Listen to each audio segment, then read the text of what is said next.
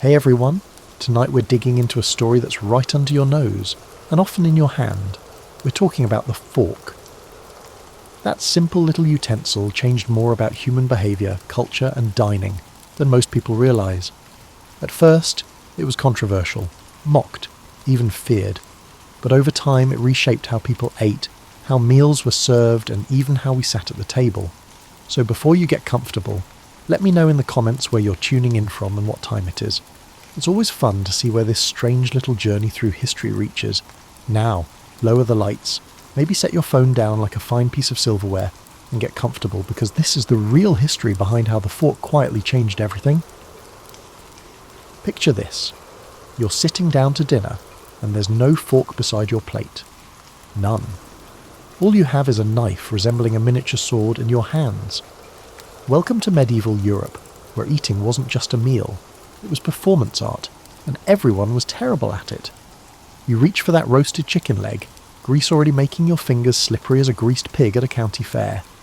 The person next to you is tearing into bread with the dedication of someone defusing a bomb, crumbs flying everywhere like tiny edible confetti. Across the table, someone's attempting to eat soup by lifting the bowl to their lips, creating what can only be described as a small waterfall of broth down their chin. This was dinner every single night for centuries. Your ancestors possessed a wealth of intelligence and creativity, as evidenced by the cathedrals they built and the poetry they penned. But somehow, the simple concept of stabbing food with small metal tines and bringing it gracefully to your mouth, that brilliant innovation was still centuries away. The knife had been around forever, practically since humans figured out how to bang rocks together. Spoons showed up when someone got tired of cupping their hands to drink soup and decided a shell or carved piece of wood might work better. But the fork was the middle child of utensils, arriving fashionably late to the party and immediately causing drama. You have to understand the world the forks entered. This century was a time when people thought bathing too frequently was dangerous to your health, when bloodletting was considered sound medical practice, and when everyone was convinced the Earth was the centre of the universe. Into this world of questionable decision-making came a utensil that would eventually revolutionise not just how we eat, but how we consider civilization itself. The thing is, eating with your hands wasn't just accepted, it was the sophisticated way to do everything. There were rules, elaborate etiquette guides that read like instruction manuals for diffusing explosives. You used 3 fingers of your right hand, never your left. You wiped your hands on the communal napkin, not your clothes. You didn't reach across the table like you were performing yoga. These weren't suggestions. They were the difference between being invited back to dinner and being labelled a social outcast. Imagine trying to eat spaghetti this way. Actually, don't imagine it. It's too painful.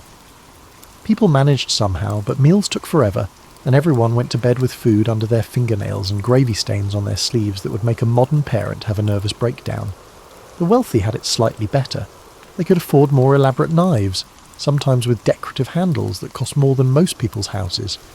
They had servants whose job was essentially professional food cutting, standing by to slice things into manageable pieces.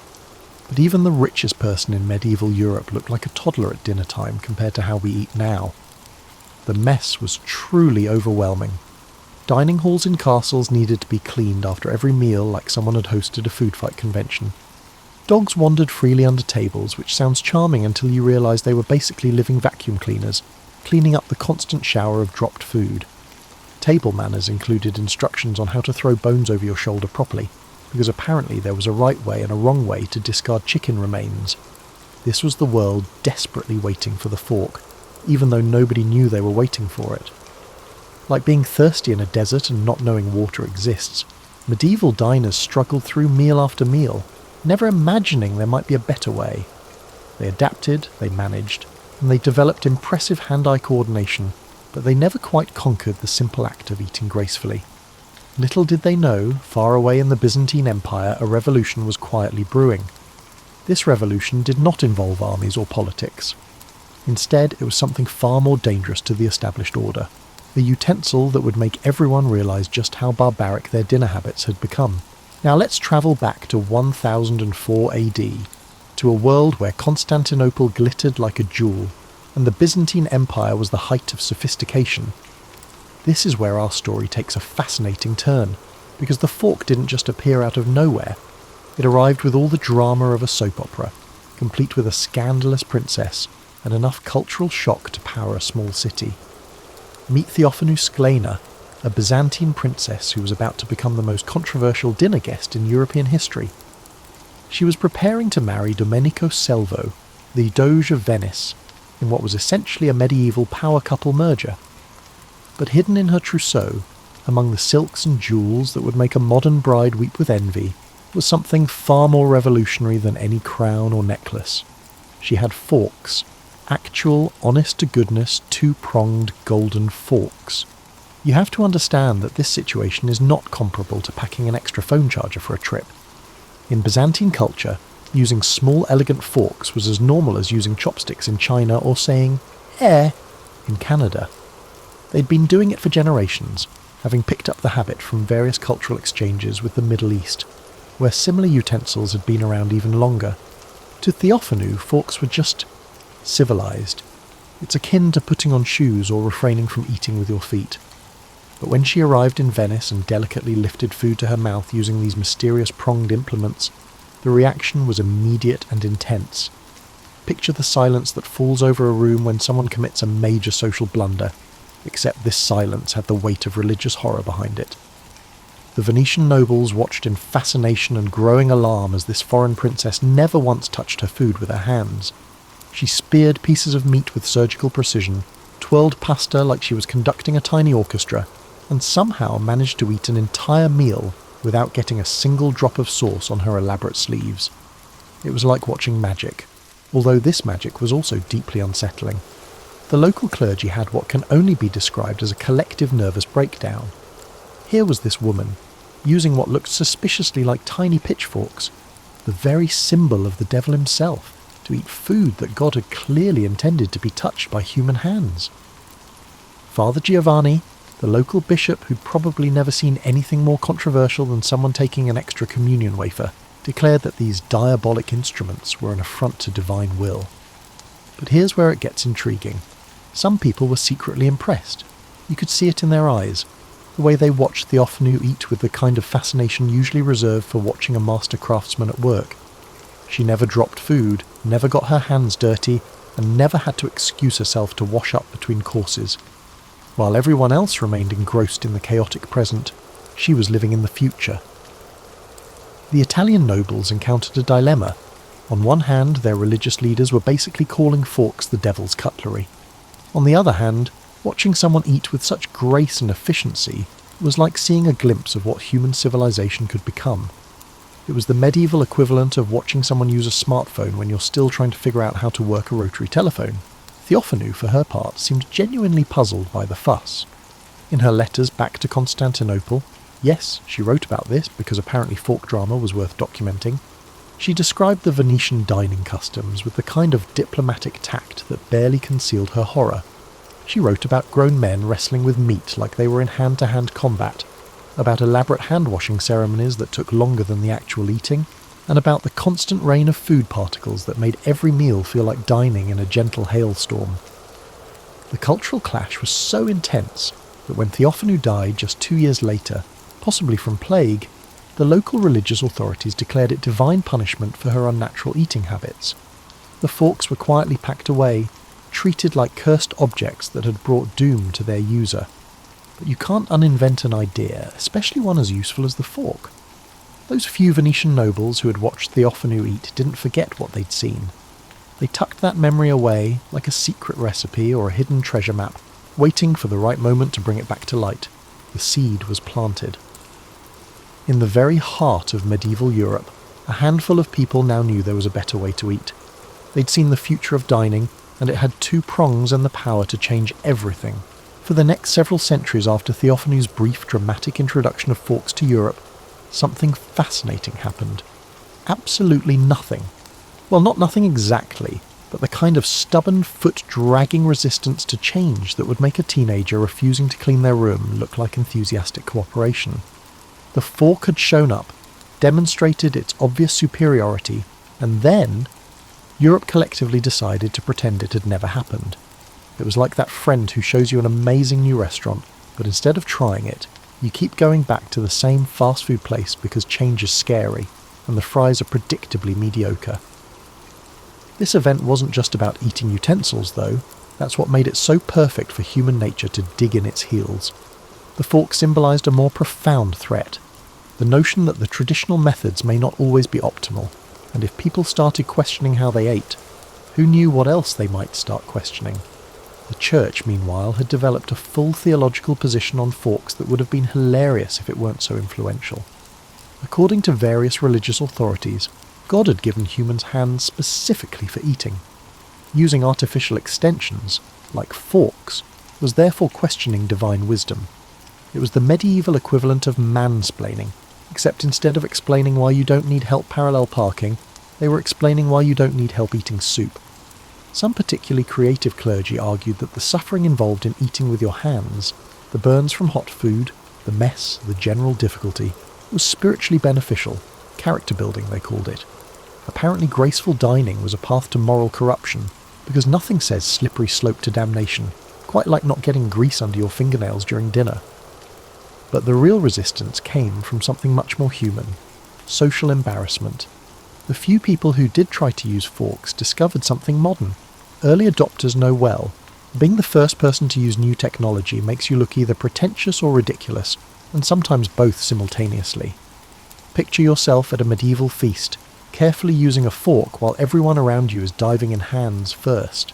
You're eating elegantly, efficiently and cleanly, and every single person at the table is staring at you like you've sprouted a second head. Someone inevitably makes a joke about your fancy airs, and suddenly you're the person who thinks they're too acceptable for normal eating. Nobody wants to be that person. The social pressure was enormous. Medieval society operated on conformity, akin to the intensity of a high school cafeteria, but with greater stakes and longer-lasting consequences. Stand out too much, and you weren't just unpopular. You were suspicious. Those who were suspicious often faced uncomfortable questions from authorities who were not known for their humour. Therefore the fork retreated both literally and figuratively. A few wealthy merchants might have them tucked away for private use. Some Italian nobles kept them as curiosities, conversation pieces to show sophisticated dinner guests from foreign lands. However, how do they actually function in daily life? The fork's impact on regular dining could be compared to that of a unicorn. Meanwhile, the practical problems of eating with hands continue to be, well, problematic. Medieval medicine, such as it was, recommended all sorts of elaborate hand-washing rituals to prevent disease, not understanding that maybe the solution wasn't more washing but less hand-to-food contact in the first place. They were treating the symptom while ignoring the obvious cure sitting right there in their jewellery boxes. The irony was magnificent. This civilization was capable of constructing Notre Dame, formulating intricate philosophical theories, and producing art that continues to astonish even after centuries. But suggest that they might want to try stabbing their food with a small metal implement instead of grabbing it with their fingers? Absolutely not. Too radical, too strange, too foreign. This resistance would have been mildly amusing except for one thing. It lasted for centuries. Generations of Europeans were born, lived their entire lives eating with their hands, and died without ever seriously considering that there might be a better way. The fork waited patiently in the wings like an understudy who knows they could steal the show if only someone would give them a chance. But change, as it always does, was coming. Slowly, quietly, and from the most unexpected directions, the fork was about to stage its comeback. And this time, it wouldn't be alone. By the early 1600s, something intriguing was happening in France, and for once it wasn't a revolution involving heads and baskets. Upon returning from a diplomatic mission to Italy, King Henry III found his mind completely captivated by the sights he'd seen. He was not impressed by the art, architecture, or even the wine, even though they were all impressive. No, what had captured the French king's attention was watching Italian aristocrats eat like civilized human beings. You have to understand this was Henry III we're talking about, a king who was famous for his love of fashion, his elaborate court ceremonies, and his general appreciation for anything that made life more refined and elegant. He was essentially the medieval equivalent of someone who subscribed to every lifestyle magazine and actually read them. So when he saw Italian nobles using forks with the kind of graceful precision that made eating look like ballet, he experienced what can only be described as a cultural epiphany. But here's where French politics got deliciously complicated. Henry III could not simply return to France and proclaim, "Greetings everyone, I have discovered remarkable eating utensils." This was a king who had to worry about his image, his authority, and the delicate balance of keeping both the nobility and the church satisfied. Introducing forks wasn't just about improving dining etiquette. It was about cultural revolution disguised as cutlery. Therefore, Henry, like any astute politician, began modestly and presented it as his own creation. He began hosting intimate dinner parties where, almost casually, these elegant little pronged implements would appear beside each place setting. He didn't make a big announcement or issue royal decrees, he just used them, with the kind of nonchalant confidence that made everyone else feel like maybe they'd been missing something important. The reaction was immediate and predictably French. Half the court was scandalised, the other half was intrigued, and everyone was talking about it. Knowing French culture, this was precisely the intended message. Nothing spreads faster in France than a new way to demonstrate sophistication, especially if it involves making other people feel slightly uncivilised by comparison. But the real genius of Henry's approach was how he framed it. This process wasn't about foreign influence or abandoning French traditions. No, this was about French superiority, about being more refined, more civilised, and more elegantly French than anyone else in Europe. The fork became a symbol of French cultural advancement, a way to demonstrate that France was leading the world in sophistication and superior taste. The French nobility, never ones to be outdone in matters of style, embraced forks with the kind of enthusiasm usually reserved for new fashion trends. Suddenly everyone needed to have the most beautiful forks, the most elegant fork techniques, and the most refined fork etiquette. In a characteristically French manner, the pursuit of civility turned into a fierce competition, with cutlery serving as a scorecard. This is where the topic becomes particularly intriguing, as the French not only adopted forks but also enhanced their design. Italian forks were functional yet basic, typically featuring only 2 prongs and prioritising utility over aesthetics. French artisans examined these simple implements and concluded, "Mais non, we can do better." Italian forks were functional but basic, typically featuring only 2 prongs and designed primarily for utility rather than aesthetics. French craftsmen looked at these simple tools and thought, "Mais? No, we can do better." They added prongs, refined the curves, decorated the handles, and turned eating utensils into works of art. French fork etiquette became incredibly elaborate, with rules that made medieval hand-eating ceremonies look simple by comparison. There were specific ways to hold your fork, particular angles for approaching different foods, and protocols for fork placement that could communicate everything from your mood to your intentions for the evening. It was like learning a new language, except the alphabet was made of tiny metal tines. The church in France chose a much more diplomatic approach than their medieval predecessors, skillfully reading the political winds like experienced sailors. Instead of declaring forks demonic, French clergy positioned themselves as arbiters of proper Christian fork usage. They developed guidelines for spiritual fork etiquette, ensuring that even this newfangled eating method could be performed in a manner pleasing to God. This was a prime example of theological adaptation. Within a generation, eating with your hands at a French court function became the kind of social suicide that would make medieval peasants look sophisticated by comparison. The fork had not only arrived in France, it had been completely absorbed into French identity, transformed from a foreign curiosity into an essential element of French superiority. And from France, with all the inevitable force of French cultural influence, the fork began its real conquest of Europe. Other courts looked at French refinement with envy and recognition. Their cuisine was the future of dining, and they were either going to join it or be left behind, looking barbaric by comparison. The revolution had begun, one elegant bite at a time.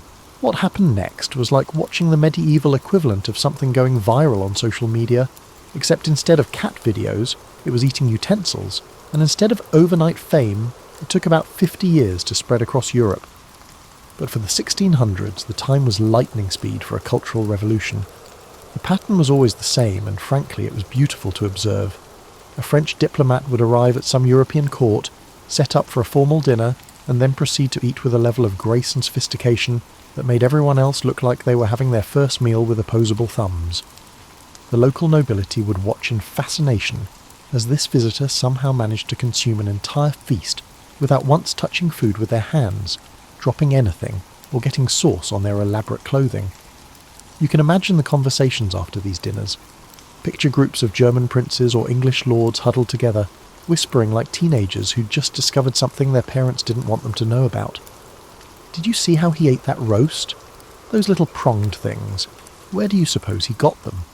My cousin visited Paris last year and said everyone there eats like that now.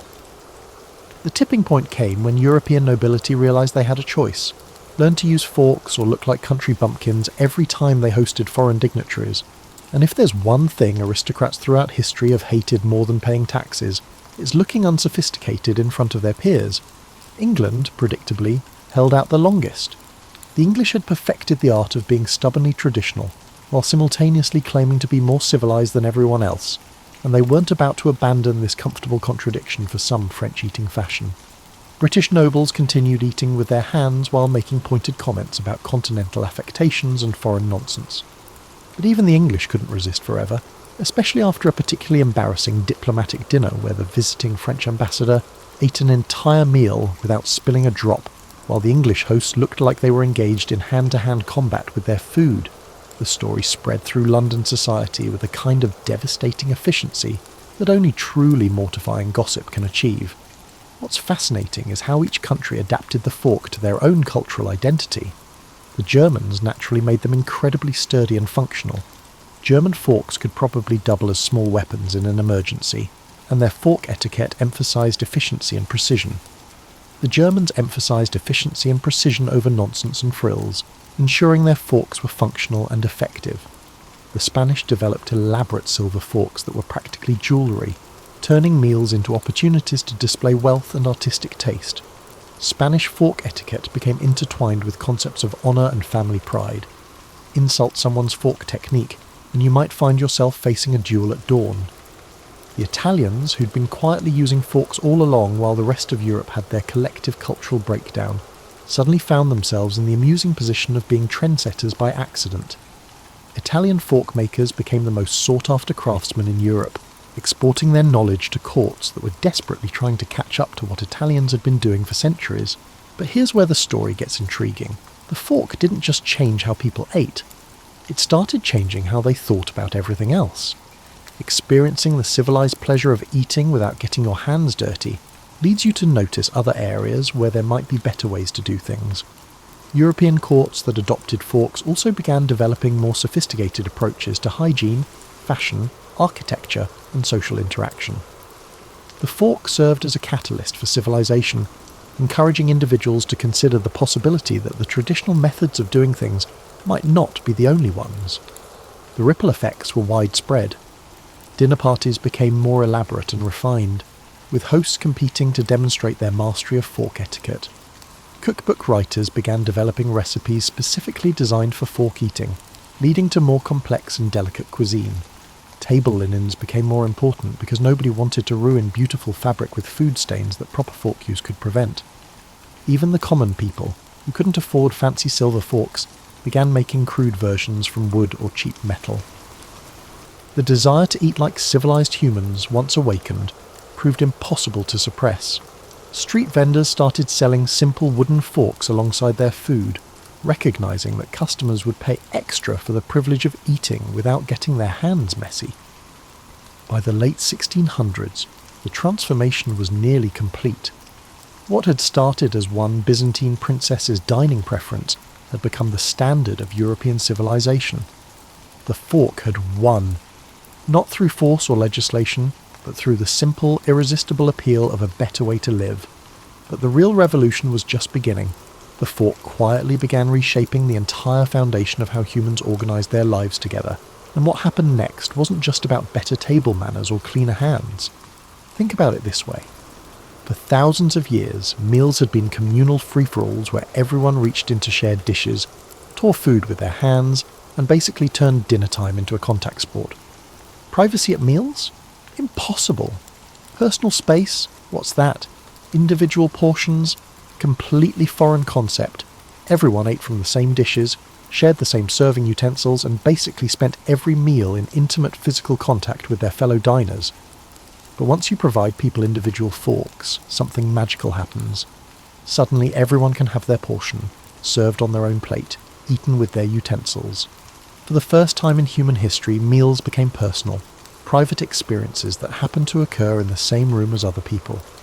This might seem like a small change, but it was actually revolutionary. The individual fork led to individual plates, which led to individual place settings, which led to the entire concept of personal space at the dinner table. As people grew accustomed to personal space during meals, they began to crave it in other areas as well. European architecture began changing in fascinating ways. Dining rooms became more spacious, with room for individual chairs around tables designed for personal place settings, rather than communal benches around shared platters.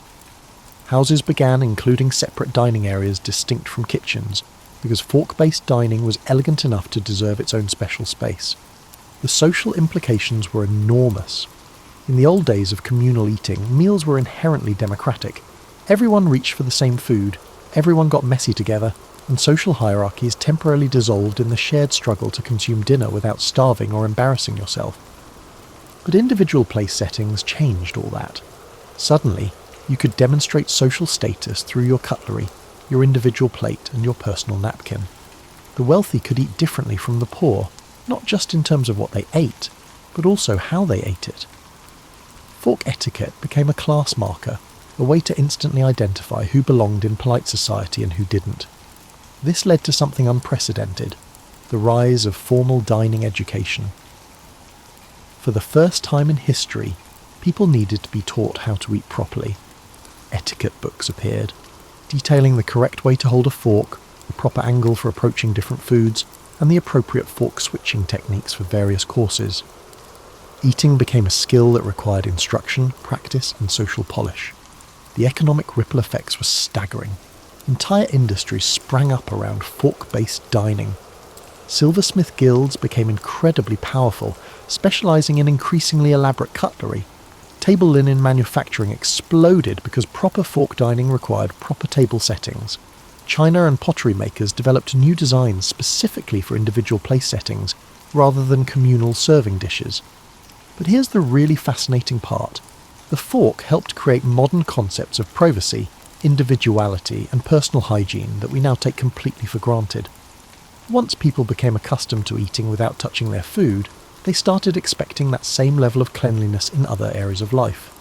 Bathing became more frequent and more private.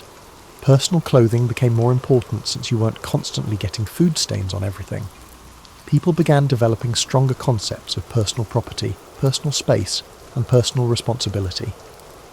The fork, in its quiet way, helped create the foundation for modern individualism. Medical knowledge advanced too, though not always accurately. Doctors began promoting theories about the health benefits of fork eating, claiming it prevented various diseases and promoted better digestion. They weren't entirely wrong. Reducing hand-to-food contact certainly helped with hygiene, but they also credited forks with curing everything from melancholy to gout, which was probably optimistic. The Protestant work ethic, which was developing around the same time, embraced fork dining as evidence of human improvement and moral advancement. Being able to eat cleanly and efficiently became associated with virtue, self-control, and spiritual development.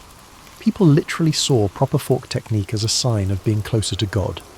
Trade routes shifted to accommodate the demand for quality cutlery and the materials needed to make it. Mining operations expanded to provide silver and other metals for fork production. International commerce patterns changed as courts competed to import the finest cutlery from the most skilled craftsmen. This influence extended to warfare, albeit indirectly. Officers who could demonstrate proper fork etiquette were considered more suitable for diplomatic missions and interaction with foreign nobility. Military protocol began including dining etiquette as part of officer training, because how you ate determined whether you could effectively represent your country at formal functions. By 1700, the fork had quietly revolutionized European civilization in ways that went far beyond the dinner table. What had started as a simple solution to messy eating had become the foundation for modern concepts of individual dignity, personal refinement, and civilized society. And the best part, Most people didn't even realise it was happening.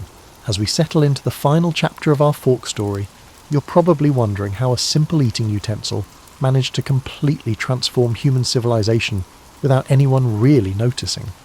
Well, grab your favourite blanket and get comfortable, because the ending of this tale is both satisfying and surprisingly relevant to your modern life. By the early 1700s, the fork had achieved something remarkable. It had become so completely integrated into European society that people couldn't imagine life without it. Children grew up learning fork techniques alongside their alphabet, and proper fork etiquette was as essential to education as reading and writing. The transformation was so complete that Europeans began looking back at their hand-eating ancestors with the same mixture of horror and fascination that we might reserve for watching people eat soup with their feet. But the real triumph wasn't just European adoption. It was what happened when Europeans began spreading their influence around the world. Wherever European merchants, diplomats, missionaries and colonists went, they brought their forks with them, and everywhere they went, local populations were faced with the same choice their ancestors had confronted centuries earlier: adapt to this new way of eating or risk being considered uncivilized. The fork became a symbol of European sophistication and, by extension, European superiority. Such an event had some unfortunate implications for global cultural exchange, but it also demonstrated the fork's incredible power to reshape how people thought about civilization itself. Using a fork wasn't just about eating anymore, it was about joining the modern world. American colonists, naturally, took to forks with the enthusiasm of people who were already rebelling against traditional ways of doing things. By the time of the American Revolution, proper fork usage was so embedded in colonial culture that British observers commented on American dining refinement with surprise. The fork had helped Americans develop their own distinct cultural identity, separate from both their European origins and their frontier circumstances. What's truly remarkable is how the fork continued evolving, even after its basic acceptance. The Industrial Revolution brought mass production, making decent forks available to ordinary people for the first time in history. Suddenly, proper dining wasn't just for the wealthy. Anyone could afford the basic tools of civilized eating. Different cultures adapted the fork in fascinating ways. Americans developed the distinctive habit of cutting food with the knife in the right hand and fork in the left, then switching the fork to the right hand for eating, a practice that still makes Europeans slightly crazy. Russians created elaborate fork-based dining rituals that incorporated vodka service. Asian cultures that adopted Western dining customs developed hybrid approaches that combined traditional eating techniques with European fork etiquette. But here's where the story gets really interesting for you, sitting here in 2025. The fork's journey from radical innovation to universal acceptance follows almost exactly the same pattern as every major technological adoption you've witnessed in your lifetime. Think about it. The fork faced religious opposition, like genetic engineering, cultural resistance, like electric cars, generational divides, like smartphones, and social class implications, like organic food. Early adopters were considered pretentious show-offs, like people with the first cell phones, while late adopters eventually felt embarrassed about clinging to old ways, like people who still use paper maps. The fork succeeded for the same reasons that successful innovations always succeed. It solved a real problem. It was demonstrably better than existing solutions, and it made users feel more sophisticated and capable. Sound familiar? It should. It's the blueprint for every successful technology adoption from automobiles to artificial intelligence. What's even more fascinating is how the fork created unexpected consequences that nobody anticipated. Just like how the internet was supposed to be about information sharing but ended up revolutionizing commerce, entertainment and social interaction, the fork was supposed to be about cleaner eating, but ended up creating modern concepts of privacy, individuality and personal dignity. Today, as you use your fork without thinking about it, you're participating in a tradition that represents one of humanity's greatest achievements: the ability to recognize a better way of doing things and actually change to adopt it. That's rarer than you might think. Most innovations fail not because they don't work, but because people resist change even when it would clearly improve their lives. The fork serves as a reminder that civilization encompasses more than just major breakthroughs, such as the discovery of fire or the invention of the wheel. Sometimes, the most important progress comes from small, seemingly insignificant improvements that gradually reshape how we think about ourselves and our relationship to the world around us.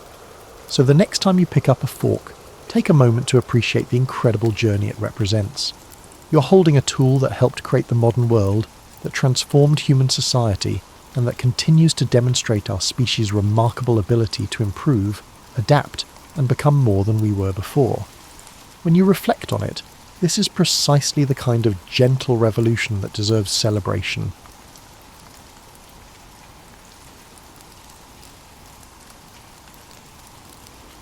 During the summer of 1962, when Kennedy was the president and the Beatles were still unknown young men in Liverpool, 3 men, each nursing dreams as vast as the Pacific that surrounded their concrete cage, sat in the heart of America's most notorious prison. Alcatraz Federal Penitentiary, the Rock to those who knew her intimately, perched like a medieval fortress on her island throne, 22 acres of hubris wrapped in fog and federal authority. Frank Morris, inmate AZ 1441, possessed the kind of mind that could unravel a Rubik's Cube blindfolded, if such puzzles had existed then. His IQ of 133 made him the prison's unofficial genius, though his criminal resume suggested he'd been applying his considerable intellect to all the wrong equations.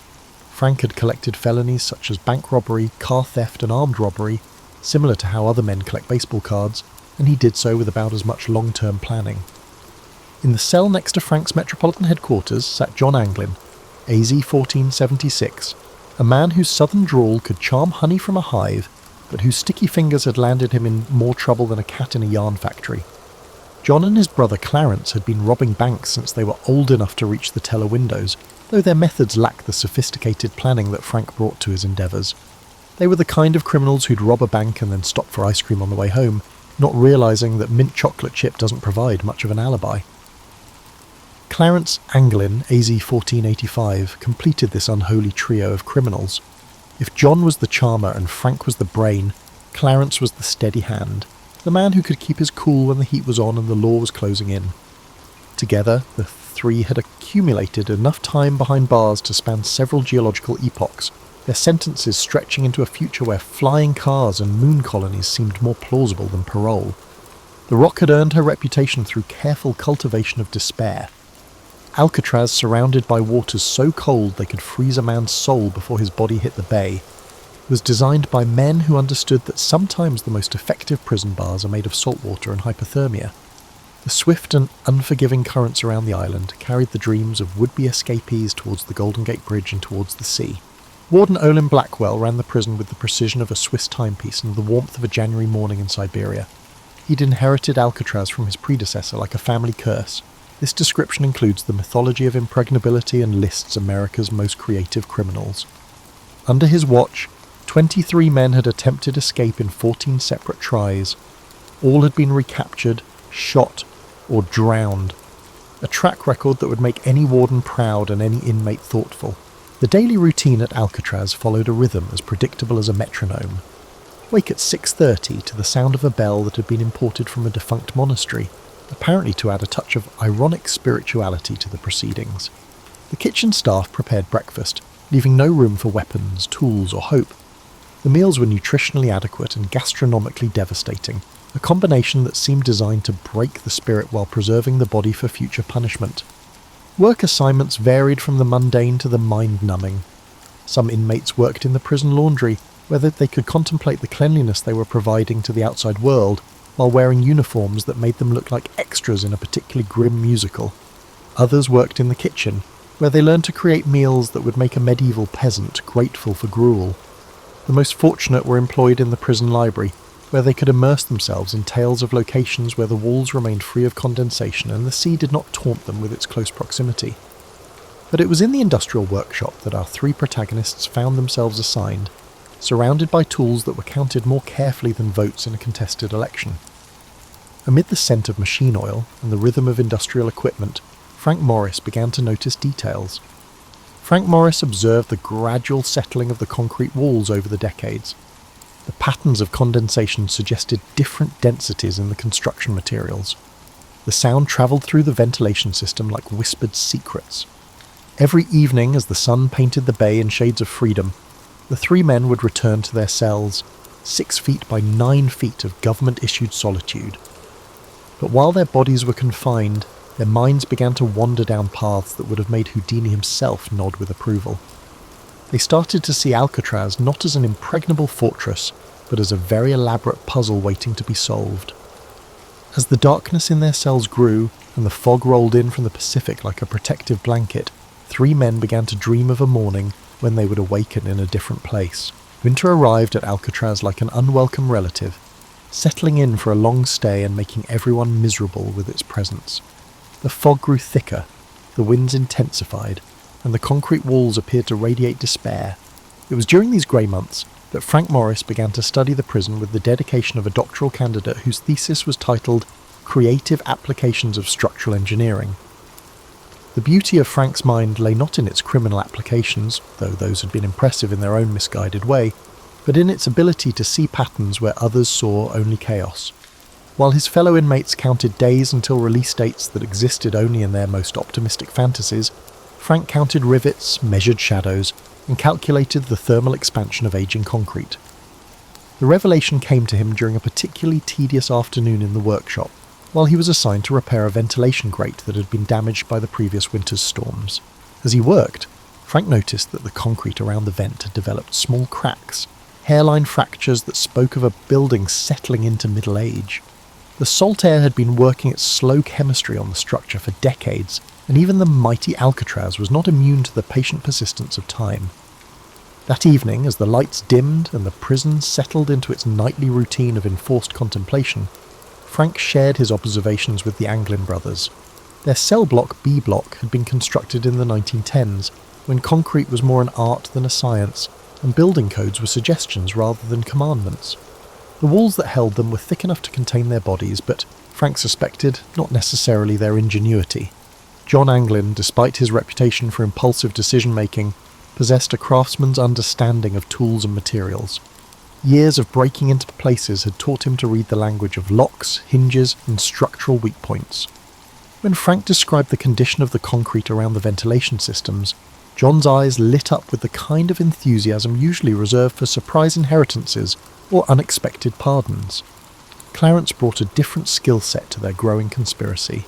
His years of incarceration had taught him the rhythms of prison life, when guards changed shifts, which routes the security patrols followed, and how to move through the institutional routine without attracting attention. If Frank acted as the architect and John as the engineer, Clarence took on the role of the choreographer in their ever more intricate dance with disaster. The plan began to take shape during their evening conversations, whispered through the ventilation system that connected their cells like a primitive telephone network.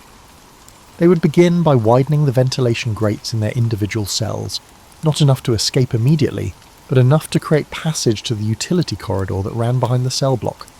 From there, they could access the roof and theoretically find a way to reach the water. The word theoretically held significant weight in their discussions. The distance from Alcatraz to Angel Island was about 2 miles of water that had claimed more experienced swimmers than any of them.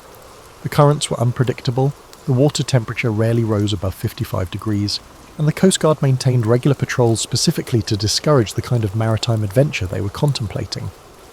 But Frank had been studying the tides and currents with the dedication of a marine biologist. He had noticed that during certain tidal conditions, debris from the prison would wash up on Angel.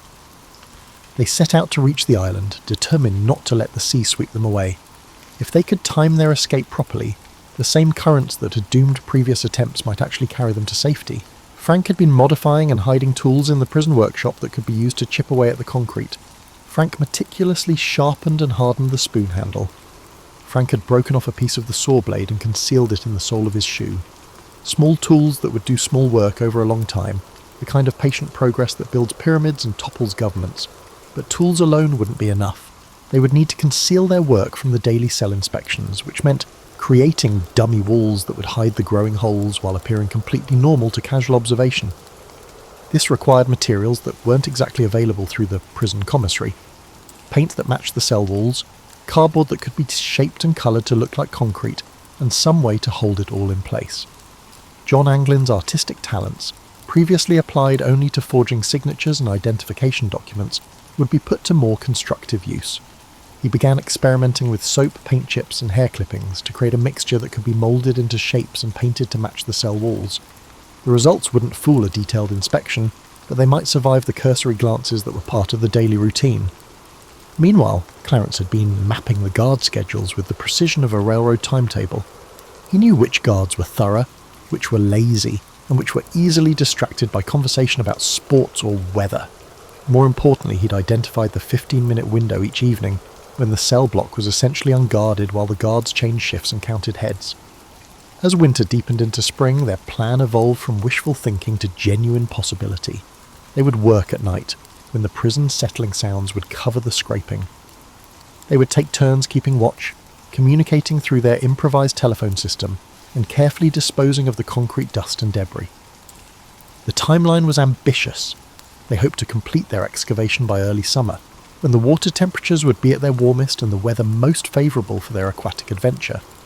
But even as they refined their plans and gathered their materials, each man understood that they were essentially planning an elaborate form of suicide with a slim chance of success. Yet somehow the impossibility of their scheme made it more appealing rather than less. After years of being told what to do, when to wake up and what to eat, planning anything felt like a rebellion against the cosmic forces that had deposited them on this rock in the middle of the bay. Spring of 1962 brought new hope to Alcatraz in the form of fresh paint and administrative optimism. The Bureau of Prisons had decided that a little colour might improve morale, apparently operating under the theory that sage-green walls would somehow make federal incarceration more palatable. While painters applied their cheerful coats of institutional improvement, 3 inmates had begun their renovation project, working with tools that wouldn't have impressed the most desperate home improvement enthusiast. Frank Morris had perfected the art of productive insomnia. Each night, after the 9:30 lights out, he would wait exactly 43 minutes for the sounds of the prison to settle into their nocturnal rhythm. Then, with the dedication of a medieval monk illuminating manuscripts, he would begin his careful destruction of federal property. The concrete around his cell's ventilation grate had revealed itself to be surprisingly cooperative, crumbling away in small, satisfying chunks under the persistent attention of his modified spoon handle. The work required a level of patience that would have challenged a Buddhist monk. Each scrape of the improvised chisel had to be gentle enough to avoid detection, but persistent enough to make progress. Too aggressive, and the sound would carry through the cell block like a dinner bell. If he was too tentative, he would still be chipping away when the next ice age arrived. Frank developed a rhythm: 3 gentle scrapes, pause to listen, 3 more scrapes, pause to dispose of debris. It was meditation through demolition, a Zen approach to jailbreaking.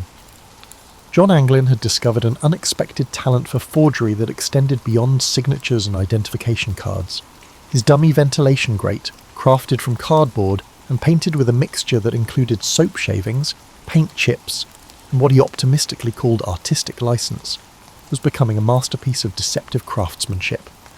The challenge wasn't just making it look like concrete and metal, it had to look like old concrete and metal, complete with the stains, scratches, and accumulated grime of decades of neglect.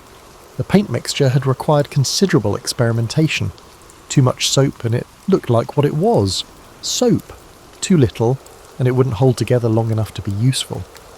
John had finally achieved the right consistency by adding hair clippings, his own, collected from monthly haircuts, and tiny fragments of concrete dust from Frank's excavation. The result was a substance that could be moulded, painted, and positioned to fool anyone who wasn't looking too carefully. Clarence Anglin had appointed himself the expedition's intelligence officer, maintaining surveillance schedules that would have impressed the CIA.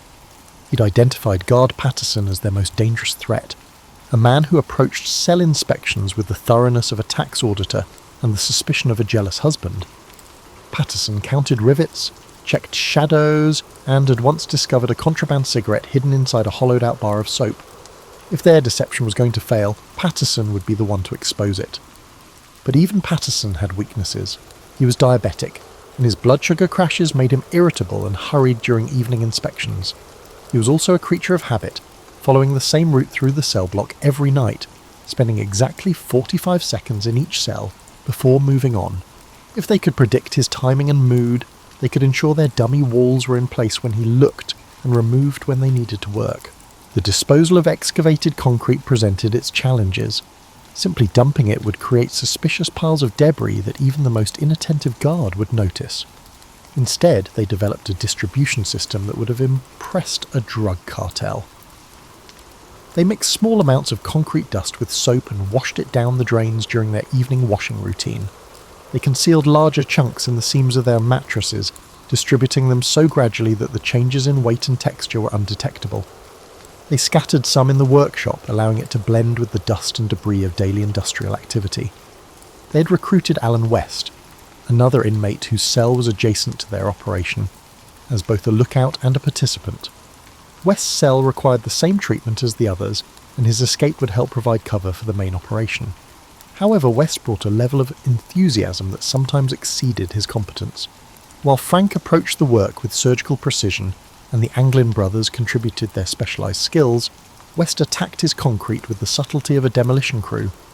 West's scraping was audible from 3 cells away, and his mock wall resembled something a child might construct during a particularly unsuccessful art project. The work progressed through spring with the slow but steady pace of erosion carving canyons. By May, Frank had created an opening large enough to squeeze through, though he'd tested it only with careful measurements rather than actual human trials. The Anglin brothers had achieved similar progress, though John's perfectionist tendencies meant he spent almost as much time improving his dummy wall as he did enlarging his opening. The psychological toll of the work was as challenging as the physical demands. Each night brought the possibility of discovery, and each morning required them to resume their roles as model prisoners while concealing their growing excitement and anxiety. They had to maintain their routines, participate in work assignments, and interact with guards and fellow inmates as if their only concerns were the quality of the evening meal and the possibility of mail call. Frank found himself studying the guards with new intensity, not just for security purposes, but to understand how normal people behaved when they weren't planning impossible escapes. Guard Morrison had a habit of humming as he made his rounds. Guard Peterson had a habit of pausing at specific cells to engage in conversation with the inmates he held a particular dislike for. Guard Collins developed a nervous habit of jingling his keys whenever he felt anxious about something. These details would be crucial when the time came to move through the prison undetected. The weather had begun to cooperate with their plans.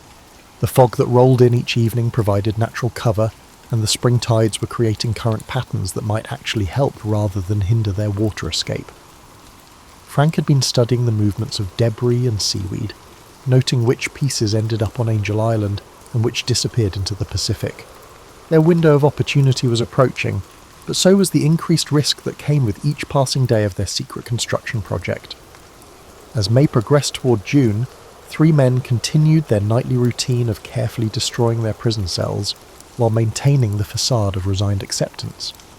They had committed themselves to a plan that required perfect timing, flawless execution, and a considerable amount of luck.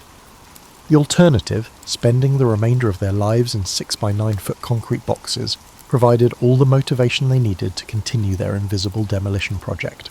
June arrived at Alcatraz with unusual warmth, as if the Pacific had decided to offer a brief respite from its customary indifference to human comfort. The unseasonably pleasant weather felt like a cosmic wink to 3 men who had been planning their departure for months, though they maintained the prison's routine with the dedication of method actors preparing for the performance of their lives. Frank Morris had discovered that escaping from Alcatraz required skills not typically taught in criminal enterprises. Take navigation as an example. The waters around the island moved with currents that followed patterns more complex than advanced calculus, and miscalculating their timing could result in a one-way trip to the Farallon Islands, or, more likely, the bottom of the bay.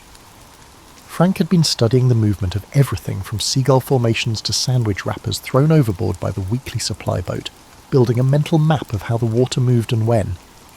The breakthrough came when he noticed that prison garbage thrown into the bay during certain tidal conditions would wash up on Angel Island within hours. If they could time their escape to coincide with those same conditions, the treacherous currents that had doomed previous attempts might actually carry them to safety. It was a theory that sounded plausible in whispered cellblock conversations, but would require testing their hypothesis with their lives. John Anglin had been perfecting what he called the Great Deception, a collection of dummy heads that would occupy their beds during the crucial hours when guards conducted night counts. Using a mixture of soap, toilet paper, paint and hair, collected from the prison barbershop floor, John had created sculptures that bore a reasonable resemblance to sleeping inmates, assuming the guards didn't look too closely and the lighting remained appropriately dim. The heads were works of inspired improvisation. John used real hair, which he carefully arranged to match the individual hairstyles of the sculptures. The features were moulded from soap, painted with pigments extracted from magazine pages, and mixed with substances that John preferred not to identify too specifically. The ears were particularly challenging. Apparently, creating believable ears from soap required an artistic sensibility that John had never previously applied to anything more ambitious than forging signatures. Clarence Anglin had graduated from intelligence gathering to operational planning. He'd identified the exact route they would take from their cells to the roof, through the utility corridor behind the cell block, up a ventilation shaft that led to the roof, and then across the prison rooftop to a point where they could descend to the water without being seen from the guard towers. The journey would require them to navigate in complete darkness through spaces that were barely large enough for human passage, carrying equipment that couldn't be left behind. Alan West had become their weak link in ways that were both predictable and frustrating. While the other three had been methodically preparing for every aspect of their escape, West had been treating the project like an extended hobby rather than a life or death endeavour. His concrete removal had been inconsistent, his dummy wall was unconvincing, and his security awareness was approximately equivalent to that of a tourist taking photos at a military installation. The tools and materials for their water escape had been accumulated through a combination of theft, creativity, and what Frank called adaptive resource acquisition. Prison raincoats had been sewn together to create a makeshift raft and life preservers. They had sewed the raft together using thread from prison clothing and needles, fashioned from a metal scraps found in the workshop. The result looked like something that might have been rejected by a particularly undemanding Coast Guard inspection, but it would hopefully provide enough buoyancy to keep them alive until they reached land. Paddles had been carved from wooden pieces found in the workshop, shaped and smoothed during lunch breaks and stolen moments when guards were distracted. The paddles were crude but functional, assuming they didn't encounter waves larger than those found in an average bathtub. Frank had calculated that they would need to cover approximately 2 miles of open water, probably in fog, while being sought by every law enforcement agency in Northern California. The escape timeline had been planned with the precision of a military operation, though with significantly less reliable equipment. They would begin their departure at 9:45 p.m, 15 minutes after lights out, when the cell block settled into its evening routine. The dummy heads would be positioned in their beds, the fake walls would be put in place behind their ventilation grates, and they would begin their journey through the utility corridor. The climb to the roof would be the most dangerous part of their internal navigation.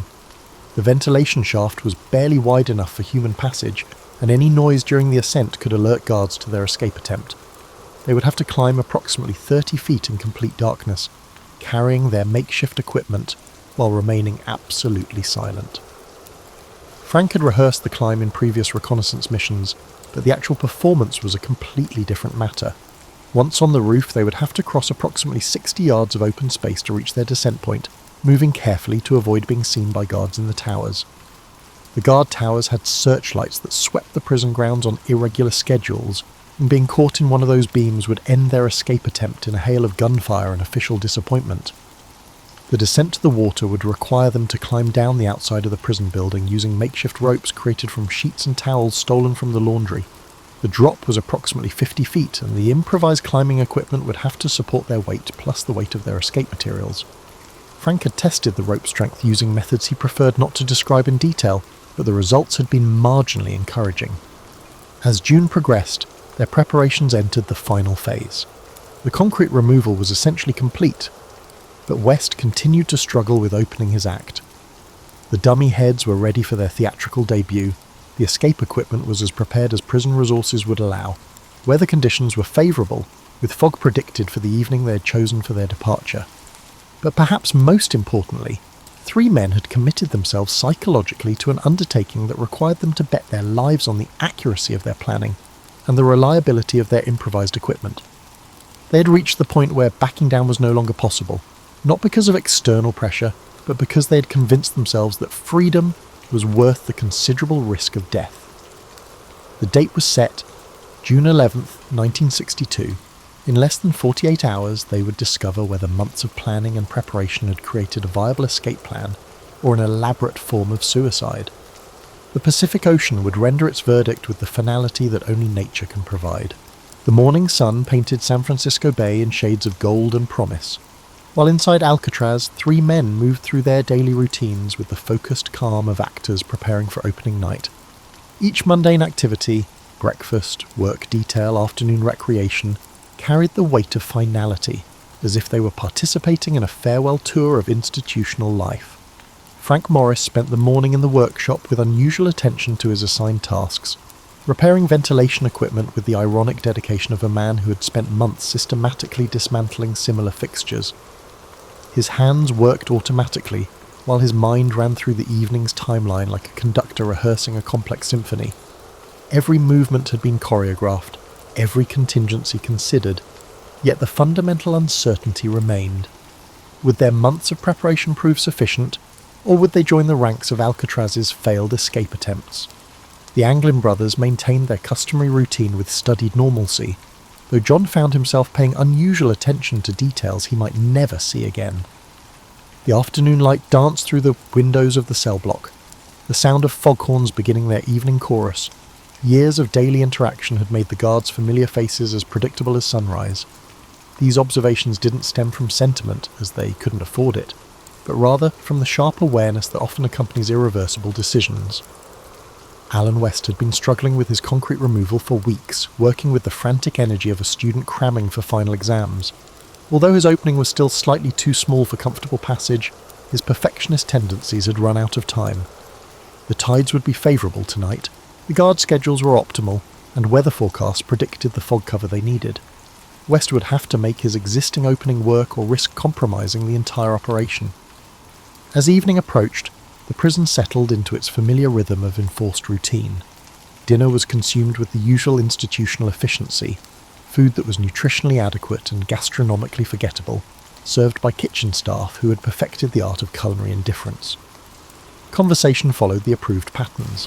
Complaints about food quality, speculation about guard personnel changes, and discussions of scores from newspapers that arrived days late and already obsolete.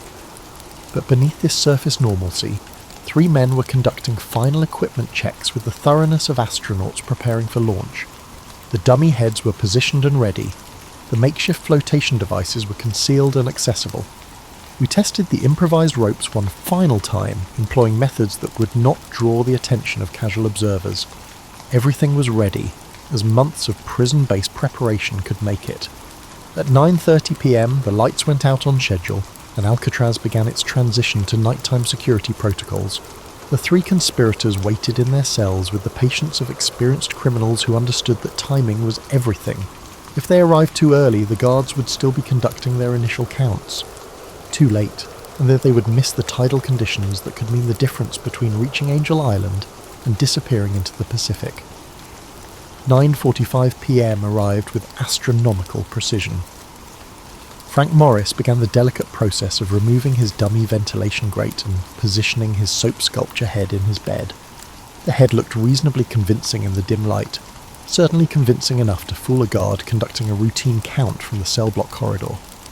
The real test would come at midnight, when guards would conduct their more thorough inspection, but by then, the escape artist would either be safely away or beyond caring about guard inspections. The utility corridor behind the cell block was everything Frank had expected, and several things he hadn't. The space was cramped, filled with pipes and electrical conduits that seemed determined to catch on clothing and equipment. The air was thick with decades of accumulated dust and the metallic smell of aging infrastructure. Moving through the corridor required a combination of athletic ability and contortionist skills, complicated by the need to remain absolutely silent while carrying equipment that seemed designed to make noise at the worst possible moments. With the grace of a man who had spent considerable time practicing the movement, John Anglin emerged from his cell into the corridor. His dummy head was positioned, his fake wall was in place, and his portion of the escape equipment was secured and ready for transport. The months of preparation had honed a level of coordination that would have impressed professional dancers, despite the significant risk of missing a cue compared to audience disapproval. Clarence followed with the steady competence that had made him the operations logistics coordinator. Everything that could be planned had been planned, and everything else would have to be improvised based on principles of creative problem-solving and desperate innovation. The utility corridor evoked the atmosphere of a theatre's backstage area, where the performance held paramount importance and the audience consisted solely of armed critics. Alan West encountered his first major crisis at exactly 9:52 p.m. His ventilation opening, in some way, despite weeks of enlargement efforts, remained slightly too small for comfortable passage. What had seemed like a minor issue during planning now revealed itself as a potentially catastrophic problem. West struggled with his opening while his partners waited in the corridor, precious minutes ticking away like a countdown to a launch that couldn't be postponed. The decision was made with the brutal efficiency that emergency situations demand. West would continue working on his opening and follow when he could. The others would proceed with the escape rather than risk the entire operation for one person's preparation problems. It was a calculated decision, but prison had taught all of them that survival sometimes necessitated abandoning those who couldn't keep up. The climb to the roof began at 10:03 p.m, 13 minutes behind schedule, but still within acceptable parameters. The ventilation shaft was as challenging as reconnaissance had suggested, narrow, dark, and filled with obstacles that seemed designed by someone with a sadistic sense of humour. Frank led the climb, followed by John and Clarence, each man carrying equipment that made the ascent more difficult than climbing a ladder while juggling flaming torches. The roof of Alcatraz stretched before them like a concrete ocean, bathed in fog that provided both concealment and navigation challenges. The guard towers were visible as points of light in the mist, their searchlights creating moving patterns that had to be avoided with the precision of dancers performing a deadly choreography. The three men moved across the roof with careful steps, aware that a single misstep could result in noise that would bring guards running from all directions. At 10:47 p.m, they reached their descent point and began the rappel to the water's edge. The improvised rope supported the men's weight, but they creaked and stretched in a way that made each man question whether he would successfully complete the descent or become an unwilling test of gravity's reliability. The water below was dark, cold, and moving with currents that would determine whether their months of planning would result in freedom or tragedy. As they prepared to enter the bay, three men stood at the edge of the Pacific Ocean, with equipment that looked like it had been designed by optimistic children and faith that had been tested by months of impossible preparation. Behind them lay Alcatraz, ahead lay the unknown, and all around them lay water that had claimed previous escape attempts, with the indifference of natural forces operating according to laws that didn't recognise human ambition. The moment of commitment had arrived. There would be no more planning, no more preparation, no more rehearsals. All they had was the water, the darkness, and the hope that their months of diligent labour had yielded something capable of guiding them towards liberation. At 11:23 p.m. on June 11th, 1962, three men slipped into San Francisco Bay with the quiet desperation of souls entering purgatory. The water's coldness was the liquid embodiment of all their doubts after months of planning. Frank Morris, the mastermind whose IQ had crafted their escape, found himself wondering if intelligence was any match for the primal forces of tide and current that now controlled their destiny. The makeshift raft, cobbled together from prison raincoats and sustained by faith rather than engineering principles, settled into the water with all the buoyancy of a concrete life preserver. What had appeared relatively seaworthy during their cell block planning sessions now stood as a testament to the victory of hope over hydrodynamics. The improvised paddles, carved from workshop scraps, then felt about as effective as using spoons to navigate the Atlantic. John Anglin, whose artistic talents had created their deceptive dummy heads, discovered that artistic vision didn't translate to maritime navigation. The fog that had seemed like providential cover from the shore now surrounded them like a living entity, reducing visibility to approximately the length of their inadequate raft. Every direction looked identical, dark water fading into dark mist, with no landmarks visible and no clear indication of which way led to Angel Island versus which way led to the Farallon Islands and certain death. Clarence Anglin, the steady hand who had mapped guard schedules with military precision, found himself trying to apply that same methodical approach to reading water currents in complete darkness. The bay moved around them with liquid complexity, streams within streams, eddies and flows that seemed to follow patterns that were comprehensible only to marine biologists and the soiled spirits of drowned sailors.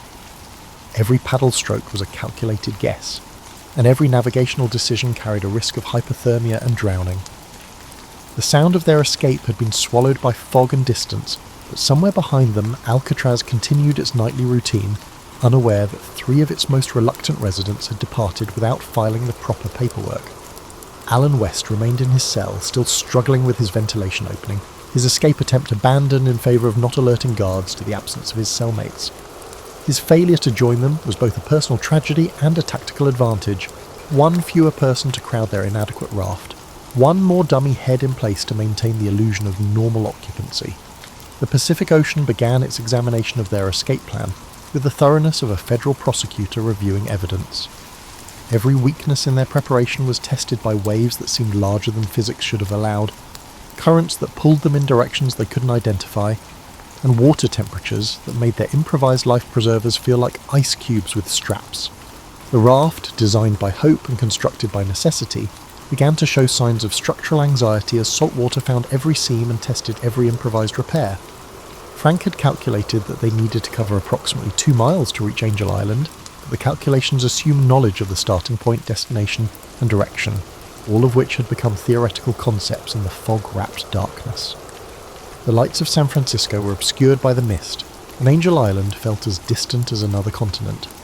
Their navigation equipment relied on instinct, desperation, and 3 waterlogged paddles that were starting to show their own structural issues. The cold was becoming a factor that no amount of planning had adequately addressed. Prison uniforms weren't designed for aquatic adventures, and the improvised flotation devices provided buoyancy but no insulation. Each man could feel his body temperature dropping with the systematic efficiency of a thermometer in a freezer, and their paddling became less about navigation and more about generating enough movement to maintain circulation. But the most dangerous enemy wasn't cold or current, it was doubt. Every minute in the water brought new evidence that their plan had been created by optimism rather than reality. The raft was too small, the equipment too improvised, the distance too far, and the conditions too hostile. Each wave that washed over their makeshift vessel carried the whispered suggestion that they should have stayed in their cells, accepted their sentences, and grown old behind bars rather than young beneath the bay, yet something kept them paddling. Perhaps it was the months of investment they had made in the escape plan. Perhaps it was the knowledge that return to Alcatraz would mean solitary confinement and the kind of official attention that makes prison life considerably more unpleasant. Or perhaps it was the simple human refusal to surrender, when surrender means death, even when the alternative seems equally terminal. The fog began to thin around 1:30 a.m, revealing patches of starlit sky that provided their first reliable navigation reference in hours. Frank oriented himself using constellations he remembered from childhood camping trips, before his life had taken the series of wrong turns that led to federal incarceration. The North Star, steady and reliable, helped him establish direction, though establishing their location remained a matter of educated guesswork and maritime prayer. As visibility improved, they could make out the darker mass of land ahead. Whether Angel Island, Alcatraz, or some previously undiscovered piece of real estate remained to be determined. Their paddling had become automatic, their arms moving with the mechanical persistence of men who had discovered that stopping meant sinking. The raft's structural integrity had degraded to the point where it was more of a flotation suggestion than an actual watercraft, held together by determination and rapidly failing adhesive. The current had been carrying them steadily, but it remained unclear whether they were heading towards salvation or destruction until they felt their improvised paddles scraping against something solid. Sand, rock. The blessed resistance of land-meeting water was evident. They had reached shore, though whether they had travelled 2 miles to Angel Island or 200 yards in a circle back to Alcatraz would be determined when they could see their surroundings in daylight. Dragging themselves onto the beach with the grace of exhausted seals, 3 men collapsed onto solid ground for the first time in hours. Their escape equipment, what remained of it, was abandoned to the tide. Their prison uniforms were soaked, torn and decorated with seaweed in ways that wouldn't have impressed any fashion critics. But they were alive, on land, and no longer inmates of Alcatraz Federal Penitentiary. Dawn would reveal their location and determine their next moves. Until then, they lay on an unknown beach, watching the fog roll back across the bay, listening to the sound of waves that had carried them either to freedom or to a different kind of captivity. The Pacific had rendered its verdict, but the final judgment remained to be written by daylight, luck, and the ability of 3 exhausted fugitives to continue their improvised journey to wherever escaped convicts go when the impossible becomes merely improbable. Dawn arrived on June 12, 1962, with the cruel clarity that daylight brings to midnight decisions. 3 men who had spent the night discovering whether desperation could overcome physics now faced the morning's harsh accounting of their aquatic adventure. The beach beneath them was real, the water behind them was real, but their location remained a mystery that would be solved by geography rather than hope. Frank Morris opened his eyes to find himself staring at a landscape that looked suspiciously like the California coast, though whether they had reached Angel Island, returned to Alcatraz, or washed up on some entirely different piece of real estate remained to be determined. His body ached with the specific pain that comes from spending hours in cold water while wearing clothes designed for indoor prison use, rather than maritime adventures. The brilliant escape plan, so carefully crafted during months of cell block conspiracies, had deposited them on an unknown shore with no equipment, no identification, and no clear idea of what to do next. The Anglin brothers moved cautiously, like men testing which parts of their bodies still functioned after spending a night in the ocean. John's artistic talents, so useful for creating dummy heads and fake walls, seemed less applicable to their current situation, which called for skills more commonly associated with survival training than creative forgery. Circumstances that had transcended the predictable routines of prison life similarly challenged Clarence's systematic approach to planning. Their first priority was to pinpoint their location, a task that necessitated a level of urgency in their reconnaissance compared to their earlier intelligence gathering. If they had somehow managed to circle back to Alcatraz, their escape attempt would become a very short story with an unhappy ending. If they had reached Angel Island, they would need to find a way off the island before park rangers or Coast Guard patrols discovered their presence. If they had been taken elsewhere, they would have to find their bearings and continue their journey to freedom. The coastline revealed itself as they explored, and the news was both good and problematic. They had indeed reached Angel Island, their intended destination, which meant their navigation had been more accurate than the conditions had suggested. However, Angel Island was not exactly a launching pad to freedom. It was a state park, regularly patrolled and connected to the mainland only by ferry service that required tickets, identification, and the kind of paperwork they were unlikely to possess. But they were no longer inmates of Alcatraz, which represented progress of a sort. Their legal status had evolved from incarcerated to escaped fugitives, which was arguably an improvement in terms of personal autonomy, though it came with its set of challenges. The FBI would shortly be genuinely interested in their whereabouts.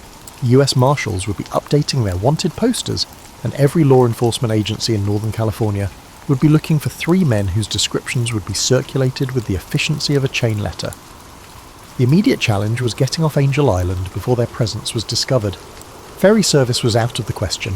Swimming was no longer appealing after their previous aquatic experience, and commandeering a boat would add maritime theft to their growing list of federal charges.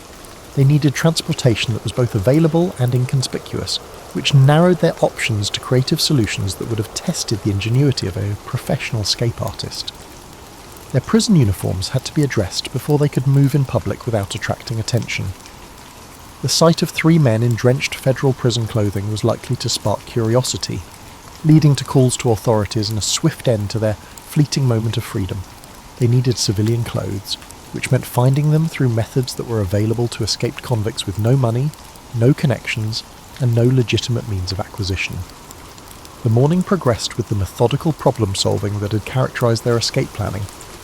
Frank's intelligence, John's creative resourcefulness, and Clarence's systematic approach were applied to challenges that were immediate and practical: food, clothing, transportation, and avoiding recapture long enough to establish some kind of sustainable existence outside federal custody.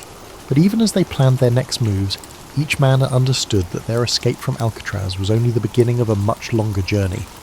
They had proved that the inescapable prison could be escaped, but they had also committed themselves to lives as permanent fugitives in a country where their faces would be known to every law enforcement officer from coast to coast.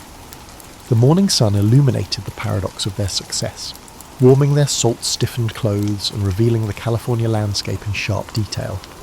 They had achieved the impossible, escaping from Alcatraz Federal Penitentiary using improvised tools, handmade equipment, and planning that had been conducted entirely within the most secure prison in America. Yet their triumph had delivered them not to freedom, but to a different kind of captivity, the hunted existence of men who could never again live under their names or return to the places they had known. As they prepared to leave Angel Island and begin the next chapter of their story, 3 men stood at the intersection of legend and reality. They had become part of Alcatraz mythology, their escape joining the annals of impossible achievements that inspire others to attempt the improbable. But they had also learned that escaping from prison is only the first step in a journey that continues for the rest of their lives, however long those lives might prove to be. The Pacific Ocean, which had tested their resolve and nearly claimed their lives, stretched behind them like a liquid barrier between their past and their future. Ahead lay the mainland, with its opportunities and dangers, its promise of freedom, and its guarantee of perpetual pursuit. 3 men who had started as inmates had become fugitives, and their story was no longer about escaping from Alcatraz, it was about learning to live with the consequences of having done the impossible. Whether Frank Morris and the Anglin brothers survived their escape, established new identities, and lived out their days in anonymous freedom, or whether they perished in the bay that night, remains one of America's most enduring mysteries. On June 11th, 1962, 3 men showed that even the most secure prison is only as strong as the imagination of those it seeks to contain. They transformed themselves from criminals into legends, from prisoners into symbols of the eternal human desire to be free.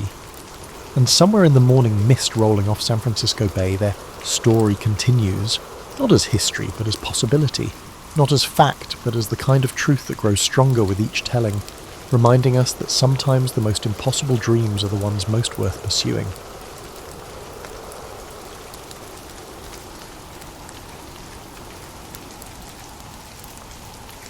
Aaron Burr was born on February 6, 1756, in Newark, New Jersey, into a renowned family that promised a life full of amazing chances. His maternal grandfather was Jonathan Edwards, a well-known theologian, and his father was the College of New Jersey's second president. When Burr was only 2 years old, both of his parents died, first his father, then his mother, leaving him and his sister orphans and reared by fabulous relatives. Such sorrow at a young age could have crushed a less hardy personality, but it fostered Burr's independence and desire to identify himself beyond parental expectations. Burr showed extraordinary intelligence in his early teens. He enrolled at the College of New Jersey and demonstrated an interest in classical studies and debate. His peers described him as intense, charismatic, yet a little distant. While many future statesmen focused solely on speech, Burr quietly mastered logic and moral philosophy, gaining insights that would eventually guide him through the maze of political power. He wasn't just a bookish prodigy, he also enjoyed socialising and made friends with students who noticed his quick wit. However, he kept his deeper intentions private. Burr graduated at the premature age of 16 and first pursued theology.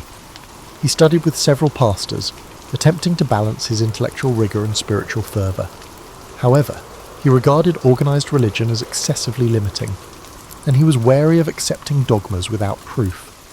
His restless intellect wanted a vocation that provided both challenge and the prospect of global success. After studying with Dr. Joseph Bellamy, he gave up on the idea of becoming a minister. Law appeared more substantial and open-ended, a field in which ingenuity and compelling argument might change fortunes in an instant. But first, destiny beckoned him to an entirely different arena: the war. The American colonies were drawing closer to open conflict with Britain. In 1775, Burr was attracted by the thunder of muskets and the swirl of patriotic discourse. At the age of 19, he joined Benedict Arnold's expedition to Quebec, a perilous journey across the Maine woods aimed at undermining British power in Canada. The arduous march tested every ounce of Burr's fortitude. Many men faltered in frigid temperatures, but Burr persevered, demonstrating a tenaciousness that pleased his superiors. Although the campaign failed to seize Quebec, Burr established a reputation for bravery in the face of adversity. He was even reported to have carried wounded General Richard Montgomery off the field, though the exact specifics are unclear. Throughout the Revolution, Burr distinguished himself in the Continental Army. He temporarily served as an aide to General George Washington, but the two disagreed. Washington's quiet character clashed with Burr's more daring attitude. Burr thought the commander-in-chief to be overly cautious, afraid to undertake dramatic movements that he believed would hasten the end of the war. Burr's military career was unaffected by his resignation from Washington's staff. He continued to serve in various positions, eventually commanding a unit at the Battle of Monmouth in 1778. Harsh surroundings and never-ending demands weighed on him, and in 1779, health issues caused him to leave active duty. Still, by the time the guns went silent, Burr had demonstrated that he was neither a timid thinker nor a man of words. After experiencing both wartime heroism and the sting of near-constant friction, Burr redirected his energy into the law. Post-war America was brimming with chances for ambitious young men, and Burr was eager to take them. He studied in the offices of well-known lawyers in New York, soon establishing himself as bright, detail-oriented, and practical. By 1782, he had married Theodosia Prevost, a widow with academic interests that suited his desire for discourse. Their connection would quietly shape Burr's worldview. Theodosia supported his legal profession and gave emotional stability, which was sometimes lacking in a post-war milieu of flux. Before relocating to New York City, Burr practiced law in Albany after receiving his bar admission in 1782. His legal knowledge, combined with an unassuming charm, made him an effective advocate. He took on high-profile cases representing both wealthy merchants and underdogs, and created fascinating narratives that wowed juries.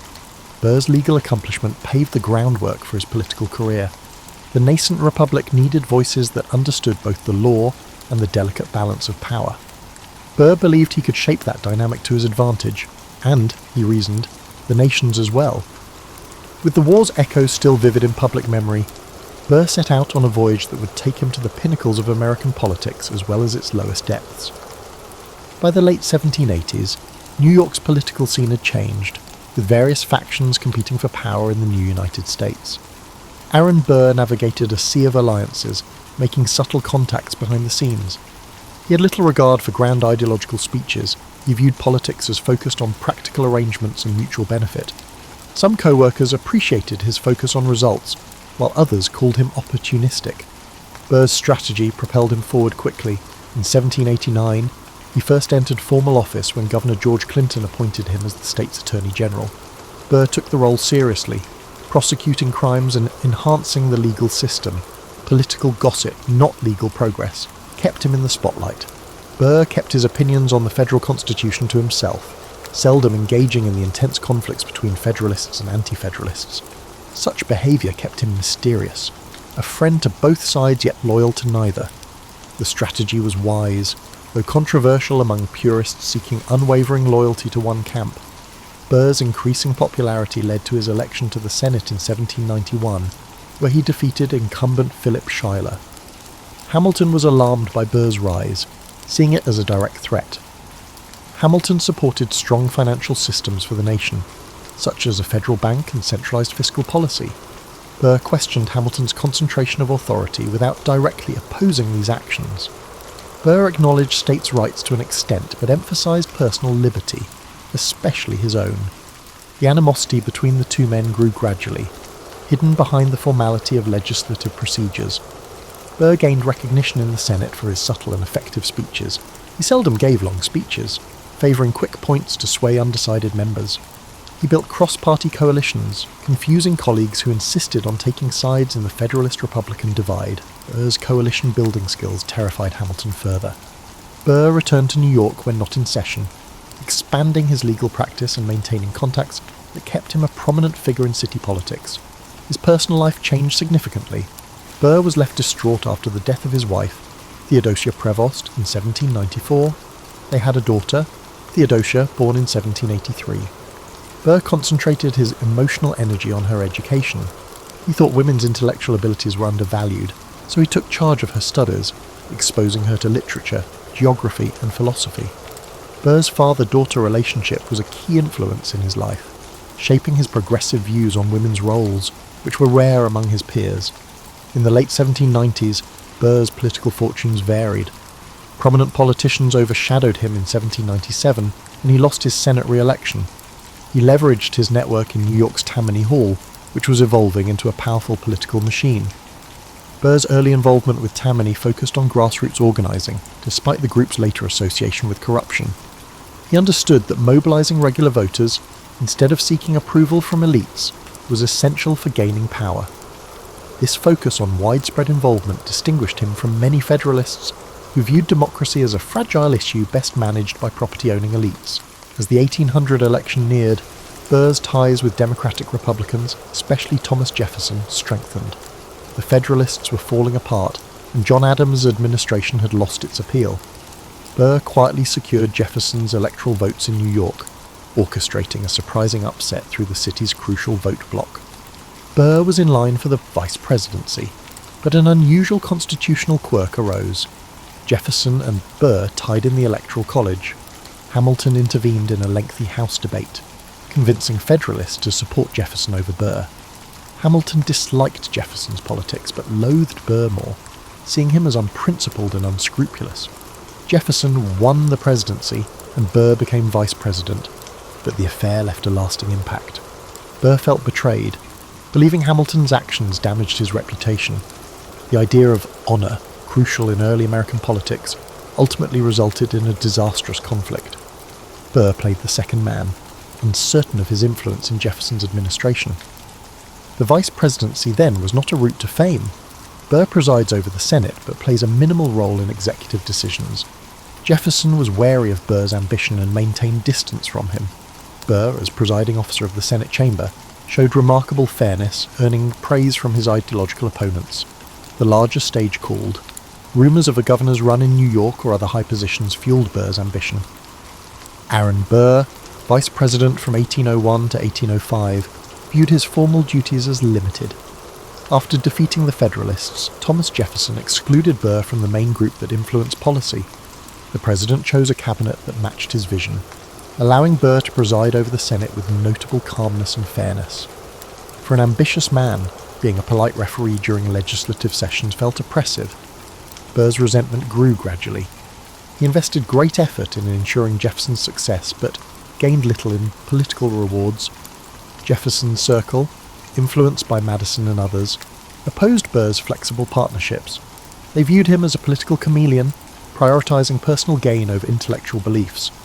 Burr viewed unwavering partisanship as unwise. He believed the Republic prospered when leaders worked together across factions. The ideological divide deepened. In 1804, Burr aimed for the New York governorship, believing this influential role would restore his national prominence. The race was full of intrigue. Burr faced tough competition from Morgan Lewis, supported by DeWitt Clinton, the notable nephew of Governor George Clinton, and Alexander Hamilton's group. Hamilton stood prominently against Burr's candidacy. Hamilton portrayed Burr as a power-hungry individual who found it difficult to manage a municipal council, let alone a state. Burr was appalled. Burr lost the race significantly. It felt worse than a political failure. It seemed like a personal betrayal by Hamilton. Rumours emerged that Hamilton made negative remarks about Burr at private dinners, describing him as morally corrupt. Burr worried they had irreparably damaged his reputation. Burr saw a duel as the sole means to restore his honour in that era. Though it may seem odd now, for many Americans in the 18th century, a man's honour was like vital currency, essential for engaging in public life. Burr challenged Hamilton to a duel in the summer of 1804. The men negotiated details through intermediaries, adhering to the conventions of the time. On July 11th, 1804, they met at Weehawken, New Jersey, a secluded spot on the Palisades above the Hudson River. Some versions suggest that Hamilton meant to throw away his shot, indicating he would intentionally miss, hoping Burr would do the same. Burr later claimed he thought Hamilton was aiming to kill. As the smoke cleared, a bullet hit Hamilton in the abdomen, killing him. Burr, unharmed, turned into a fugitive in the public's eye. Hamilton's death the following day ignited widespread condemnation. Burr faced murder indictments in New York and New Jersey, but the charges were never pursued. The tragedy overshadowed any detailed reasoning for their hostility. The public largely backed Hamilton. The Federalist Papers lauded him as a brilliant politician, hindered by a vain rival. Burr's political prospects fell apart. Jefferson explicitly barred him from any further participation in the government. Newspapers labelled him a murderer. Even those who once admired his intelligence or heroism had distanced themselves. Burr completed his vice presidency, eager to salvage what he could, yet the duel loomed over the painful conclusion. At the final Senate session, he delivered a heartfelt goodbye message that brought some senators to tears. Yet, dignity in language could not erase the mark of Hamilton's death. Burr found himself adrift after his departure from office in 1805. He was left without a public office, consistent support or a good reputation. He tried to manage his increasing debts.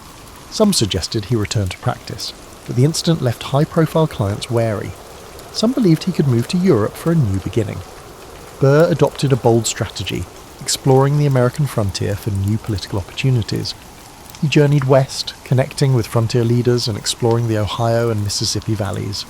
The Louisiana Purchase opened vast territories, igniting talks of new states or possibly independent nations from Spanish lands. Burr's motives are still up for debate.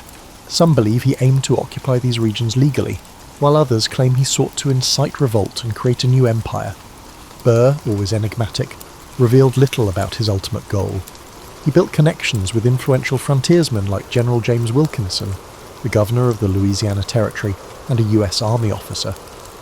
Burr recognized the potential in leading a private expedition to benefit from the southwestern frontier. Whispers circulated back east. Was the disgraced former vice president scheming against the United States? Federal officials found cryptic notes suggesting suspicious motives. Jefferson, not a friend of Burr, had to carry out an investigation. A dramatic legal spectacle was poised to challenge the nation's views on treason and explore the limits of personal ambition. Burr moved ahead, sure of his cleverness, oblivious that his next step would thrust him from political exile into a web of conspiracy trials that endangered his life. Between 1805 and 1807, Aaron Burr traversed the western border with a covert agenda. He spent time near the Ohio River, negotiating for land and speaking with militia officials.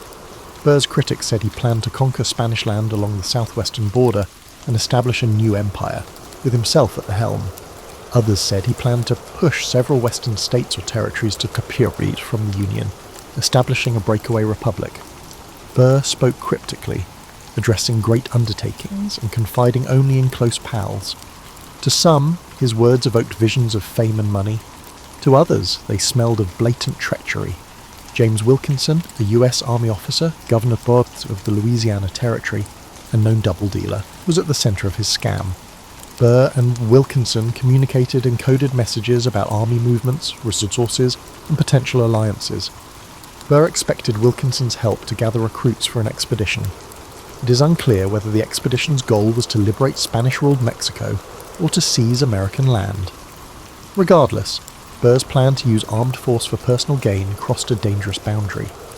President Thomas Jefferson urged authorities to closely monitor the situation after hearing increasingly disturbing rumours. In October 1806, Burr assembled a small fleet on the Ohio River, laden with men, provisions, and dubious intentions. He led them south toward the Mississippi. Public concern grew. If Burr actually intended to hit Spanish territory, it could spark an international crisis. If he collaborated against the United States, it was sheer treason. The disaster peaked when Wilkinson, always eager to rescue himself, disavowed Burr and sent dispatches to Jefferson depicting Burr as a conspirator. Burr quickly discovered that law enforcement was onto him. Burr was caught in January 1807 in what is now Alabama, having been deceived by individuals he had formerly considered supporters. He had just a small band of supporters left, the rest having dispersed when the expedition lost pace. Under protection, he endured a perilous journey back east to face charges. The journey was humiliating. He had been honoured as a military hero and vice president, but now he was paraded around dusty frontier communities as a criminal suspect. When he finally arrived in Richmond, Virginia, he was indicted for treason and high misdemeanour. The subsequent trial of Aaron Burr in 1807 was a national spectacle. The Constitution defines treason as waging war against the United States or assisting its enemies, and it requires two witnesses to the same overt act. In the prosecution against Burr, the government struggled to provide direct evidence that he had really fought in the war. They had reams of letters hinting at mischief and testimonies from turncoat collaborators, but no clear evidence of a definite plan to break off territory or confront US forces. Chief Justice John Azay, as a circuit judge, Marshall insisted on strict adherence to the constitutional requirements for treason. Marshall's stance infuriated President Jefferson, who saw Burr's culpability as evident and demanded speedy retribution. The trial's drama captivated the young nation. Every day, scores of people, lawyers and journalists jammed the courtroom. Burr, with his typical cool attitude, served nearly as co-counsel in his defence, meticulously scrutinising witnesses and evidence. He mocked the concept that frontier gatherings or ambiguous conversation constituted treason. At most, he contended. He could have been planning an expedition against Spanish possessions in the event of war. Hardly a crime if no war had been declared. What's the verdict? The jury acquitted Burr of treason due to inadequate proof of an overt act.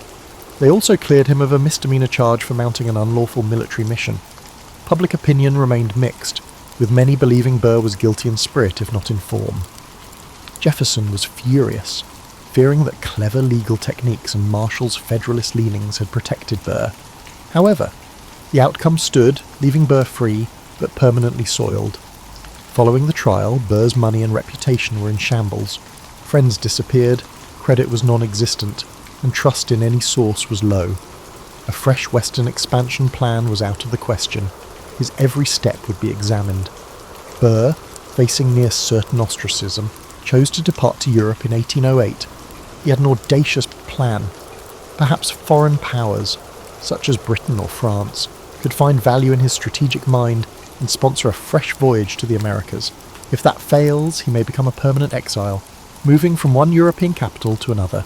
Embarking on a ship under an assumed identity, the once vibrant politician plummeted into what appeared to be irreversible obscurity, leaving behind a country that would remember him only as a duelist and an alleged traitor.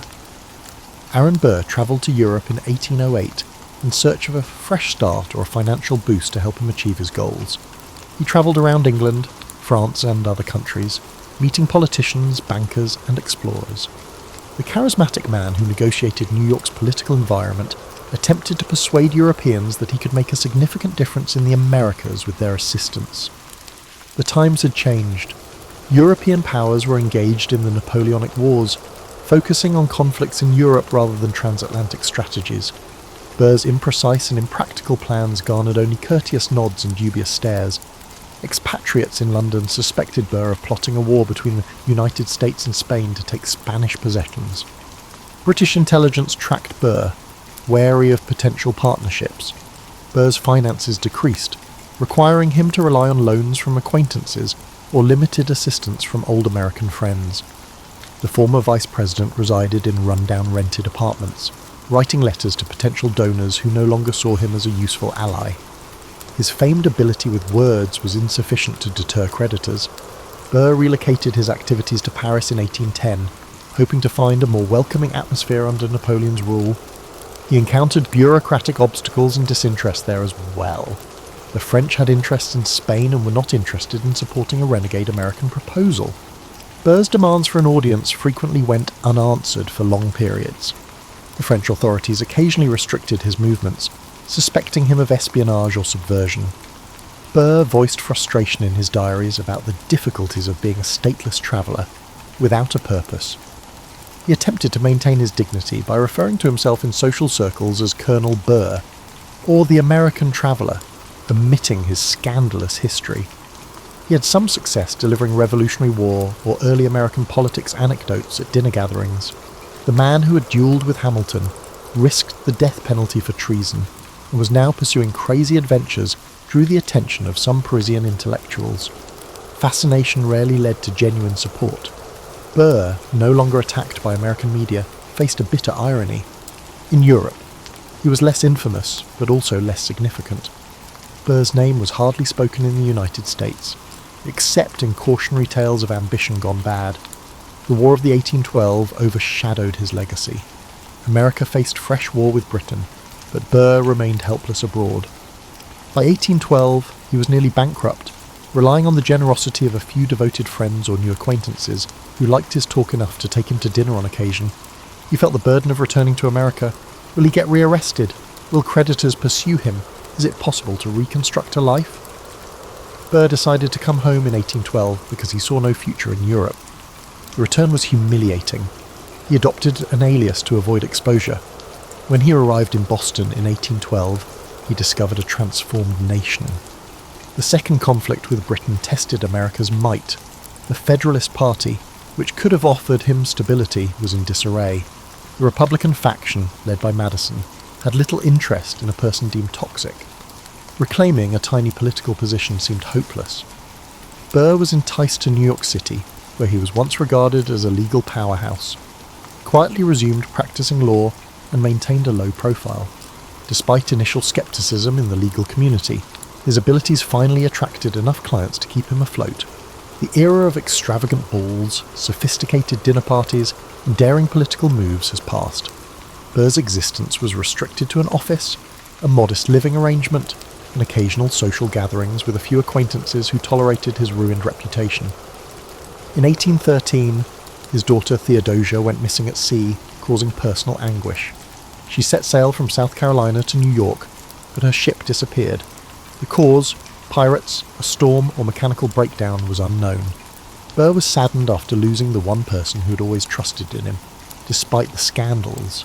His diaries from this period reveal intense anguish and a sense of universal unfairness. He lost his wife years ago, abandoned his political career, and now his daughter has vanished. Burr drifted through duties in the 1810s, surviving but troubled. Occasionally, acquaintances spotted flashes of his previous charm, sly humour, and acute mind capable of dissecting a legal case. It was as if he had subdued a formidable force. The press scarcely mentioned him, merely reporting the occasional lawsuit or article. As the War of 1812 ended and the country entered the era of good feelings, Burr stayed on the sidelines, a reminder of a more turbulent era. Burr's attention switched to urgent problems as new leaders defined the Republic's future, leaving him unsure whether he could redeem his tarnished reputation. Aaron Burr, a lawyer in New York in the 1820s, lived in obscurity and had few illusions. His survival abilities remained good. He handled a continuous flow of legal cases, including contract disputes, estate matters, and occasionally criminal defence. Elder residents in the city's quiet corners remembered his flashy youth, while younger residents considered him a footnote to the Hamilton duel or a cautionary tale. When an enthusiastic journalist attempted to interview him about those exciting occurrences, Burr, while cordial, remained evasive or imprecise. Burr maintained a sense of old optimism, believing that fate may yet surprise him. He prioritised personal interactions, developing friendships with progressive minds in the community. These included academics, voting rights activists, and women's rights pioneers. Some thought it strange that the former conspirator mixed with them, but Burr relished having robust debates about social changes. He was the father who advocated for Theodosia's education, feeling society undervalued women's contributions. Years passed, and Burr would occasionally fly upstate for work or to see friends. The Erie Canal's development in the 1820s demonstrated New York's commercial advancement, placing him behind. Younger politicians, such as DeWitt Clinton, emerged as the city's lights, overshadowing Burr's legacy. He walked by the new canal locks, surveying the mass of workers and business people, privately realising that these infrastructure accomplishments defined a future he had aspired to influence as a politician. He was consistently unable to establish financial stability. Debts accumulated, forcing Burr to seek clients relentlessly. His previously raw charisma had faded, but in brief contacts with clients or local clerks, that disarming aspect still flared. He did not marry again. Rumours of covert liaisons circulated, but none evolved into a bond that matched Theodosia's unwavering loyalty. Burr told a close friend that he felt older than his years, as if the burdens of scandal, exile, and heartache had aged him prematurely. Burr married Eliza Jumel in 1833, a wealthy widow who was thought to be America's richest lady. Observers suggested that it was a convenient marriage, with both partners pursuing financial or social advantage. The union rapidly became contentious. Jumel expressed concern about Burr's excessive spending and his possible grandiosity. They split up within a year, resulting in a contentious divorce that harmed his public image even further. The fiasco demonstrated how Burr's personal life, long concealed by the political issues, had created new talk with no true atonement. The national stage had progressed. Andrew Jackson was a populist president who frequently cited the founders but rarely recognised Burr. John Quincy Adams, Henry Clay, and Daniel Webster were significant contributors in shaping policy regarding the Bank of the United States, tariffs, and westward development. Burr's era of duels and conspiracies appeared antiquated in an America enthralled by new frontiers and industrial expansion. He read articles about inventions such as the Reaper and Cotton gin, recognising that the country was headed toward a future in which his personal political style would be less important. By the mid-1830s, Burr's health had deteriorated. Time had worn him down, and each winter brought merciless cold. He carried on with his everyday responsibilities, but the old spark was mostly lost. He took solace in reading classics from his Princeton days, occasionally making notes in the margins about power's illusions or destiny's frailty. A few visitors, drawn to his memories of the founding era, found him open but curiously distant. He can now say Hamilton's name without venom, as if recalling a tragedy he hardly remembers. Aaron Burr had a stroke in 1836. He was crippled on one side and confined to a boarding home on Staten Island. His youth was full of promise, and his middle years caused national turmoil. In brief periods of awareness, he apparently displayed neither sorrow nor contrition, only a stoic acceptance of fate's will. He died on September 14th, 1836, at the age of 80. The event hardly warranted front-page coverage. America was obsessed with economic debates, scarcely commemorating the death of one of its most divisive early leaders. Burr's death was announced to those who cherished his memory.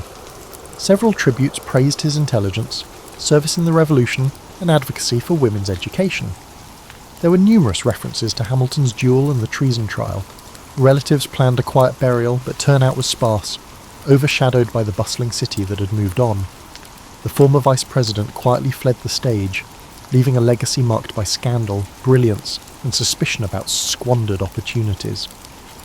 Long after Aaron Burr's death, his story continued to cast a conflicting shadow over American memory. On the one hand, he was a Revolutionary War hero who fought alongside the Patriots to achieve independence. He was also a progressive lawyer, among the first to advocate for expanded roles for women, particularly in education. However, the infamous episodes, like the deadly duel with Alexander Hamilton, the treason trial, and the questionable frontier deals, overshadowed these virtues. Each generation that reviewed Burr's life discovered a new perspective, transforming him into everything from a sad anti-hero to a cautionary tale of uncontrolled ambition. Throughout the 19th century, historians rejected Burr as the man who assassinated Hamilton, an unforgivable deed in a pantheon that extolled the founding generation's genius. Hamilton's star rose posthumously, while Burr fell more into contempt. Rivalries over economic measures, such as the National Bank, faded in importance, but the allure of human conflict persisted in the popular culture. Dueling had already lost social acceptance, making Burr appear antiquated. School children were taught simplified versions. Hamilton, the noble statesman, succumbed to Burr, the dishonest opportunist. However, some contrarian thinkers discovered complexities in Burr's record. They emphasised that he was among the first politicians to use modern campaign organisation strategies, garnering grassroots support rather than relying solely on elites. They pointed out that Burr's efforts to ensure equitable education for his daughter Theodosia demonstrated progressive tendencies. The question persisted: how could a man with such promise become so despised? These questions prompted a re-evaluation of the founding period, revealing that the distinctions between hero and villain were never as clear as textbooks suggested. In the early 20th century, authors and dramatists discovered a treasure trove in Burr's life: the romance with Theodosia's mother, the agony of Theodosia's disappearance, and the cloak and dagger atmosphere of the purported southwestern conspiracy. Fictional works depicted a broken soul who, hated by Jefferson and maligned by Hamilton, went to desperate lengths to save an epic destiny. Audiences absorbed these stories, partially realising they were reading gossip rather than history. Meanwhile, academic historians amassed additional evidence from archives, portraying Burr as neither completely wicked nor wholly misunderstood, just extremely ambitious in an era of unbreakable connections. Then came increased attention in the 20th century, as historians shifted their focus to the roles that the individuals performed outside of traditional narratives. Burr's covert promotion of women's education drew more notice. Researchers investigated correspondence between Burr and his daughter, discovering emotional depth and intellectual synergy that was unusual for that paternal time. These glimpses complicated the typical condemnation. Some researchers argued that Burr's notion of personal dignity was more associated with old-world aristocratic traditions, contradicting the emerging American expectation of free, moral democracy. This encounter could have fueled the Hamilton duel and the eventual disaster. For modern viewers, perhaps the most compelling aspect of Burr's story is the conflict between personal ambition and national unity. He rose to the position of vice president, only to let hatred drive him to a fatal encounter. He soared again, envisioning new horizons in the southwest, only to fall into a maze of accused treason. The recurring theme is self-sabotage, a gifted mind undermined by circumstance and personality. That dynamic resonates in an America still plagued by figures who cross moral boundaries in pursuit of personal goals. In historical memory, Burr stands out among the founders. George Washington, John Adams, Thomas Jefferson, and Alexander Hamilton are honoured with monuments and coinage. Burr's physical memorials are limited, an occasional plaque, a brief remark in an old churchyard. Nonetheless, his ghost lingers in the shadows of the founding story, telling us that the line between brilliance and destruction, loyalty and betrayal, can be unsettlingly narrow. The story also highlights how personal grievances can impact political outcomes in an era when the limits of Republican rule are still being tested. Finally, Burr's biography leads us to consider the complexity of ambition. He contributed to the revolution, championed revolutionary ideas about women's duties, and advocated for new types of political strategy. The killing bullet at Weehawken, however, overshadows all else, as do the conspiratorial rumours that landed him in a treason trial. As time passes, readers may ponder whether Burr was merely ahead of his time in terms of moral judgments, or if he was a cautionary character whose appetites and instincts led him wrong. Whatever the outcome, one fact remains: Aaron Burr embodies the turbulent junction of personal ambition and a maturing American republic.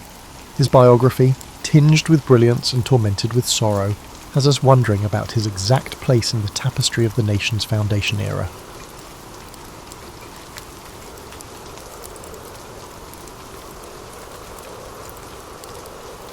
The day my old name died began with crows on the battlements and ended with a circlet of hammered gold pressing a red welt into my brow. I had lived 17 winters as a foster son. Arthur was fit only to muck stalls at Sir Ector's holdings in the Welsh marches. Yet here I stood in a chill sunrise at Caerleon, wind off the usk tasting of iron filings, while lords who had never met me raised spears in acclaim. The heralds trumpeted, "Pendraig!" and my ribs fluttered like a quail's. I will not pretend the cheering felt noble. It felt terrifying, as though a roaring sea had broken through the courtyard gate. Sir Kay whispered, "Hold the sword higher, brother, they need to see you." My arm shook under the hilt's surprising heft. Excalibur, Merlin called it Caldfolk, the hard bright cleaver, had looked weightless in the stone, but wielded, it was equal to a ploughshare in wet clay. As sunlight ran down the fuller, the onlookers strained forward. Hedge knights in patched mail, sleek barons whose rings smelled of civet, and barefoot children craning between guard shields. One could map the fractures in Britain by their faces, angles tight-lipped beside downtrodden Romano-British magistrates, Cymru hill kings glaring at Northumbrian envoys. All of them watched the orphan who had slipped a sword from an anvil when worthier men could not. That first week passed in parchment dust and the clack of tally sticks. My new counsellors educated me mercilessly. Grain levies were overdue in the Wye Valley. Mercian raiders had burned the monastery of Iltud, and the Royal Mint in Winchester lacked silver for coin dies. I listened, numb, and when I spoke it was mostly to ask why. Why did a salt tax vary between counties? Why did we tithe fish to Rome when Rome was ashes?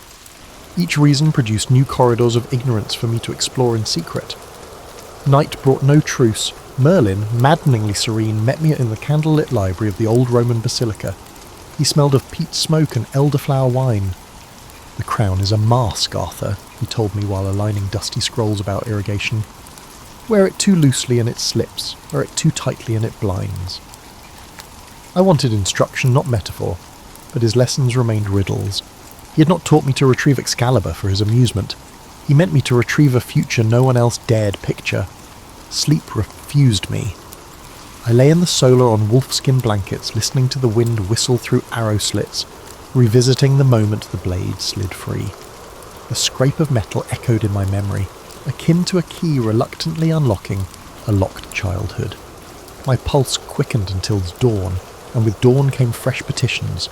A widow from Gwent begged remission of scutage. A Gaulish mason offered to rebuild the Roman bridge at Venta if I would guarantee free toll for pilgrims. I granted both, half from pity, half because they cost only my signature.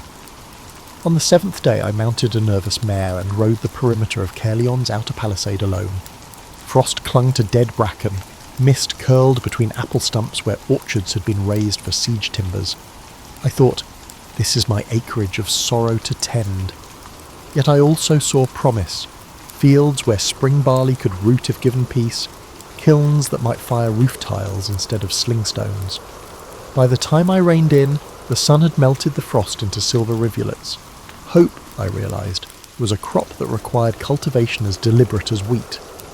Before evensong, I convened a rookie council of blacksmiths, scribes, and 2 abbots who smelled of vellum glue. I invited them to Birkund and speak first, keen to hear sentences unclouded by flattery. They were shocked into plainness. Smiths wanted charcoal quotas, scribes wanted tariffs on imported papyrus lowered, and abbots wanted safe conduct for pilgrims. I promised nothing, recorded everything. When the assembly disbanded, Sir Kay slapped my shoulder. "You looked like a king," he lied. I felt more like a bucket catching leaks in a storm-patched roof. Still, that night as rain drummed the shutters, I wrote a single line into my ledger. A throne is not a chair, but a question asked daily. In that admission, I finally understood what Merlin had meant. The mask must never harden. The wearer must keep adjusting the fit or risk seeing nothing at all. By the time the crows returned to the battlements, I was ready to ask another question. War councils smelled of damp wool, horse sweat and candle grease. Ours convened on a ridge above the Vale of Dortmore, where Saxon banners glittered like rows of wet scales in the distance. Gawain sketched deployment arcs with a charcoal nub on his buckler's inside. Archers here, heavy spears there, while Lady Gwen Hwyfar read out casualty projections from a carved tablet. In that moment I saw the Round Table not as furniture but as an algebra, variables shifting until valour equalled victory with minimum unknowns. We fought at first light, hoarfrost crunching under greaves, trumpets blew a sour brassy note that made my teeth hurt. I led Calidor's cavalry wing, 200 destriers snorting steam. Gawain, brilliant and reckless, angled the infantry phalanx 15 degrees off the expected axis. The Saxons misread the feint, plunging into our kill pocket where marshy ground devoured their footing. The real slaughter, though, occurred at the ford of Barn. Kay blocked it with a shield wall 3 men thick, forcing enemy cohorts east where our slingers perched among leaf-bare alders. Stones whistled, helmets dented. By noon the river was pinkish, yet triumph tasted metallic. I walked among the fallen wearing a surgeon's grimace, instructing squires to bind the wounded regardless of allegiance. A captured Saxon boy no older than 12 tried to spit at me but produced only blood. Holding his gaze, I ordered bandages. Mercy is harder than steel. It resists tempering and bends toward fatigue. My captain muttered I was naive. I reminded them that a terrorized enemy often regroups in the dark while a respected one hesitates before recrossing the border. Afterward, we quartered in a half-ruined Roman amphitheatre nearby. The curved seating became crude barracks. Rain filtered through collapsed vaults, pooling in the arena where gladiators once bled under imperial applause. I addressed the fighters from the old emperor's box. What we win in fear we lose in seasons to come. Rule by respect, and we plant hedges no sword can shear. Some nodded, some scoffed, but the words lodged like seeds. The campaign dragged into winter. We learned to move on frozen ground, sledging supplies on ox-drawn travois. My gauntlets cracked from the cold. The smell of pine pitch replaced blossom in my memory. On solstice eve, snow swirling like ghost feathers, I found Merlin alone by a ruined milestone reciting a fragment of Virgil about husbandry. Even empires, he murmured, beginners' fences to keep goats from eating winter wheat. I laughed despite fatigue. He never preached, he implied. By spring, peace chatter reached us from Saxon envoys. I drafted terms on scraped sheepskin, a boundary set at the limestone ridge, hostages exchanged but treated as honoured guests, and intermarriage encouraged to weld bloodlines. Gawain bristled, wanting a punitive march. Gwen Hwyfar, ever pragmatic, pointed out we lacked surplus grain to feed conquered households. The council split until I invoked the fording scene, how our mercy had softened Saxon resolve. Reluctantly they consented. Signing the treaty took place in a smoky timber hall north of the new border. Both sides brought bards to witness. I clasped forearms with Eldred, a war-cautious alderman whose beard reeked of mead. He muttered, "Your sword could have drunk deeper." I replied, "But your grandchildren will sip cider in orchards we did not burn." His belly laugh rattled roof beams. Alliances sometimes germinate in unexpected soil. In the months after, the Vale of Dortmore greened under truce. I requisitioned stonemasons to repair weirs, reopened Roman causeways and established a bilingual toll house where erstwhile enemies haggled over salt weight using standardised counterstones. Commerce often clinches what diplomacy initiates. Seeing Saxon traders bow to Cymry clerks over tariff receipts thrilled me as much as any martial cheer. Privately, I wrestled nightmares, blood-slick reeds, dying boys with accents I barely understood, and my crown dipped in gore. Gwen Wyfar found me pacing ramparts and urged prayer. I preferred ledgers. I tallied war costs, lost ploughshares, orphan stipends, and forced the numbers to speak. They said moderation was cheaper than triumph. They never lied. One damp morning, while Oliver the quartermaster complained about dwindling pitch reserves, a courier arrived bearing a wreath of river reeds from Ildred, to the king who waters peace. I pinned it in the council chamber above our campaign map.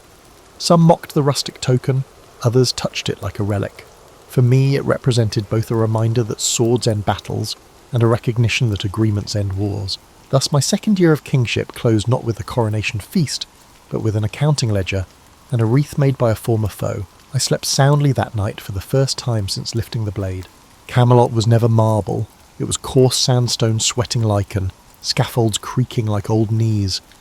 Yet visitors entering its magnificent hall felt something rare, a geometry of fellowship. Round tables, contrary to gossip, are terrible for hierarchy and perfect for candour. My smiths forged a 30-seat monster from oak and riveted iron bands. It smelled of resin and rain on the day we slid it into place. The crack it made across the flagstones felt like a knell tolling for privilege.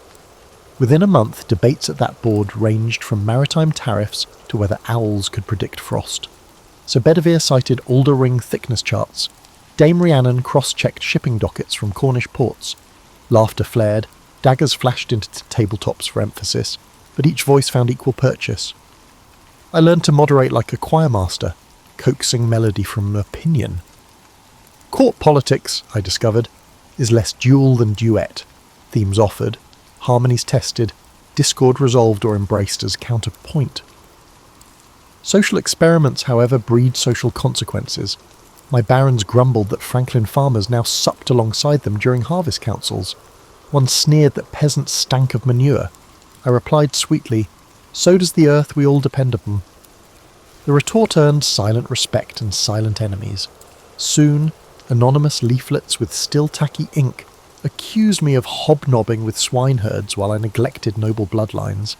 I left the pamphlets tacked to gateposts. Nothing defangs slander like daylight.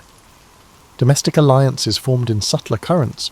Gwen Wyfar established a guild of herbalists, recruiting peasant women whose willow bark tinctures outperformed monastic leechcraft. Knights wounded in jousts found themselves dosed with poultices prepared by hands they once dismissed.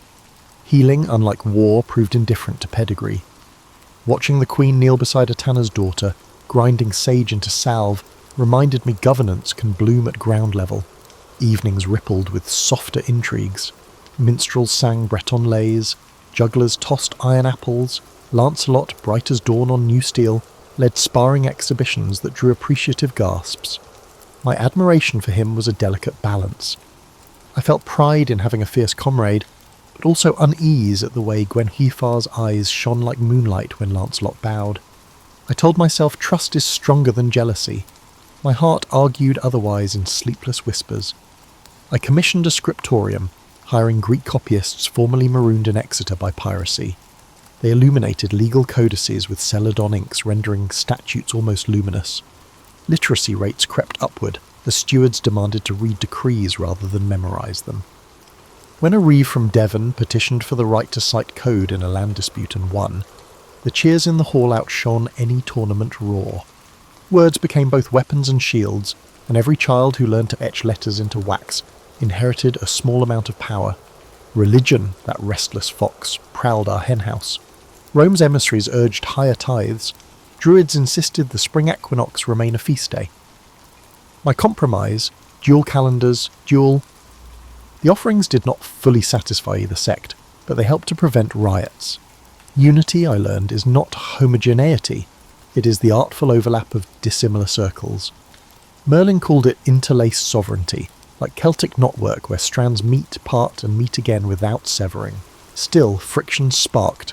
When a knight struck a serf for stepping on his cloak, I hauled the offender before the round table and fined him triple the annual grain tribute he collected. Outrage roared among old families. Peasants toasted in cider lofts. Justice, though blind, is rarely silent. Between crises I sought quiet with Gwenhwyfar in the orchard courtyard, where our first apple crop dangled. She confessed fear, of plague, invasion, and her childlessness. I confessed fear of a kingdom buoyed by my charisma rather than structural strength. Charisma dies, she said. So do kings. We resolved to embed redundancies. Delegate treasury to 3 co-stewards, rotate militia captains quarterly, and copy archive scrolls in triplicate. We decided to govern by scaffolding, not by personality. One amber dusk, troubadours rehearsed a ballad calling me Rex Quondam, Rex Futurus, the once and future king. The phrase sent a cold shiver along my spine. Legends petrify living men into symbols. Symbols risk shattering under inquiry. I walked out before they could finish, and spent the night in the smithy helping sharpen scythes for harvest volunteers. Sparks bit my sleeves, iron rang in my bones. Real kingship, I reminded myself, smelled not of incense but of hot metal and tough questions. As autumn fog muffled Camelot, I watched ravens pinwheel over parapets. Their calls sounded like quarrels from a distance, like counsel at close range. I listened for patterns, hoping that amidst the cause and counsel squabbles, I could still discern the rhythm of the realm, chaotic, diverse and vibrant. Love, when braided with rulership, frays at stress points. I learned the truth the night Gwenhwyfar failed to return from Vespers. Lantern in hand, I combed the cloisters until dawn, finding only footprints and stone-cold beeswax. She reappeared at sunrise, cloak damp, claiming prayer had carried her beyond time. I believed her until a squire whispered of Lancelot's horse seen tethered near the aqueduct ruins. Jealousy can outpace any charger. That morning I presided over petitions with iron politeness, but parchment edges shredded under my grip. Rumours possess a multifaceted nature. A spilled cup in the refectory became proof of an adulterous pact. A misfiled stable roster mutated into clandestine rendezvous. I addressed none directly, hoping discretion might starve speculation. Instead, it fattened. Lancelot avoided my gaze during lance drills. Gwenhwyfar busied herself in the herb garden, eyes rimmed red. Merlin, sensing fracture, suggested a pilgrimage to St. Albans for conjugal renewal. I nearly laughed. Miracles of the sacred spring would not mend brittle trust. War interrupted scandal. Pictish raids harried our northern garrisons, forcing a muster at Hadrian's broken wall. In frigid drizzle I marched alongside Lancelot, sharing campfire silence as men sharpened seax blades. On the eve of engagement, he finally spoke. "My loyalty is yours," he whispered, his voice as raw as peat smoke. I wished he had said affection or even desire, words that might name the shadow between us. Instead, loyalty, that slippery coin, rolled into darkness. Battle against the Picts proved brutal but brief. Their skirmishers scattered after our heavy horse flanked them through misty birch copses. The victory did not alleviate my emotions. On return I found Gwenhwyfar pale and fevered. She had miscarried, a secret child I'd never known she carried. Grief welded us strangely. We wept together beneath quilts while rain scratched the shutters like quills scripting tragedy. Suspicion for a while drowned beneath shared loss. Court, however, has no patience for the private mourning. Accusers soon hissed that the lost babe bore not Pendragon blood but Lancelot's. In fury I convened a closed tribunal, Gawain, Morgan, and Dame Rhiannon as adjudicators. Evidence proved vaporous, testimony coloured by envy. The panel dismissed charges, yet acquittal cannot erase insinuation. Lancelot requested leave for solitary penance. Gwenhwyfar prayed daily in the chapel's darkest niche. A hairline crack in the kingdom's foundation spread like frost under paint. Politics sensed weakness. Mordred, my nephew fostered at court, began cultivating malcontents, dispossessed barons and debt-burdened merchants. His rhetoric skewered my egalitarian reforms. Arthur feeds peasants but starves chivalry. Listening from behind a tapestry, I recognised hunger in his tone, not for justice but for my throne. Betrayal by blood weighed heavier than adultery's rumour. Yet I hesitated. Public reprimand might martyr him. I sought Merlin's counsel at midnight under a sky brazed by aurora. He traced constellations in the frost on the parapet. A king must prune to save the orchard," he said, "but not all blossoms you sever are weeds." His riddles, once charming, now exhausted me. I snapped, speak plainly." He touched my shoulder, weightless, pitying. "Find the true root," he answered, "or rot will claim trunk and fruit alike." The next day I ordered a tournament to channel courtly aggression. Jousts clanged, banners snapped, and the populace roared approval. Lancelot, newly returned, unseated every challenger until only Mordred remained. Their final pass ended in a splintering collision. Mordred toppled, Lancelot's lance buried in turf. Cheers erupted, but Mordred rose grinning, blood on his lip. "Behold your champion," he called to the stands, "friend to queen and king alike." Applause faltered. Suspicion rekindled. The acclaim seemed to exile Lancelot as he bowed stiffly and left the field. That evening I stared into a silver basin, watching torchlight ripple across water like molten doubt. Choices presented themselves like duelists: expose the affair and risk civil fracture, swallow pride and risk moral decay, or punish rumour and risk tyranny. None felt royal, all felt human. In the end I chose delay, believing time could cauterize wounds. History would call that indecision. Yet in that moment I was still the boy of 17, a crown too big, calculating that love, even bruised, was lighter to bear than bloodshed. I clasped the circlet, straightened my spine, and prepared for whatever scabbard destiny would draw next. Not every saga of rule is wrought in steel. Many unfold in barley. 3 summers after the Pictish affair, drought crisped the Midlands. Streams shrank to pebble staircases, and sheep nibbled dust. My granary ledgers bled red ink. Famine is a slower blade than war, but kills as surely. I summoned economists, though we lacked that word, for emergency counsel. Gawain, pragmatic as ever, advised seizing surplus from hoarding barons. Gwen Wyfar proposed seed grants and communal mills. Lancelot, recently returned from self-imposed exile, offered to escort relief convoys. Amid logistical squabbling, a monk named Galen arrived bearing tales of a relic, a chalice reputed to refill inexhaustibly, a grail. He claimed it lay hidden in the ruined valley of Anar, guarded by faith rather than fortification. Hungry people, overhearing, seized upon myth, the way parched lips cling to dream water. Soon pilgrims clogged crossroads, abandoning ploughs and plumb lines to search holy gullies. Grain yields plummeted further. I recognized danger. Scarcity breeds credulity. Credulity begets chaos. Yet I also recognized narrative power. Merlin once said stories are scaffolds humans climb to reach outcomes reason alone cannot fetch. So I sanctioned an exploratory quest, not to chase miracles but to restore focus. Lancelot would lead, Galen would guide, I would underwrite supplies. Behind closed doors I told them, return with truth, not talisman. Truth sells dearer in famine. They departed in midsummer while I remained to wrestle spreadsheets of oats versus population. I dispatched riders to confiscate hoards at cost plus 10%, a fair premium. Barons balked, K enforced, wagons rolled. At night I walked incognito through village alehouses, listening to whispers. Some cursed me as a grain thief. Others blessed me for flatbread still warm in ash ovens. Approval, I learned, is never unanimous. Effective policy courts equal praise and scorn. Meanwhile, Gwenwyfar organised spinning circles where idle hands produced linen to trade for imported rye.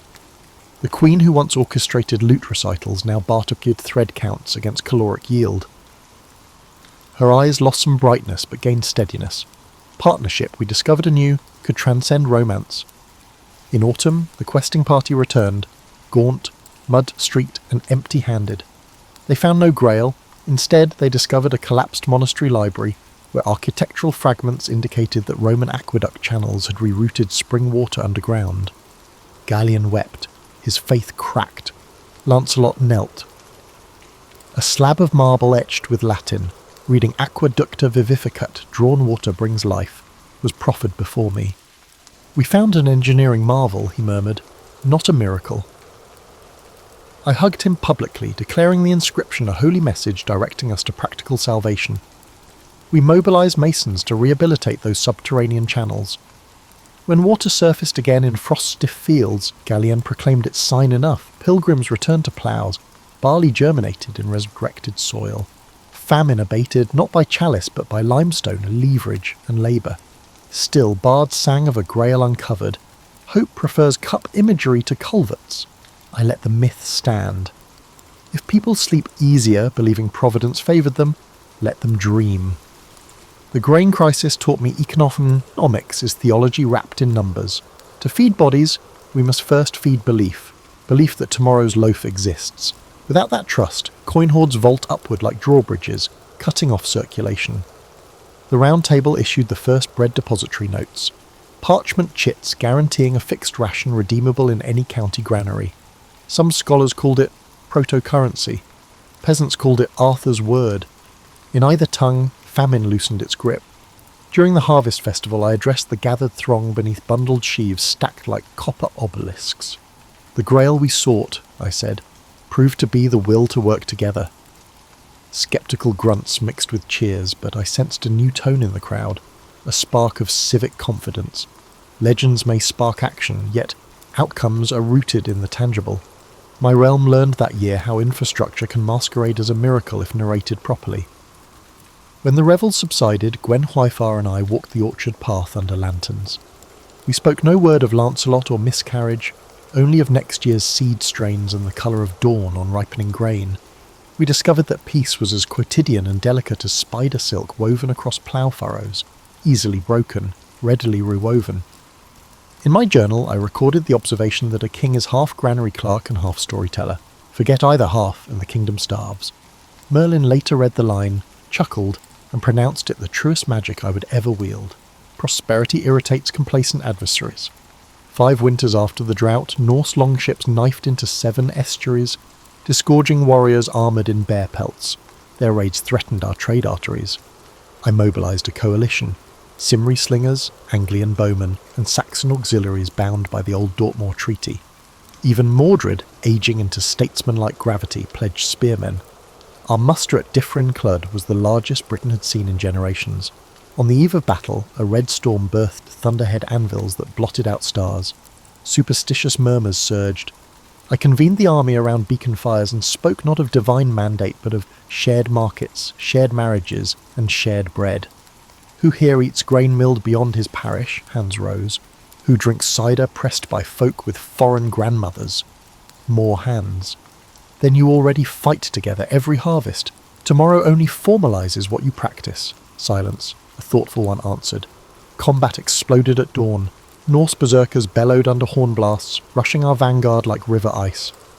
My centre buckled. I rode the perimeter, rallying foot archers into wedge formation. Bedivere redirected reserves through willow scrub to flank their shield wall. The rain slicked the helms and the clay sucked the boots. I witnessed death up close, a flute-voiced page skewered through lungs, a Pictish mercenary slipping on entrails, and a priest clutching a splintered crucifix like a cudgel. War's indiscriminate appetite never altered. Mid-melee, I locked eyes with the Norse Jarl, a giant crowned by a raven helm. He charged, axe screeching against my shield, driving me backwards until Excalibur caught the haft and sheared it. Sparks showered, his helm skewed, exposing startled blue irises. Before I could finish, a Saxon ally intercepted with a spear thrust. The Jarl fell. Victory pivoted in that flicker, a coalition's blade saving a king who once viewed Saxons only as foemen. Irony tastes metallic indeed. By dusk, the surviving enemies fled toward the surf, leaving behind a silence filled with death. Our dead lay interlaced, no regard for ethnicity, just stillness. I ordered a shared burial mound, no segregation by tribe, and inscribed a lintel. They sowed defence, we reap tomorrow. Some scoffed at the sentimentality, yet I needed living minds to remember costs. That night, huddled under rain-patched canvas, I felt an old wound near my ribs throb like a metronome. Gwen Hwyfar sat beside me, her hand steadying the poultice. We said little, understanding conversation would garnish exhaustion with regret. Out beyond tent walls, bards tuned lyres to weave victory into oral tapestry before grief cooled. Legend works fastest on fresh blood. Mordred approached at dawn, helmet under arm, expression unreadable. He congratulated me, yet something in his posture, too straight, too silent, troubled me. Rumour later whispered he coveted the admiration my battlefield survival commanded. I made a mental note. Watch the nephew whose smile revealed more teeth than warmth. We returned to Camelot trailing wagons of wounded. Cheers greeted us, but eyes quickly flicked to casualty carts. Triumphs age rapidly when widows count absences. I declared a fortnight of mourning before any celebration, and the court accepted this decision. However, merchants were concerned about the potential loss of revenue. In council, we moved to fortify estuary beacons, create river patrols, and negotiate neutrality pacts with Danish settlements. Strategy matured. Not conquer, but discourage. The kingdom's fabric, now densely woven, discouraged single-thread repairs. Weeks later, Merlin, gaunt, cough-ridden, visited my solar. He traced campaign maps with a shaking finger, pronouncing the realm near its zenith. I asked, "What follows zenith?" He answered, "Shadow, unless vigilance burns like a second dawn." He then placed a raven feather on my desk. "Ravens remember kindness but feast on complacency," he said, departing before I framed a response. I stared long at that feather. Had complacency already nested in my council? Mordred's stiff congratulations replayed. Gwen Hwyfar's lingering sadness remained unresolved. Lancelot's loyalty persisted yet felt fragile. Victory, paradoxically, highlighted the fractures that success had only partially sealed. Victory, similar to forged steel, is hard yet susceptible to hidden cracks caused by the quenching process. Still, I slept that night, content that the realm endured. On the window ledge, the raven feather quivered in the breeze. I dreamt I planted it in soil, and it sprouted into a black-leaved tree, casting complicated shade. When I woke, dawn pulled gold on the horizon, indifferent yet generous. The kingdom breathed for now. Peace unravelled 3 years later, not by foreign sail, but by domestic ambition. Mordred, bolstered by disaffected nobles and whispers of my failing vigour, declared the realm should move from sentimental roundness to firm straight lines. His manifestos, crisp vellum, gold ink, decried my tolerance as weakness and my mixed counsels as corruption of lineage. Older knights shrugged, younger captains listened. Momentum tilts kingdoms. I confronted Mordred in the council hall. The air smelled of damp rushes and old tallow. He argued succession law, claiming Pendragon blood entitled him to regency, while I convalesced from battle fatigue. My anger sharpened my voice, leading me to label him as an oathbreaker. Yet I hesitated to order an arrest. Family and precedent tangled my judgment. That hesitation granted him nightfall to abscond north with 300 lancers, the treasury's reserve gold, and a captive, Gwen Hwyfar. The pursuit culminated at Camlan's mist-shrouded plain. The rain fell heavily. Our armies formed up under a slate sky, transforming the round table ideal into a geometric horror. Before the charge, I attempted parley. I offered exile and a stipend in Armorica. Mordred laughed, calling me a relic. We clashed. Battle consumed vision and hearing until only pulse remained. I found Mordred amid briar thickets, red plumes soaked. Words failed. Swords spoke. His style mirrored mine, tempered by resentment. We traded blows until Excalibur cleaved his shield. He lunged at me, wielding iron in both fists, and stabbed my thigh. Pain detonated behind my eyes, but I pivoted Excalibur upward into his cuirass. The sword lodged in bone, his breath exited like extinguished bellows. He whispered, "Round ends here," then collapsed, pulling my balance with him. I tore the blade free, but I staggered as my thigh wound gushed warmth into the mud. Chaos ebbed by dusk. Both armies, leaderless, withdrew in wounded whimpers. I lay under thorny hawthorn, rain stinging the wound. Gwen Hwyfar found me hours later, face streaked with ash. She pressed linen, tears mixing with blood. Lights blurred, her voice sounded like surf on a distant shore. I felt softness, perhaps Lancelot's cloak cover me. Someone wept the old Breton lament reserved for harvest deaths. They ferried me to Avalon's marshy isle, accompanied by Merlin and 3 cloaked priestesses. Night herons shrieked overhead. In a reed-roofed hospice I hovered between sleep and echo. Merlin murmured, "Kings do not die, they redistribute into stories." I wanted to ask about grain reserves and treaty renewal, mundane legacies, but speech faltered. Gwen Hwyfar squeezed my hand, the first uncomplicated gesture in years. At dawn's haze I instructed Bedivere to return Excalibur to the lake. Twice he balked, unwilling to discard legend. The third time he hurled the blade into the mist, a silver arm, they say, rose to claim it. I never witnessed it, yet I believe some objects deserve mythic custody once human hands exhaust them. Breath thinned, I recalled frost on my first crown morning, the wreath of reeds from Eldred, the grain vouchers, children's scribbling letters, Saxon traders bowing at toll houses, Gwen Hwyfar's herb guild, and Lancelot's spear snapping on Mordred's shield. None of it is perfect, but all of it is real. I hoped history would keep at least fragments intact. As the skylight brightened, I released Gwen Hwyfar's fingers. She kissed my temple, murmuring forgiveness neither of us fully understood. Merlin whispered the final riddle. The once and future king.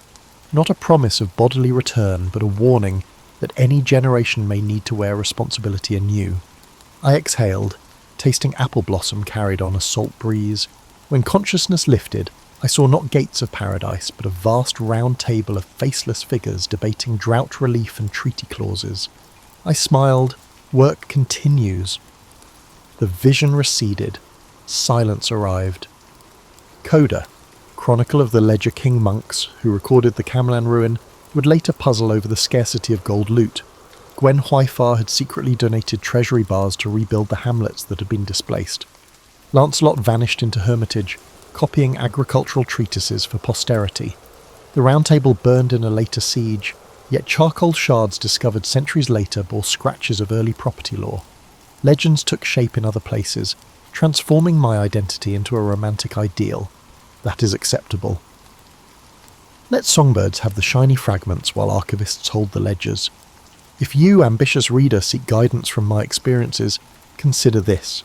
Kingship, parenting, project management, marriage, and citizenship all require a similar approach. Knees unlocked, centre of gravity forward, one question always ahead. What does the next dawn require? Ask it each morning, crown or no crown. Then lift whatever sword, ledger or ladle the work demands, and remember grain sometimes matters more than grails.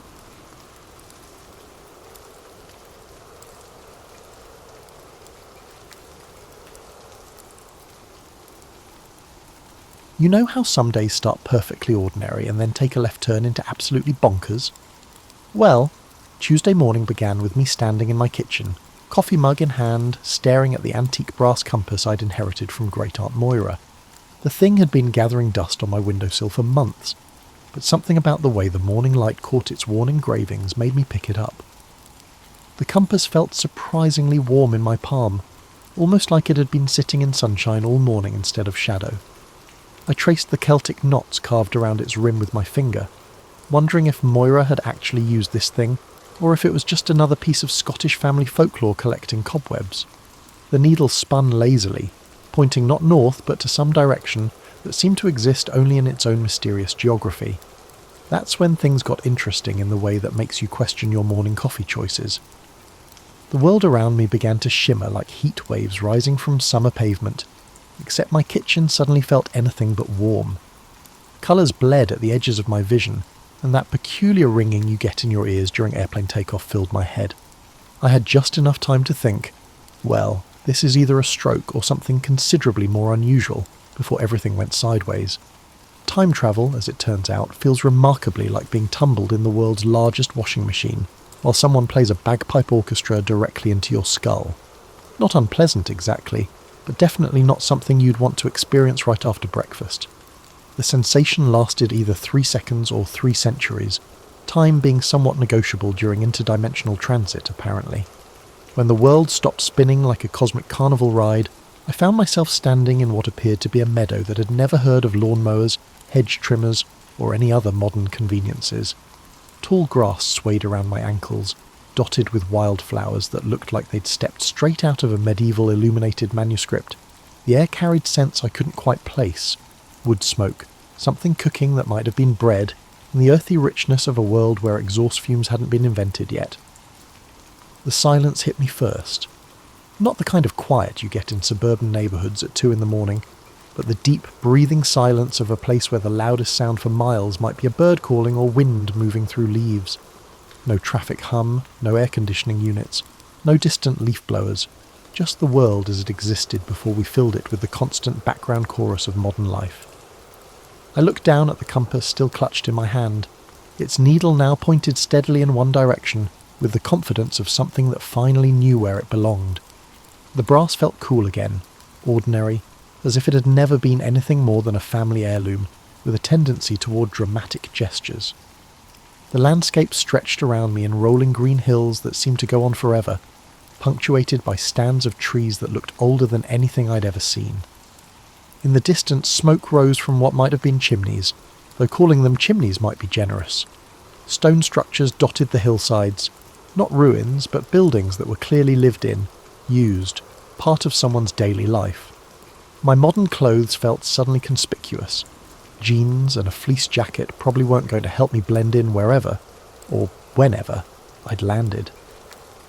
The realization crept over me slowly, like cold water seeping through boots. I was no longer in Kansas, Toto, and I had a sneaking suspicion I wasn't in the 21st century either. A distant sound drifted across the meadow. Voices, maybe, and something that could have been livestock. Civilization, or at least what passed for it in whatever era I'd stumbled into. The compass needle held steady, pointing toward those distant wisps of smoke, as if it knew exactly where I needed to go. I took a deep breath of air that tasted like it had never met a factory, adjusted my grip on Great Aunt Moira's compass, and started walking toward whatever adventure awaited. After all, when you've accidentally time-travelled to what appeared to be medieval Scotland, standing around in a meadow questioning your life choices seemed less productive than finding out where you'd actually ended up. Besides, the coffee back home was getting cold anyway. Walking through medieval Scotland, I discovered, is like hiking through the world's most authentic historical reenactment, except nobody told you the rules, and there's no gift shop at the end. The path I followed, and I use the term path generously, for what was essentially a suggestion of where people might have walked repeatedly, wound through countryside that looked like every romantic Highland calendar you've ever seen, minus the modern photographers, and plus a concerning amount of what might charitably be called natural fertilizer. The compass led me toward a cluster of buildings that materialized from the landscape like something emerging from a dream. Stone cottages with thatched roofs huddled together as if sharing warmth, connected by what I gradually recognized as streets, in the same way that rivers are connected by riverbeds, more suggestion than engineering. Smoke curled from chimneys in lazy spirals, and the whole scene had that soft-focus quality you see in paintings, except it smelled considerably more authentic. As I got closer, the sounds of daily life began to filter through the morning air.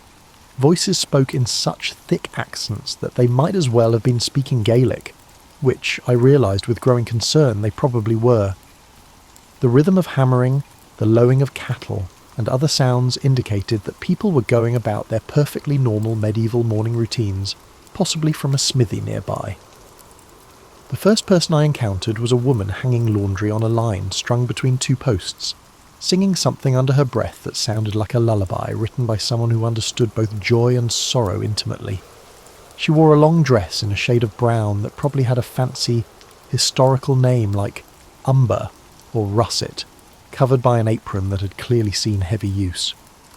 When she spotted me approaching, her song trailed off, and she straightened slowly, taking in my appearance with the careful attention of someone evaluating whether I was lost, dangerous, or merely peculiar. Given my jeans, sneakers, and fleece jacket, I was probably hitting all three categories simultaneously.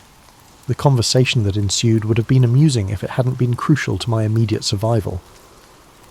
She spoke in what I eventually recognised as English, but English that had taken such a scenic route through time and regional dialect that understanding it required the kind of mental gymnastics usually reserved for solving crossword puzzles in foreign languages.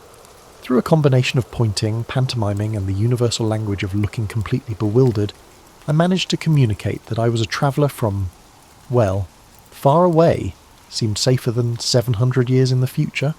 She introduced herself as Alès, which she pronounced in a way that made my attempts to repeat it sound like someone sneezing while trying to say Alice. Alès had the kind of practical kindness that comes from living in a world where hospitality might be the difference between life and death for travellers. She scrutinised me thoroughly, observing my clearly unfamiliar attire and apparent bewilderment, before making a seemingly decisive assessment of my overall innocence. Within minutes, I found myself sitting on a wooden stool in her cottage, which was simultaneously smaller and more complex than I'd expected. The single room served as kitchen, living room, bedroom, and probably several other functions I hadn't identified yet. A fire burned in a stone hearth that dominated one wall, filling the space with warmth and the kind of wood smoke that makes you think of winter evenings even in broad daylight. She ladled something from a pot hanging over the fire into a wooden bowl and handed it to me with the universal gesture of "eat this before you fall over." The stew, and I'm calling it stew because that seemed like the closest modern equivalent, contained ingredients I couldn't entirely identify, but which tasted like someone had managed to make comfort food out of whatever was available in a world before grocery stores. As I ate, Elias continued talking in her musical, incomprehensible dialect, occasionally gesturing at my clothes or the compass I still carried. I nodded at what seemed like appropriate intervals and tried to look grateful rather than completely lost, which wasn't difficult since I was in fact deeply thankful and completely lost. The stew was surprisingly delicious, warming me deeply and easing the residual disorientation from my temporal journey. Outside, the village continued its daily rhythm, blissfully unaware that someone from the future was sitting in Elias's cottage, trying to figure out how to explain the concept of time travel through interpretive dance. Medieval Scottish villages, I learned over the following days, operate on a social system that makes modern office politics look straightforward. Everyone knows everyone else's business, but they discuss it in such elaborate circumlocutions that understanding what's actually happening requires the analytical skills of a detective and the patience of a saint. Elias, with her practical demeanour, appeared to have taken on the role of my cultural interpreter and general caretaker. She'd found me clothes that wouldn't immediately mark me as either foreign or potentially magical. A long tunic in undyed wool, rough brown trousers, and shoes that were less shoes and more leather suggestions wrapped around my feet. The transformation from 21st century person to medieval peasant was remarkably thorough, though I kept the compass hidden in an inner pocket like a technological talisman. The daily rhythm of village life unfolded around me like a complex dance. I was learning one stumbling step at a time. People rose with the sun because artificial lighting consisted of candles and firelight, both too precious to waste on staying up late binge-watching anything. Work commenced immediately and persisted until dusk, interspersed with meals that became unique events. Food, I discovered, was both simpler and more complicated than I'd expected. Simpler because ingredients were limited to what could be grown, caught, or raised locally. More complicated because preparing even basic meals required skills I'd never developed, like knowing which wild plants were edible versus which ones would make you see colours that didn't exist. Elise took my culinary education seriously, teaching me to identify herbs by smell and touch, to judge when bread was properly kneaded by the way the dough felt under my hands, and to tend a fire so it provided steady heat without consuming all the fuel. These lessons came with running commentary in her musical dialect, most of which went over my head, but some of which I was beginning to understand through sheer repetition and context. The village blacksmith, a man named Hamish who looked like he could arm wrestle bears for entertainment, became another inadvertent teacher. He spoke even less comprehensible English than Elias, but his demonstrations of metalworking were clear enough. Watching him shape iron with hammer and fire was like seeing magic that happened to obey the laws of physics. The rhythmic ringing of his hammer provided the village's soundtrack, a steady percussion that marked the passage of working hours. What struck me most was how much everyone knew about everything. Elias could predict weather by reading clouds, identify plants that would cure headaches or settle stomachs, spin wool into thread, weave thread into cloth, and cook meals that turned basic ingredients into something approaching delicious. Hamish could make tools, horseshoes and weapons, and probably fix anything made of metal. Everyone possessed practical knowledge that had been passed down through generations of trial and error. I, meanwhile, knew how to operate a microwave and had strong opinions about coffee brands. The skill gap was humbling. The social dynamics fascinated me in ways that probably weren't entirely healthy. Decisions seemed to emerge from informal discussions that could last days, with everyone contributing opinions in ways that looked chaotic, but followed patterns I was slowly learning to recognise. Leadership existed, but was more collaborative than hierarchical, at least on the level of daily village life. My presence had become a source of mild entertainment for everyone. People needed to teach the stranger, who appeared out of nowhere, basic survival skills that most people learned as children. But there was no mockery in their attention. just curiosity, and the kind of practical helpfulness that comes from living in a community where everyone's survival depends on everyone else's competence. The evenings were my favourite time. After the work was done and the animals settled for the night, people would gather around fires to share stories, songs, and whatever passed for local gossip. These sessions were like a combination of theatre, news broadcast, and social media feed, all rolled into an oral tradition that stretched back generations. I listened more than I spoke, partly because understanding their stories required most of my mental processing power, but mainly because the storytelling itself was so rich. These weren't just tales, they were living history, entertainment, moral instruction, and community memory all woven together in voices that knew how to make words dance. Sitting by firelight, surrounded by voices speaking in rhythms older than written history, I began to understand why my great-aunt Moira's compass had brought me here. The present wasn't just a different time, it was a different way of being human, one that operated on completely different assumptions about what mattered and how life should be lived. Just when I'd started feeling reasonably confident about my ability to navigate medieval Scottish life without accidentally starting a witch trial or dying from eating the wrong mushroom, the universe decided to remind me that historical periods come with historical problems, the kind that don't have modern solutions. It started with Hamish not showing up at his forge for 2 consecutive days. In a village where everyone's routine was as predictable as sunrise, this was equivalent to the town clock stopping. Ilias noticed first, the way mothers notice when children are too quiet. She stood in her doorway, looking toward the silent smithy with the expression of someone calculating distances to the nearest help. The explanation, when it came, arrived in the form of young Tevish running through the village like his hair was on fire, shouting something in rapid Gaelic that sent every adult within hearing distance into immediate action. Even with my improving language skills, I caught only fragments, something about riders, weapons, and a word that might have been MacLeod, spoken in the tone usually reserved for natural disasters. Within minutes, the village transformed from sleepy rural community to organised emergency response team. Men appeared with weapons I hadn't known they possessed, swords, spears, and bows that looked both well-maintained and frequently used. Women began securing livestock, hiding valuables, and preparing for what was clearly a familiar drill. Elise grabbed my arm with a grip that suggested this was not the time for questions. She led me to her cottage, where she began pulling up floorboards to reveal a cache that contained everything from silver coins to woolen cloaks to what appeared to be important documents wrapped in oiled cloth. The hiding place was obviously well planned and frequently accessed. Through gestures and her increasingly urgent dialect, she managed to communicate that raiders, possibly clan rivals, possibly just opportunistic troublemakers, were approaching from the east.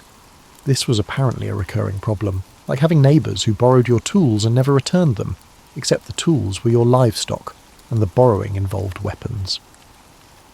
The next few hours unfolded like a medieval disaster movie, except with no special effects budget and considerably more authentic terror.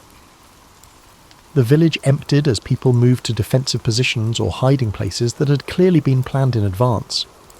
I found myself following Elias to a cave system in the nearby hills, along with most of the women, children and elderly villagers. The caves were more sophisticated than I'd expected, dry, well ventilated and stocked with supplies that suggested this wasn't anyone's first rodeo. Someone had carved rough shelves into the stone walls, and these held water containers, preserved food, and bundles of warm clothing. This was infrastructure born from necessity, the kind of preparation that comes from living with ongoing uncertainty. Waiting in the cave, listening to the muffled sounds of what might have been conflict in the distance, gave me plenty of time to contemplate how unprepared I was for medieval life's more challenging aspects. My modern sensibilities kept expecting someone in authority to handle the situation. Police, military, some form of organised government response. Instead, the villagers were handling it themselves with the calm competence of people who'd never had the luxury of expecting rescue from outside. Hours passed with a kind of slow intensity that makes you hyper-aware of every sound. Children remained remarkably quiet, as if they understood the stakes without needing explanation. Adults took turns at the cave entrance, listening for signals that would indicate whether it was safe to return. The compass in my pocket felt warm against my leg, a reminder that I had options these people didn't. I could potentially use it to return to my time and escape this danger entirely. but the thought felt like abandonment, like walking away from people who'd shown me kindness when I was completely helpless. Late in the afternoon, Tavish appeared at the cave entrance with news delivered in excited whispers. The raiders had moved on without attacking the village directly, apparently deciding the target wasn't worth the effort. But they'd taken livestock from the outlying farms, including Hamish's prize bull and several sheep belonging to other families. The relief was palpable, but it came mixed with the grim understanding that the victory was only a temporary reprieve. Medieval life, I realised, existed in a constant state of low-level emergency, where security was temporary and survival required constant vigilance. As we emerged from the caves and made our way back to the village, I found myself looking at my temporary home with new eyes. These buildings were more than just charming historical structures. They served as fortress walls, safe harbours, and the delicate boundary between civilization and chaos, in a world more fragile than I had ever imagined. Recovery from a medieval crisis, I learned, doesn't involve insurance claims or government assistance. It involves community action that makes barn raising look casual. The villagers' response to the recent raid played out like a carefully choreographed dance that everyone knew the steps to except me. Within hours of returning from the caves, assessment and redistribution began. Hamish's lost bull was mourned briefly, then replaced through a complex system of shared resources that involved everyone contributing something: grain, labour, animals, or promissory notes for future services. Watching this unfold was like seeing economics in its most basic form, where value was measured in practical terms and everyone's survival depended on everyone else's generosity. My role in this recovery effort was initially unclear. I possessed no livestock to share, no traditional skills to contribute, and no accumulated social capital to draw upon. Standing around looking sympathetic wasn't going to help anyone replace stolen sheep. But Elise, with her gift for practical solutions, found ways to make me useful. She set me to work helping with tasks that required more hands than skill, holding wool while she spun it into thread, carrying water for various household needs, and learning to tend the fire so it burned efficiently without consuming precious fuel. These weren't glamorous contributions, but they freed her to focus on more complex work, which in turn helped the overall community effort. The compass in my pocket seemed to pulse occasionally, as if reminding me of its presence. Sometimes I'd catch myself wondering what would happen if I used it, whether I'd return to my own time and place, leaving this community to handle their challenges without the minor assistance I was learning to provide. The thought always left me feeling oddly hollow, like contemplating leaving a book unfinished. As days passed, I began to understand the intricate social network that held the village together. Relationships here weren't just personal, they were economic, political, and survival-based all at once. When old Morag shared her preserved vegetables with families who'd lost stores to the raiders, she wasn't just being kind, she was investing in a network of reciprocity that might save her life someday. My language skills improved through necessity and immersion. Conversations that had been incomprehensible began revealing their meanings, though I still missed subtleties and references to shared history. The dialect was like a musical instrument I was learning to play. I could manage simple melodies, but the complex compositions were still beyond my reach. Hamish, recovered from whatever had kept him away during the raid, took an interest in my metalworking curiosity. His forge became a second classroom where I learned that working with iron required patience, timing, and physical strength I was slowly developing. The rhythm of hammer on anvil was meditative in ways I hadn't expected, and there was profound satisfaction in shaping metal into useful forms. Under his patient instruction, I managed to create my first piece, a simple hook for hanging pots. It was crude, functional, and probably embarrassing by medieval standards. But Hamish examined it with the seriousness of a master craftsman evaluating important work. His nod of approval felt like earning a diploma from the University of Practical Life. The village's children became another source of education, though they were probably learning as much from me as I was from them. My stories about the future, carefully disguised as tales from far away, fascinated them. In return, they taught me games, songs, and the kind of local knowledge that adults took for granted but visitors needed to learn. Through their patient instruction, I discovered which berries were safe to eat, how to read weather signs and cloud formations, and the proper way to approach various animals without getting kicked, bitten, or worse. I realised that children's knowledge, unfiltered by assumptions about what everyone already knew, was often more practical than adult knowledge. Evening storytelling sessions continued to be highlights of each day. My contributions to these gatherings evolved from silent listening to occasional participation. The first time I successfully told a story that made people laugh, I felt like I'd passed some invisible test of community membership. The story was about a traveller who got lost and ended up in a place where everything was familiar but slightly different, like his home viewed through a distorting mirror. Looking back, it was probably more autobiography than fiction, but the audience appreciated the humour in someone bumbling through unfamiliar customs while trying to maintain dignity. Sitting by firelight surrounded by faces that had become familiar and dear, I realised I'd stopped thinking about this experience as temporary. The compass still rested in my pocket, still offered the possibility of return, but that possibility felt less urgent than it had when I'd first arrived. Finding your place may mean not just surviving, but also adding value to those around you. Living in medieval Scotland for several weeks taught me that community isn't just a pleasant social concept. It's a survival technology refined over generations. Every relationship, every tradition, and every seemingly casual interaction served multiple purposes that weren't immediately obvious to someone raised in the age of individualism and social safety nets. The revelation came during preparation for what Ilias called the harvest celebration, though my improving language skills suggested the actual name involved several syllables that didn't translate directly into modern English. The celebration wasn't just a party, it was a community-wide ritual of gratitude, resource assessment, and social bonding that would help everyone survive the coming winter. Preparations began weeks in advance and involved everyone in overlapping circles of responsibility. Women organised food preparation that required coordinating ingredients from dozens of households. Men handled construction of temporary structures and arrangements for entertainment. Children managed smaller tasks that nonetheless proved essential to the overall effort.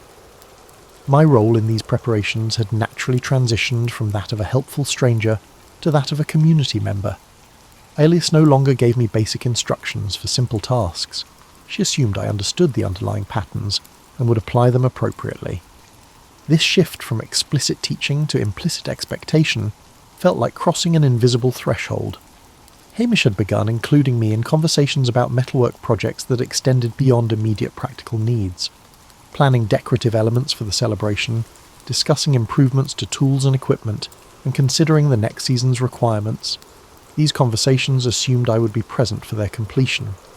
The assumption was never stated directly, but it coloured every discussion about future plans.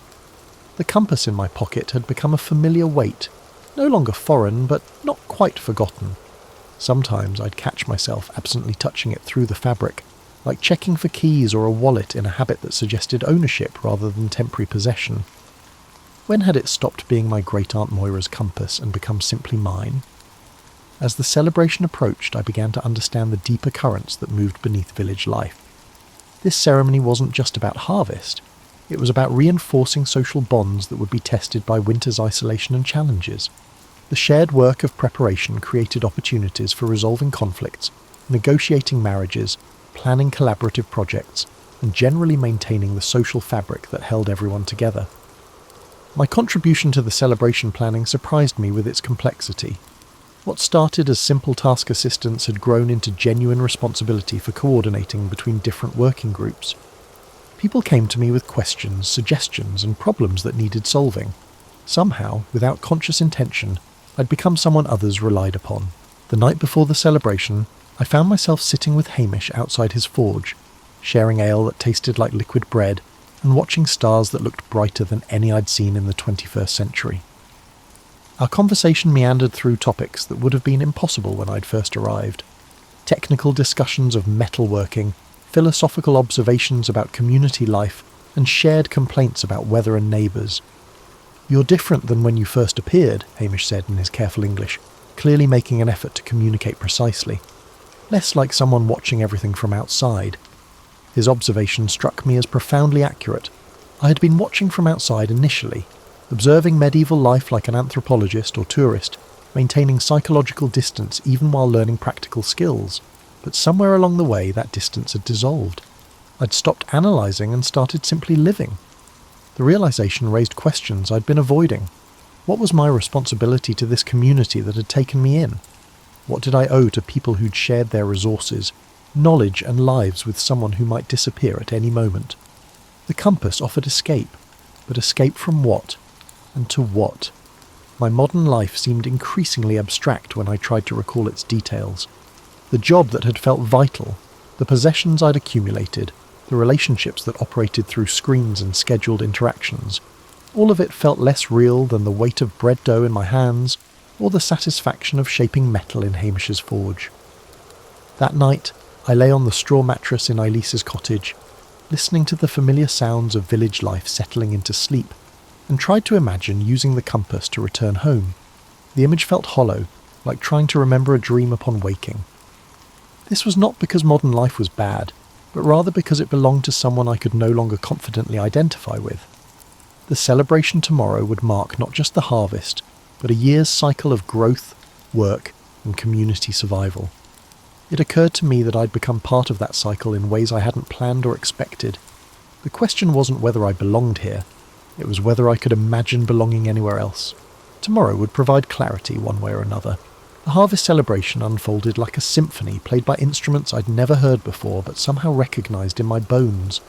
Dawn brought the scent of bread baking in communal ovens, the sound of children's laughter mixing with adult voices raised in songs that seemed older than the stones themselves, and a sense of anticipation that made the air itself feel alive with possibility. I woke to find that Elias had left new clothes on the stool beside my bed. Not the rough work garments I'd grown accustomed to, but festival clothes in colours that caught the light. The tunic was deep blue, the colour of the evening sky, with embroidery around the neck and sleeves that must have taken weeks to complete. When had she found time to create this? And why? The day began with a ritual I was invited to join rather than simply observe. Standing in the village centre with everyone else, hands joined in a circle that encompassed the entire community. I listened to words spoken in Gaelic that I couldn't understand but somehow felt the meaning of. Gratitude, remembrance, hope for the future, acknowledgement of the cycles that connected all life. Universal concepts expressed in ancient syllables. Upon the conclusion of the formal ceremonies and the commencement of the celebration proper, I found myself effortlessly transitioning through familiar routines, helping to arrange food on long tables constructed from planks and sawhorses, ensuring that fires were properly tended to keep everything warm, and solving small logistical problems that arose when large groups tried to coordinate complex activities. But something had shifted in how others responded to my presence. Previously, strangers would greet me with careful politeness, but now they greet me with the casual warmth of family. Children ran to me with questions and small disasters that needed adult attention.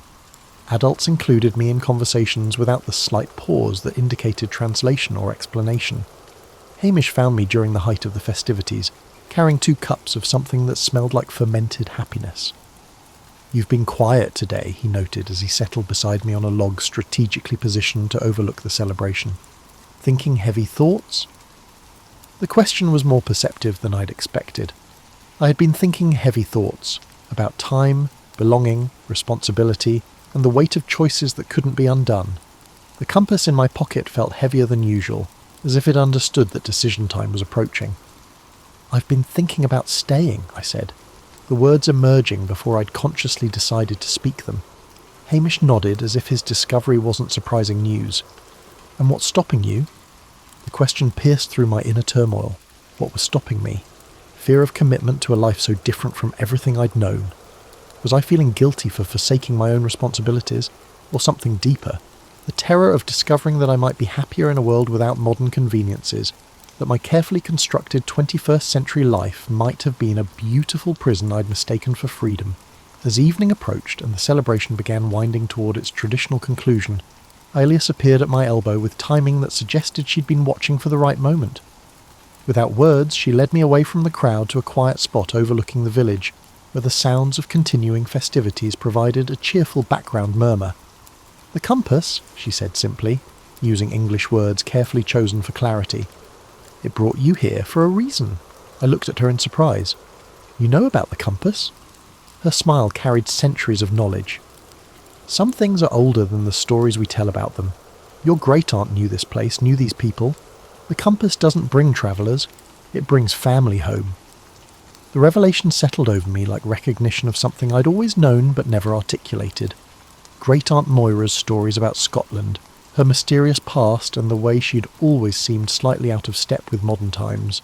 Suddenly they made sense in ways that had nothing to do with logic and everything to do with truth.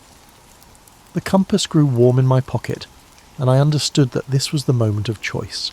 I could return to my time, carrying memories of this experience like souvenirs from an extraordinary vacation. Or I could stay, accepting the responsibility and joy of genuine belonging in a community that had already accepted me as one of their own, looking down at the village where lights flickered in windows, where people I'd grown to love were continuing celebrations that would carry them through another winter, where my hands had helped build something larger than myself. The choice felt less like a decision and more like recognition. The compass would stay in my pocket, its work complete. I was already home.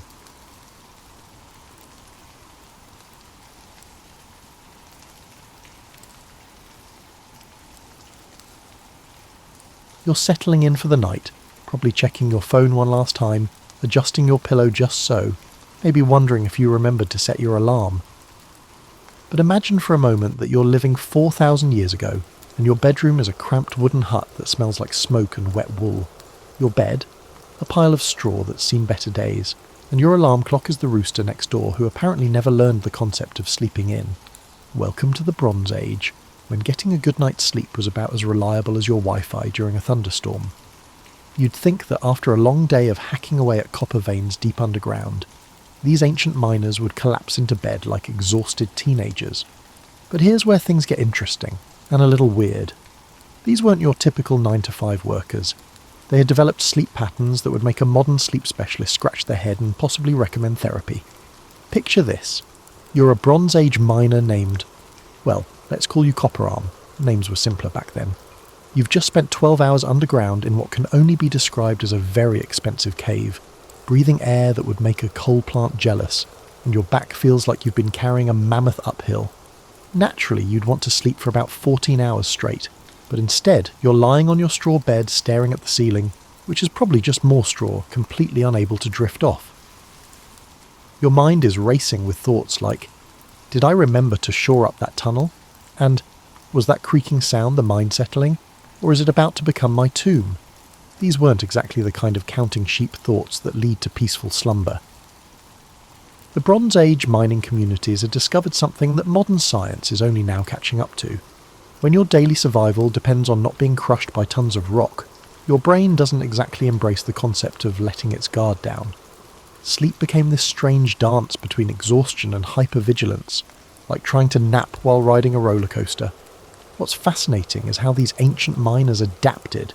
They didn't have sleep studies or melatonin supplements, or those white noise machines that sound like gentle rain but somehow cost more than your monthly coffee budget.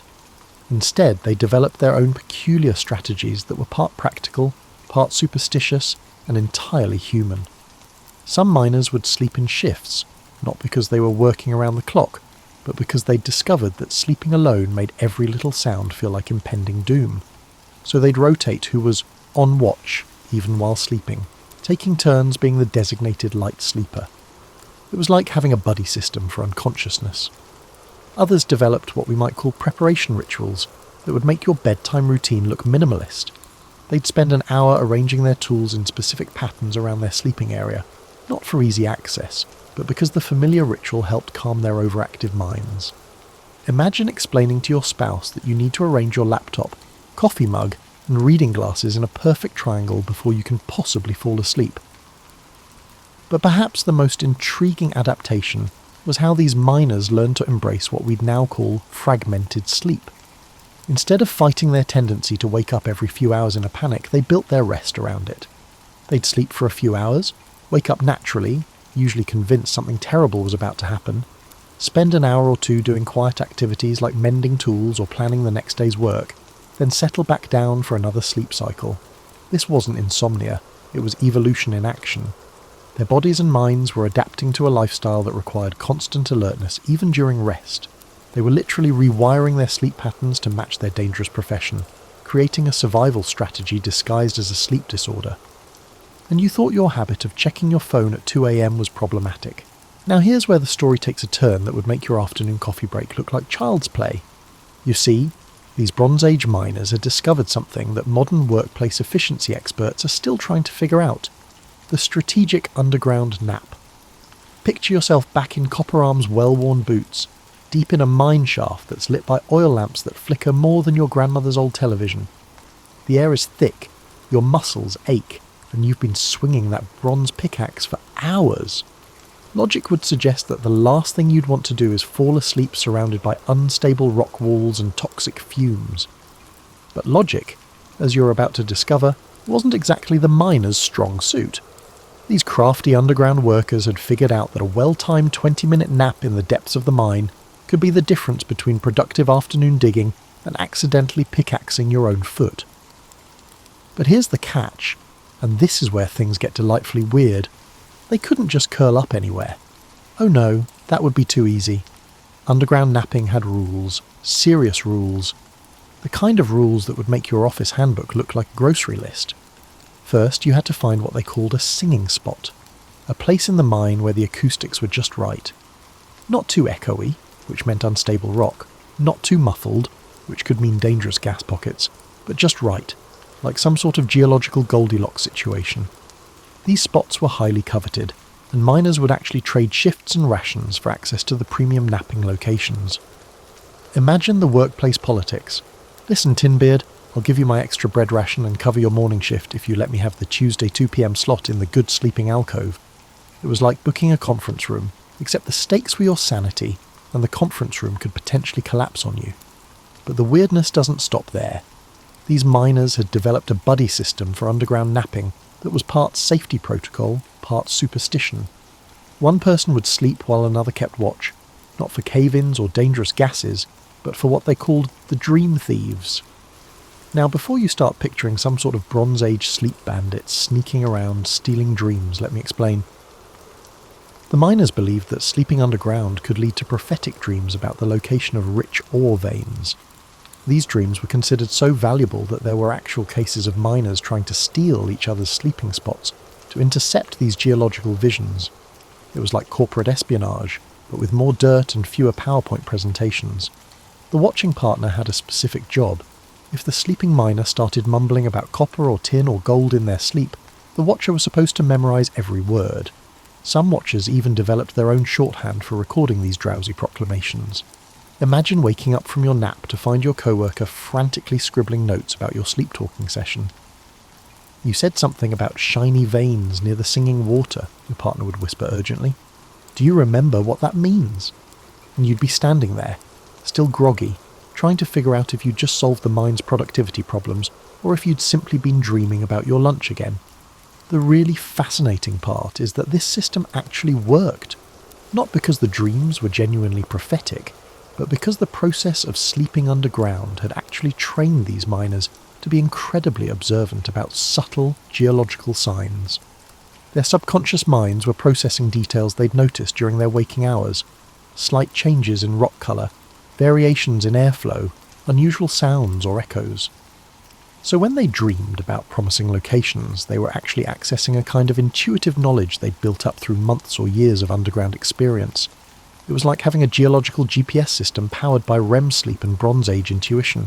But here's the mildly stressful part that would keep you on edge. Not everyone's dreams were welcome. If a miner's underground naps consistently led to dry holes or dangerous cave-ins, they'd be banned from the good sleeping spots. Imagine the pressure of knowing that your dream quality could affect your career prospects. Performance reviews were literally based on your subconscious performance. Sorry, Copperarm, but your last 3 dream tips led us to solid rock and a small flood. You're relegated to the noisy alcove near the ventilation shaft until further notice. It was like being demoted for your sleep performance. Talk about workplace stress following you into your dreams. You'd think that people who spent their days in near total darkness would relish the opportunity to sleep in actual comfortable darkness. But Bronze Age miners, as you're beginning to understand, weren't exactly conventional in their approach to rest and relaxation. Instead of embracing the darkness, they turned bedtime into what can only be described as a competitive sport. And like most competitive sports, it was simultaneously ridiculous and intensely serious. Picture this. You're back in your straw-filled hut after another day of underground adventures, and instead of simply lying down and closing your eyes like a reasonable person, you're participating in what the mining community called darkness challenges. These weren't official competitions with prizes and ceremonies. They were the kind of informal contests that emerge when people have too much time, too much stress, and not nearly enough entertainment options. The basic concept was simple. See who could fall asleep fastest in complete darkness. But like everything else in Bronze Age mining culture, the execution was wonderfully complicated. First, there were the preparation rituals. Each miner had their own pre-sleep routine that they swore was the key to rapid unconsciousness. Some would count their breathing in specific patterns, not the gentle 4-7-8 breathing you might have learned in yoga class, but intense mathematical sequences that would make your high school algebra teacher proud. Others would mentally catalogue every tool in their collection, every support beam in their section of the mine, every pebble in their daily path. One popular technique involved what they called reverse mining, mentally digging their way out of the mine tunnel by tunnel from their deepest point to the surface. It was like counting sheep, except the sheep were geological formations and the counting could take hours. But here's where the competitive element kicked in. Miners would actually time each other's descent into sleep. They'd use water clocks, basically ancient hourglasses filled with water instead of sand, to measure who could achieve unconsciousness most efficiently. The current record holder in most communities was usually treated with the kind of respect we might reserve for Olympic athletes. Did you hear? Stonejaw fell asleep in under 3 drips last night. 3 drips. I can barely get comfortable in under 10. This timing system led to all sorts of creative strategies. Some miners would deliberately exhaust themselves during the day, performing extra tasks or taking on additional shifts, thinking that extreme fatigue would guarantee rapid sleep. Others went the opposite direction, trying to achieve the perfect balance of tiredness without crossing into that overtired zone where your brain starts acting like a caffeinated squirrel. The really dedicated competitors developed what we might recognise as early meditation techniques. They'd spend their evening hours practicing what they called mind darkening, essentially training their thoughts to slow down and fade to black on command. It was mindfulness meditation disguised as a sleep competition, and it actually worked surprisingly well. But then there were the cheaters. Oh yes, even Bronze Age sleeping competitions had their scandals. Some miners would secretly consume fermented beverages before the challenge, figuring that alcohol-induced drowsiness should count as legitimate sleep speed. Others would claim they'd fallen asleep when they were actually just lying very still with their eyes closed, hoping the timekeeper wouldn't notice the difference. There were heated debates about whether these tactics were within the spirit of the competition. That's not real sleep, Copper Arm. Real sleep means dream activity. You were just pretending. Prove it, Bronzetooth. You can't measure dreams with a water clock. These arguments would sometimes go on for hours, which kind of defeated the entire purpose of a rapid sleep competition. The most elaborate cheating scheme involved miners who would practice falling asleep during their lunch breaks, essentially training for the evening competitions like athletes preparing for the Olympics. They'd find quiet spots in the mine, set up their own timing systems, and work on perfecting their sleep-onset technique during work hours. This led to the somewhat stressful situation where supervisors had to watch for miners who were too good at falling asleep. If you could doze off too quickly during the day, you might be suspected of practicing for the evening competitions instead of focusing on your actual job. Why were you able to fall asleep so fast during lunch break, Tin Hand? Are you training for tonight's darkness challenge when you should be thinking about copper extraction? Imagine having to defend your natural sleepiness as evidence that you weren't being competitive about bedtime. It was like being too good at relaxation for your own good. The competitions also created an unexpected side effect. Miners became incredibly sensitive to sleep disruption. A snoring neighbour, a creaking roof beam, or an unusually active mouse could completely ruin your competitive sleep time. This led to elaborate pre-competition rituals involving soundproofing attempts, neighbour negotiations, and what can only be described as Bronze Age white noise machines, usually involving controlled water dripping or rhythmic tool tapping. And just when you thought it couldn't get more complicated, the communities started developing seasonal variations of the challenges, with different rules for winter sleeping versus summer sleeping, new moon versus full moon nights, and pre-mining versus post-mining sleep sessions. It was the kind of thing that started as simple fun and evolved into a complex subculture with its own rules, strategies, and social hierarchies. Because apparently, even sleep needed to be optimized for maximum efficiency and competitive advantage. Who knew Bronze Age miners were the original life hackers? Just when you thought Bronze Age sleep habits couldn't get any stranger, we encounter what might be the most peculiar phenomenon of all, the singing sleepers. And no, this isn't about miners who hummed lullabies to help themselves drift off, though that would be charmingly normal compared to what actually happened. You're lying in your Bronze Age bed. Remember, it's still that pile of straw that's definitely seen better days. And from somewhere in the darkness comes a sound that's part melody, part moan, and entirely mysterious. It's your neighbour, Bronzebeard, engaging in what the mining community called sleep singing, a phenomenon that was part medical condition, part social ritual, and entirely fascinating to everyone who witnessed it. Sleep singing wasn't like the occasional snoring or sleep talking that you might be familiar with. These weren't random mumbles or unconscious vocalizations. The singing sleepers produced elaborate melodic compositions while completely unconscious, often lasting for hours and featuring complex harmonies that they couldn't reproduce while awake. The weird part, as if it wasn't weird enough already. The songs seemed to follow the rhythm of mining. The melodies matched the tempo of pickaxe swings. The harmonies echoed the sounds of copper being separated from stone, and the overall compositions had a distinctly geological quality that somehow made perfect sense if you'd spent enough time underground. Imagine trying to explain this to your modern sleep specialist. Well, doctor, I seem to be composing symphonies in my sleep, but only ones that sound like mining equipment, and I can't remember any of it when I wake up. The mining communities didn't treat this as a medical oddity to be cured. They embraced it as a form of entertainment and in some cases divine communication. Families would actually adjust their sleeping arrangements to be closer to their household sleep singer, and neighbours would sometimes request specific songs by leaving symbolic objects near the singer's bed. Want to hear the copper vein discovery song? Leave a small piece of copper ore by the sleeper's head, hoping for the safe journey underground melody. A mining tool placed just so might do the trick. It was like having a prehistoric jukebox that operated on unconscious request fulfillment. But here's where things got mildly stressful for the sleep singers themselves. They started feeling performance pressure even while unconscious. Some singers reported anxiety dreams about not producing good enough nocturnal concerts, or nightmares about forgetting the melodies their communities had come to expect. Bronzebeard might wake up feeling exhausted, not from physical labour, but from the psychological pressure of being the neighbourhood's primary source of nighttime entertainment. Imagine the responsibility of knowing that your sleep quality directly affected everyone else's enjoyment of their evening. Did you hear Bronzebeard's performance last night? Usually his underground flooding song is much more dramatic. I hope he's not coming down with something. The phenomenon created its own social dynamics. Sleep singers became informal community leaders, their unconscious musical choices influencing group decisions about mining locations, safety protocols, and even interpersonal conflicts. If the sleep song featured harmonies about avoiding a particular tunnel, the mining crew might genuinely consider changing their plans.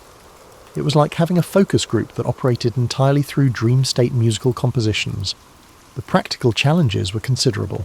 Sleep singers couldn't control their nocturnal performances, which meant they might launch into a rousing mining anthem, just when everyone else was trying to fall asleep. This led to the development of singer schedules, informal agreements about when different sleep singers would be allowed to perform. Bronzebeard gets the first part of the night, Copper Voice takes the middle shift, and Tin Throat handles the pre-dawn slot. That way everyone gets some quiet sleep time and some musical entertainment. But scheduling unconscious performers is about as reliable as predicting the weather using tea leaves.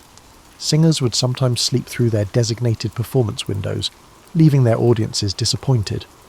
Other times they'd have particularly energetic nights and sing right through someone else's scheduled quiet time. The communities developed surprisingly sophisticated ways to manage these challenges. Some groups appointed sleep conductors, people whose job was to gently influence the singers' performances through subtle, environmental cues. They'd adjust the temperature, introduce specific scents, or create gentle background sounds that might encourage certain types of songs. It was like being a DJ for unconscious performers, trying to create the right atmosphere for the kind of musical dreaming that would benefit the entire community. The most talented sleep conductors could allegedly influence not just the style of the songs, but their content. Want songs about successful mining ventures? Create an environment that feels prosperous and secure. Need melodies that would calm pre-mining anxiety? focus on comfort and safety cues. Of course, this system was about as reliable as you'd expect when dealing with unconscious minds, environmental manipulation, and Bronze Age technology. Sleep conductors would spend hours preparing the perfect conditions for inspiring mining-themed lullabies, only to have their featured singer produce 3 hours of what sounded like rocks falling down a mountain. I specifically arranged everything to encourage the peaceful underground journey composition, and instead we got 4 hours of avalanche in a copper mine. What am I doing wrong? The pressure on both singers and conductors led to the development of backup entertainment systems, storytellers, musicians and other performers who could fill in when the sleep singing didn't meet community expectations. Because apparently even unconscious entertainment needed understudies. By now you've probably realised that Bronze Age miners had turned sleep into something resembling a complex logistical operation. But just when you think you've got a handle on their nocturnal peculiarities, we encounter what might be their most ambitious sleep-related innovation, the Great Sleep Migration. Picture this, you're copper arm again, and you've just discovered that your usual sleeping spot, that carefully chosen corner of your hut where the straw is just the right density and the roof doesn't leak too much, is no longer providing quality rest. Maybe the sleep-singing neighbour has changed their repertoire to something that sounds like rocks having an argument. Maybe the local mouse population has decided your sleeping area is prime real estate. Or maybe you've simply outgrown your current sleep environment the way you might outgrow a favourite coffee shop that suddenly starts playing music that makes your teeth hurt. The logical solution would be to adjust your sleeping arrangements within your existing space. Add more straw, negotiate with the neighbour, declare war on the mice. But Bronze Age miners, as you've learned, weren't particularly interested in logical solutions when creative ones were available. Instead, they developed a system of seasonal sleep migration that would make modern minimalists weep with envy and digital nomads nod with understanding. The concept was beautifully simple. Instead of trying to perfect one sleeping location, why not rotate through multiple sleeping spots throughout the year, following optimal sleep conditions the way birds follow favourable weather patterns? This wasn't just about comfort, though comfort was certainly part of it. The miners had observed that different sleeping locations seemed to produce different types of dreams, different quality of rest, and different levels of preparation for the next day's underground work. Some places were better for deep restorative sleep. Others seemed to encourage the kind of light, alert rest that kept you ready for unexpected mine emergencies. The migration routes weren't random. Mining communities developed elaborate maps of optimal sleeping locations, complete with seasonal ratings, dream quality assessments, and detailed notes about environmental factors that affected rest quality. The sleeping alcove behind Stonejaw's hut is excellent for deep winter rest, but avoid it during the rainy season unless you enjoy the sound of water dripping directly onto your forehead every 37 seconds. The elevated platform near the mine entrance provides superior ventilation for summer sleeping, but the sunrise light makes it unsuitable for anyone who values sleeping past dawn. These sleep migration maps became highly valued community resources, passed down through families and traded between mining settlements like precious commodities. A detailed sleep location guide could be worth several days' wages, and experienced sleep migrants were consulted like travel advisors. I'm thinking of trying the rocky outcrop near the eastern mine shaft for my autumn sleep rotation. What's your assessment of the wind patterns and rodent activity in that area? The migration system created its own social dynamics. Popular sleeping spots would become overcrowded during peak seasons, leading to reservation systems and waiting lists. Prime locations might be booked months in advance, with miners planning their sleep schedules around availability rather than personal preference. Some entrepreneurs, yes, Bronze Age miners had entrepreneurs, started offering sleeping location rental services. They'd scout new spots, test them for optimal sleep conditions, and then lease them to other miners for premium rates during high-demand periods. For just 3 extra copper pieces per moon cycle, you can have guaranteed access to the sheltered grove with a natural sound dampening and built-in morning sun alarm. No mice, no leaks, no snoring neighbours. Premium sleep location with a satisfaction guarantee. But the migration system also created unexpected challenges. Miners would sometimes get so attached to particular seasonal sleeping spots that they'd refuse to migrate when conditions changed. They'd stubbornly remain in summer locations well into winter, suffering through cold and discomfort rather than give up their favourite sleep environment. This led to the development of migration counsellors. community members who specialised in helping miners make healthy transitions between seasonal sleeping locations. They'd provide emotional support for miners who were having trouble letting go of unsuitable sleeping spots, and practical advice for adapting to new sleep environments. I understand your attachment to the moss-covered boulder formation, Tintooth, but it's been flooding regularly for 3 weeks now. Perhaps it's time to consider the elevated platform option we discussed.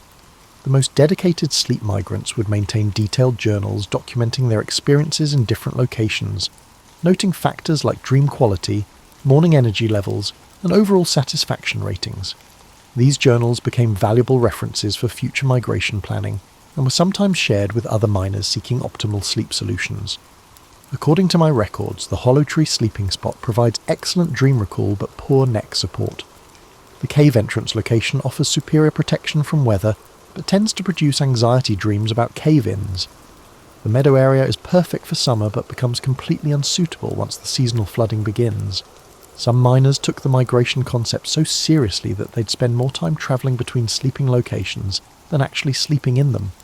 They'd become so focused on finding the perfect sleep environment that they'd exhaust themselves with constant relocation logistics. The communities eventually had to establish migration limits to prevent miners from wearing themselves out with excessive sleep location optimization. Too much time spent searching for perfect rest could actually cause worse sleep quality than just settling for good enough. It was like the Bronze Age version of analysis paralysis, except instead of endless research about mattress types and thread counts, it involved geographical surveys and seasonal weather pattern analysis. And just when the system seemed to be working smoothly, some innovative miners started experimenting with micro-migrations, changing sleeping locations multiple times within a single night to optimize different phases of their sleep cycles.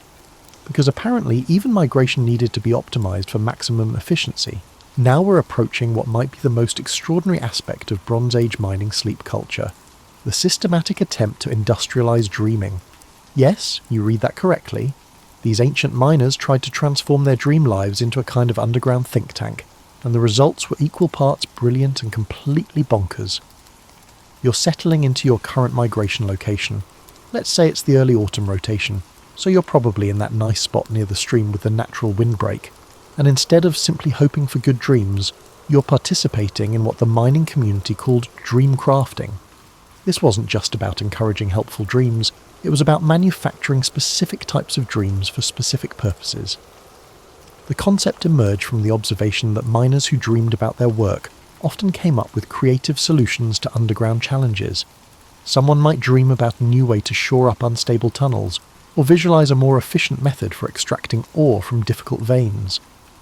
These work-related dreams seem to access a kind of problem-solving capability that conscious minds couldn't always achieve. Naturally, mining communities decided to systematize this process. Dream crafting involves elaborate pre-sleep preparation rituals designed to encourage specific types of dreams. Want to dream about finding new copper deposits? Spend your evening handling copper samples, studying geological formations, and mentally rehearsing successful mining scenarios. Hoping for dreams that would solve structural engineering problems? Focus your pre-sleep attention on support beams, tunnel design, and architectural challenges. It was like programming your unconscious mind to work on specific projects while you slept. The communities developed specialized roles for dream crafting support. Dream preparers would help miners set up their pre-sleep environments with appropriate visual, tactile, and olfactory cues. Dream recorders would be standing by when miners woke up, ready to capture and document any potentially useful dream content before it faded from memory. Quick, copper arm. You're mumbling something about twisted metal bindings and spiral support structures. Can you remember any details about the dream? And you'd be lying there, still half asleep, trying to reconstruct a complex engineering vision, while someone frantically takes notes about your drowsy mumbling. The most ambitious dream crafting experiments involved group dreaming sessions. Multiple miners would prepare to sleep together, focusing on the same challenges and hoping to generate complementary dreams that could be combined into comprehensive solutions. It was like forming a dream-based research and development team. Tonight we're all going to focus on the flooding problem in the eastern tunnels. Bronzebeard, you concentrate on drainage solutions. Tin Hand, focus on waterproofing materials. Stonejaw, see if you can dream up some kind of early warning system for water detection. The success rate for these group dreaming projects was about what you'd expect when trying to coordinate unconscious minds working on complex technical problems. Occasionally the miners would awaken with innovative, complementary solutions that seamlessly blended together like a puzzle. More often, they'd produce a collection of unrelated dreams about fish, childhood memories, and that embarrassing incident with the pickaxe from 3 summers ago. But the occasional successes were impressive enough to keep the system going, and some mining communities became quite sophisticated in their dream crafting techniques. They developed what we might recognise as early versions of lucid dreaming training, teaching miners to recognise when they were dreaming and to maintain some level of conscious control over their dream narratives. The goal was to stay focused on work-related problem solving even while asleep. Remember, when you realise you're dreaming, don't get distracted by flying or other dream nonsense. Focus on the tunnel ventilation challenge. Use your dream state to visualise solutions that might not occur to your waking mind. This created some mildly stressful situations where miners felt pressure to be productive even while unconscious. Imagine the anxiety of knowing that your sleep performance was being evaluated not just for rest quality, but for creative problem-solving output. Sorry everyone, my dreams last night were completely useless. I spent the whole time dreaming about a giant copper-coloured rabbit that kept giving me mining advice that made no sense. I don't think we can use dig tunnels like carrot burrows as a viable engineering strategy. The communities eventually had to establish dream failure forgiveness policies to prevent miners from developing sleep anxiety that would actually reduce their dream productivity. Some of the most dedicated dream crafters started keeping detailed dream journals, documenting not just the content of their dreams, but the pre-sleep preparation techniques that seemed to produce the most useful results. These journals became valuable community resources, like recipe books for generating specific types of dreams.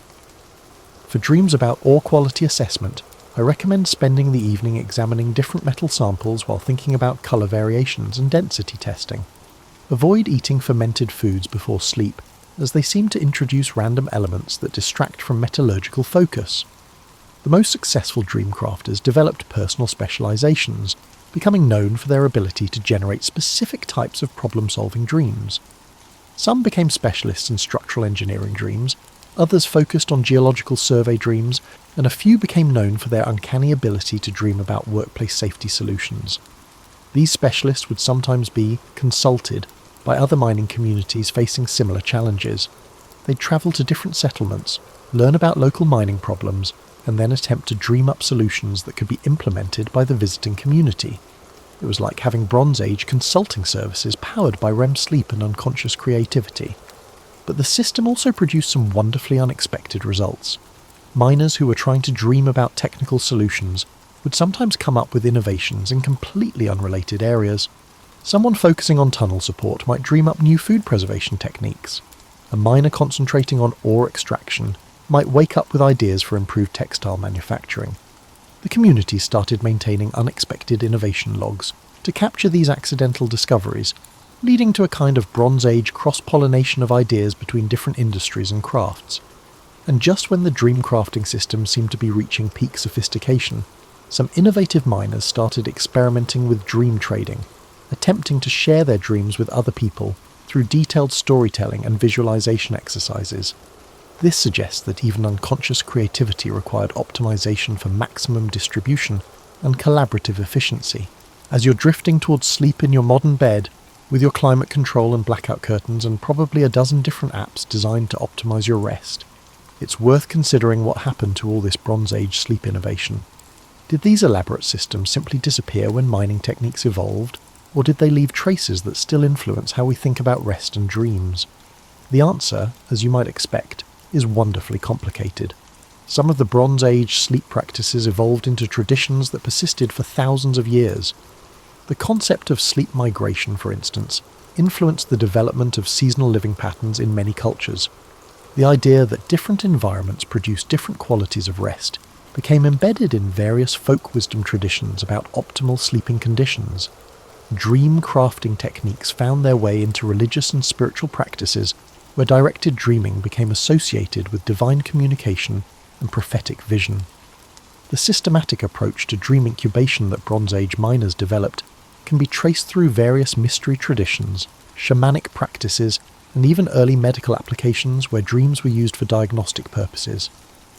The competitive aspects of Bronze Age sleep culture evolved into more formal sleep-related customs and ceremonies.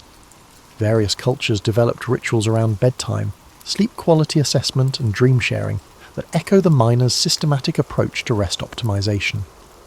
But perhaps the most significant legacy was the fundamental idea that sleep could be actively managed and optimized rather than simply endured.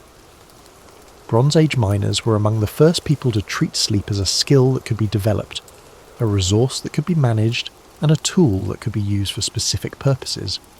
This conceptual framework laid the groundwork for later developments in sleep medicine, dream research, and what we now call sleep hygiene. The miners recognized that environmental factors, social dynamics, and psychological preparation could dramatically affect sleep quality, which was remarkably sophisticated for its time.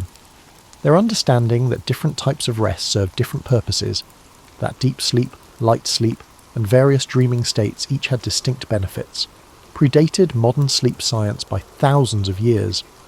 They were essentially conducting primitive sleep studies, using themselves as test subjects and developing practical applications for their discoveries. The social aspects of their sleep innovations were equally influential. The idea that individual sleep quality could affect community well-being, that sleep patterns could be coordinated for group benefit, and that sleep-related skills could be shared and taught became embedded in many cultures' approaches to rest and community living. Even some of their more unusual practices left lasting influences. The concept of sleep singing evolved into various traditional lullaby practices and bedtime musical customs. The idea of sleep location optimization influenced architectural approaches to bedroom design and the development of sleeping spaces in different cultures. Their systematic approach to managing sleep-related anxiety, recognizing that worry about sleep quality could actually interfere with rest, became a cornerstone of later therapeutic approaches to sleep disorders. Bronze Age miners were essentially practicing primitive cognitive behavioral therapy for sleep problems, but perhaps most importantly, they established the precedent that sleep was worth paying attention to, worth investing effort in, and worth treating as a serious aspect of human health and productivity. This wasn't just about getting enough rest, it was about getting the right kind of rest, in the right environment, with the right preparation and support systems. Modern sleep research continues to confirm many intuitive findings. We now know that sleep environments do significantly affect rest quality, that social factors can influence sleep patterns, that pre-sleep routines can improve sleep onset and quality, and that different types of sleep serve different physiological and psychological functions. The contemporary interest in sleep optimization, sleep tracking, and sleep-related wellness products reflects the same basic impulse that drove Bronze Age miners to develop their elaborate sleep management systems. We're still trying to solve the same fundamental challenge: how to get the kind of rest that sustains our demanding, often stressful lives. Of course, we have advantages that Bronze Age miners couldn't have imagined. We understand sleep physiology, we have effective treatments for sleep disorders, and we can create sleep environments that are safer and more comfortable than anything available 4,000 years ago. But we may have lost some of their wisdom about the social and psychological aspects of sleep. Their recognition that rest is not just an individual activity, but a community resource, that sleep quality affects not just personal performance but group well-being, and that the journey towards sleep can be as important as the sleep itself, offers insights that remain relevant today. As you settle into your sleep routine tonight, you're participating in a tradition that stretches back to those ancient copper miners who refused to accept poor sleep as an inevitable part of difficult work. They understood something that we're still learning: that good sleep is not a luxury but a necessity, not a passive experience, but an active skill, and not just about rest, but about preparing for whatever challenges tomorrow might bring.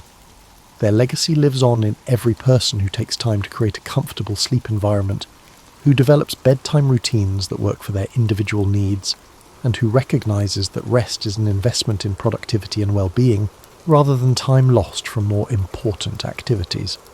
So tonight, as you adjust your pillow and settle into your carefully chosen sleep position, you're honouring thousands of years of human innovation in the art of rest. You're the beneficiary of countless generations of people who refused to accept that sleep was simply something that happened to them, rather than something they could actively improve.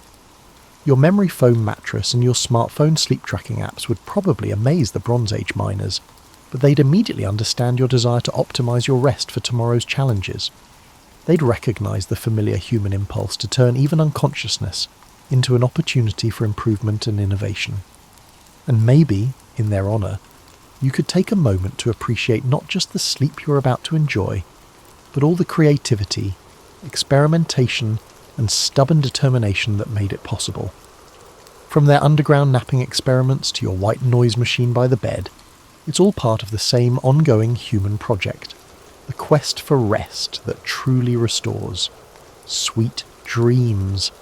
The Bronze Age miners would be proud of how far we've come and how much we still have in common with those ancient seekers of perfect sleep.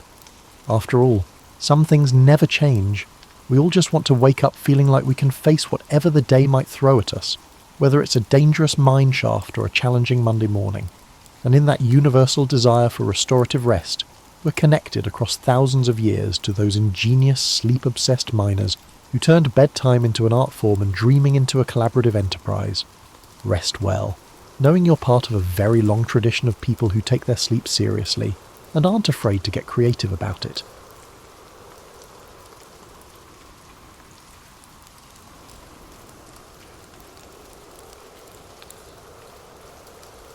In the year 1162, amidst the sweeping steppes of Mongolia, a child was born into a world of cold winds and endless plains.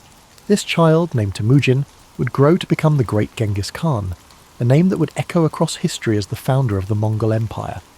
But before he became a conqueror, he was simply a boy born into struggle, shaped by the harshness of his environment and the conflicts of his people.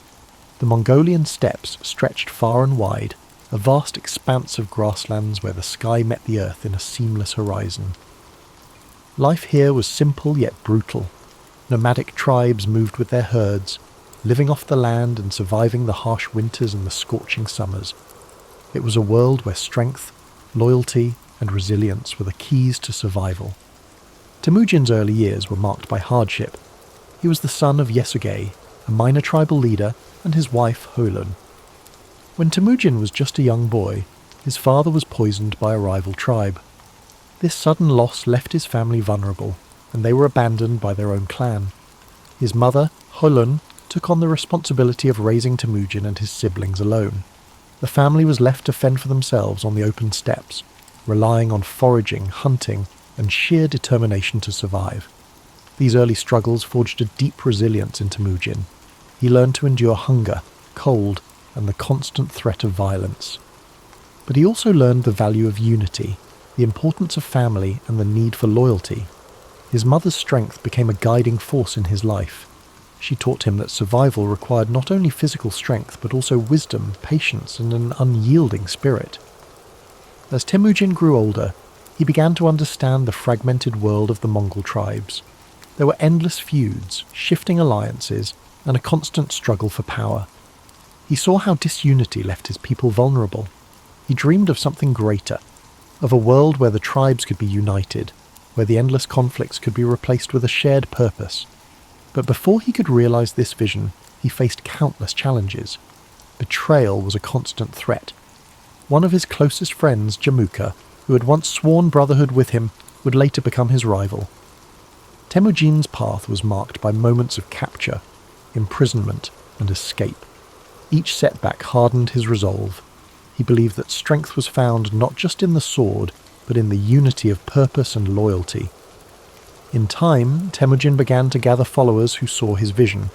He was not just a warrior. He was a leader who understood people. He rewarded loyalty and merit rather than noble birth, a revolutionary idea in a world bound by tradition. His reputation grew, and more tribes pledged their allegiance to him. His ability to inspire, to strategize, and to adapt set him apart. He was relentless, determined, and focused on a single goal: to unite the Mongol tribes under one banner. In 1206, after years of battles, alliances, and strategic brilliance, Temujin achieved his dream. He was declared Genghis Khan, meaning universal ruler.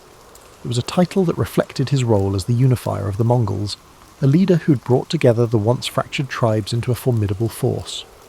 But Genghis Khan's vision did not stop at the borders of Mongolia. He saw beyond the steppes, beyond the horizon. His ambition was to create a world where his people could thrive, where the divisions that had weakened them for centuries could be replaced by a new order. His armies, skilled horsemen and fierce warriors, began to expand the Mongol territory. They moved with speed, discipline and precision, conquering lands that had once seemed unreachable. The campaigns of Genghis Khan swept across Central Asia, into China and beyond. His leadership was marked by a combination of ruthless efficiency and strategic genius. He understood the importance of adapting to new challenges, incorporating new technologies, and learning from the cultures he encountered. Under his rule, the Mongol Empire became a melting pot of ideas, trade, and communication. But Genghis Khan was more than just a conqueror. He established laws to bring order to the chaos of his expanding empire. His code, known as the Yasa, emphasized loyalty, discipline, and justice. He promoted religious tolerance, recognizing that unity required respecting the beliefs of diverse peoples. He created systems of communication, trade routes, and infrastructure that connected distant parts of his empire. The Silk Road, once a dangerous route, flourished under Mongol protection, facilitating the exchange of goods, ideas, and cultures. As you breathe in deeply, picture the vast Mongolian steppes under a night sky filled with stars. The grass sways gently in the breeze, and the world is quiet except for the soft sounds of horses and the distant crackle of campfires. Genghis Khan's legacy stretches across these plains, a reminder of a leader who dared to dream of unity, who faced the harshness of his world with an unbreakable spirit. His life was a journey of resilience, vision, and transformation. He turned adversity into strength, chaos into order, and disunity into a vast and enduring empire. Though his methods were fierce, his impact on the world was profound. The connections he forged between East and West reshaped history, leaving a legacy that endures to this day. As you sink deeper into relaxation, let the story of Genghis Khan remind you of the power of perseverance, the strength found in unity, and the importance of vision. His life, filled with challenges and triumphs, speaks to the boundless potential within each of us, the ability to overcome, to lead, and to create lasting change. As you drift even deeper into the calming embrace of sleep, let the echoes of Genghis Khan's journey gently guide your thoughts. His story, one of struggle, vision, and unrelenting determination, is a reminder of the strength that lies within every challenge we face and the boundless potential we possess to shape our own destinies. Picture the endless Mongolian steppes beneath a vast night sky, where the stars shine like scattered diamonds, illuminating the dark plains below. The wind moves softly, whispering tales of ancient conquests and unification, carrying with it the faint scent of grasslands and distant fires. This is the world where Genghis Khan forged his legacy, a world where survival was harsh, but the spirit of resilience was even stronger. As his empire expanded, so too did his influence. His conquests stretched from... His life was a journey of resilience, vision, and transformation. He turned adversity into strength, chaos into order, and disunity into a vast and enduring empire. Though his methods were fierce, his impact on the world was profound.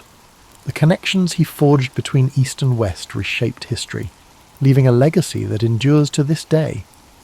As you sink deeper into relaxation, let the story of Genghis Khan remind you of the power of perseverance, the strength found in unity, and the importance of vision.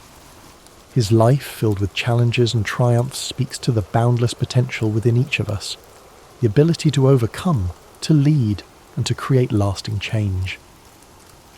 As you drift even deeper into the calming embrace of sleep, let the echoes of Genghis Khan's journey gently guide your thoughts. His story, one of struggle, vision, and unrelenting determination, is a reminder of the strength that lies within every challenge we face and the boundless potential we possess to shape our own destinies. Picture the endless Mongolian steppes beneath a vast night sky, where the stars shine like scattered diamonds, illuminating the dark plains below. The wind moves softly, whispering tales of ancient conquests and unification, carrying with it the faint scent of grasslands and distant fires. This is the world where, as you breathe in slowly, picture the vast expanse of his empire, the lands stretching beyond sight. Mountains rise in the distance, rivers carve paths through fertile valleys, and open plains roll endlessly toward the horizon. Each part of this landscape, once divided, is now united under a common rule, a testament to the power of a shared purpose. Genghis Khan's dream of unity has become a reality, one shaped by his unwavering will and strategic brilliance. But even as his empire grew, Genghis Khan remained tied to the simplicity of his roots. He lived a life close to the earth, surrounded by the people who had followed him from the very beginning.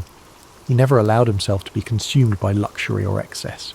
His strength lay in his ability to understand both the warrior's path and the leader's burden, to balance the ferocity of conquest with the wisdom of governance. As the years passed, Genghis Khan continued to guide his people, his vision extending beyond his own lifetime. He established systems of law and order, ensuring that justice and discipline held his empire together. His code, the Yasa, provided structure and fairness, holding even the highest-ranking leaders accountable. This commitment to order and loyalty became the backbone of the Mongol Empire, a legacy that would endure long after his death. In 1227, Genghis Khan's journey came to an end. He passed away during a military campaign. His body returned to the land he had known since childhood. His burial place remains a mystery, hidden somewhere in the vast steppes, a secret held tightly by those who revered him. But though his physical presence faded, his legacy continued to shape the world. His descendants carried his vision forward, expanding the empire and cementing his place in history. As you breathe deeply, feel the quiet power of Genghis Khan's story resonating within you. His life teaches us that, even in the face of unimaginable challenges, a determined spirit can overcome, a clear vision can unify, and resilience can shape the course of history. He transformed his hardships into strength, his struggles into purpose, and his dreams into reality. Imagine the steppes once more, now calm under the vast night sky. The stars continue their silent watch. The wind carries a sense of timelessness, and the land stretches out in quiet peace. The world rests much like you do now, embracing the stillness that follows the storm, the calm that comes after a journey well travelled. Allow yourself to let go completely, to surrender to this peaceful stillness. The story of Genghis Khan has taken you across endless plains, through battles, struggles, and victories. Now, you rest, knowing that strength, resilience, and vision lie within you, just as they did within him. The journey of discovery, growth, and purpose is yours to continue when you awaken. As you sink deeper into the embrace of sleep, let the echoes of Genghis Khan's legacy ripple through your mind like a soft, steady current. His journey was vast, stretching across endless plains and through the annals of history, yet his life was also a reflection of universal truths: strength in adversity, vision beyond boundaries, and the enduring power of unity. Imagine the stillness of the steppes at dawn, the first light of day casting a golden hue across the endless grasslands. The world holds its breath in quiet anticipation, a moment suspended between night and day. This is the same land that shaped Temujin, the boy who became Genghis Khan. The cold winds, the hardships, the endless horizons, all these elements forged his spirit, teaching him to endure, to adapt, and to lead. As you breathe deeply, let that same sense of quiet resilience settle within you. Just as the steppes stretched beyond sight, so too do the possibilities within your own life. The journey of Genghis Khan reminds us that no matter how vast the challenges before us, the human spirit is capable of incredible endurance and transformation. In your mind's eye, picture the endless caravans that travelled the Silk Road under the protection of the Mongol Empire. Merchants from distant lands move steadily along ancient routes, their carts loaded with silks, spices, and knowledge. The world is connected in ways it had never been before, ideas flowing freely across continents. These connections, once fragile and uncertain, now weave a tapestry of shared human experience. Genghis Khan's vision brought people together, creating pathways where there had once been barriers. His legacy lives not just in the conquests, but in the bridges he built between cultures, the systems of order he established, and the idea that unity, even amidst diversity, is possible. Now, let your thoughts drift further into the stillness of night. The campfires have burned down to embers, their soft glow casting faint light across the faces of warriors, nomads, and travellers. The air is filled with the faint scent of smoke and the quiet murmur of people at rest. This moment of peace, hard-earned and cherished, reflects the balance that Genghis Khan sought, a world where strength and stability allowed for moments of tranquility. Feel the calm spread through your body, each breath drawing you deeper into a space of comfort and safety. The struggles of the day fall away like grains of sand carried by the wind. You are part of a larger story, one where each challenge you face shapes you, where every moment of resilience adds to your strength. Like the great Khan, you possess the power to endure, to dream, and to create a legacy of your own. Imagine now the vast plain stretching out beneath a sky filled with stars. The universe seems infinite, yet there is a profound sense of peace in knowing that you are a part of this grand expanse. The wind whispers gently, carrying with it the stories of the past, the hopes of the present, and the dreams of the future. You're connected to this timeless flow, your spirit at ease, your heart steady. As your mind drifts further into sleep, let the essence of Genghis Khan's story remain with you. His life, shaped by hardship and triumph, reminds us that within every challenge lies an opportunity for growth. His journey from a boy abandoned on the steppes to a ruler who united vast lands is a testament to the power of determination and vision. You too carry that same potential within you, the ability to overcome, to rise and to transform. The world outside grows softer now, the edges of reality blurring as you surrender to rest. Your breath is slow, steady, and calm. Each inhale fills you with a sense of possibility. Each exhale releases any tension you've been holding. The night wraps around you like a warm cloak, protecting and soothing you as you drift further into peaceful sleep. As you drift even deeper into the embrace of sleep, the vast plains of history stretch endlessly before you, serene and timeless. The gentle rhythm of your breath mirrors the calm, steady winds of the Mongolian steppes, whispering stories of courage, resilience, and transformation. The journey of Genghis Khan lingers softly in your mind, a reminder that every challenge faced, every hardship overcome, shapes the path towards something greater. In this peaceful expanse, the world feels limitless. The night sky, filled with an infinite sea of stars, reflects the boundless potential within you. Each star glimmers with a quiet brilliance, a beacon of possibility, hope, and the dreams that lie waiting beyond the horizon. Just as Genghis Khan dared to look beyond the confines of his world, you too are capable of breaking through barriers, of envisioning new paths, of creating a life defined by your own resilience and purpose. Imagine the quiet of the ancient world. No city lights, no noise of modern life, just the pure, unbroken silence of the night. The grass beneath you is soft, cool, and fragrant. The air is crisp, carrying the scent of earth and distant fires. The only sounds are the faint rustling of the wind and the occasional soft nicker of a horse standing watch. This tranquility is a gift, a space where you can let go, breathe deeply, and allow your mind to float freely. As you inhale, draw in a sense of calm strength. With each exhale, release the burdens of the day, the worries that cling like shadows. In this space, there is no need to rush, no need to struggle. You are safe, held gently by the vastness of history and the quiet wisdom it offers. Like the open steppes, your mind expands, free from constraints, filled with possibility. The story of Genghis Khan is one of transformation, of a young boy who endured pain and loss, but who rose to become a leader who reshaped the world. His journey reminds us that strength is born in moments of adversity, that the spirit is forged in the fires of challenge. His vision was clear, his resolve unbreakable, and within you too lies that same seed of potential, that same capacity for growth, for vision, for resilience. Picture the endless plains bathed in the soft glow of dawn. The first rays of sunlight touch the horizon, casting a warm golden light over the land. The sky shifts from deep indigo to gentle hues of pink and orange. The world awakens slowly, peacefully, as the night gives way to a new day. This transition, from darkness to light, is a symbol of hope, a reminder that no matter how long the night may seem, the dawn always comes. Let this thought settle gently in your mind. Just as the night must yield to the morning, every struggle you face, every challenge you endure holds the promise of renewal, of new beginnings, of possibilities yet to be realized. The journey of life, like the journey of Genghis Khan, is one of cycles, of hardship and triumph, of darkness and light, of endings and new beginnings.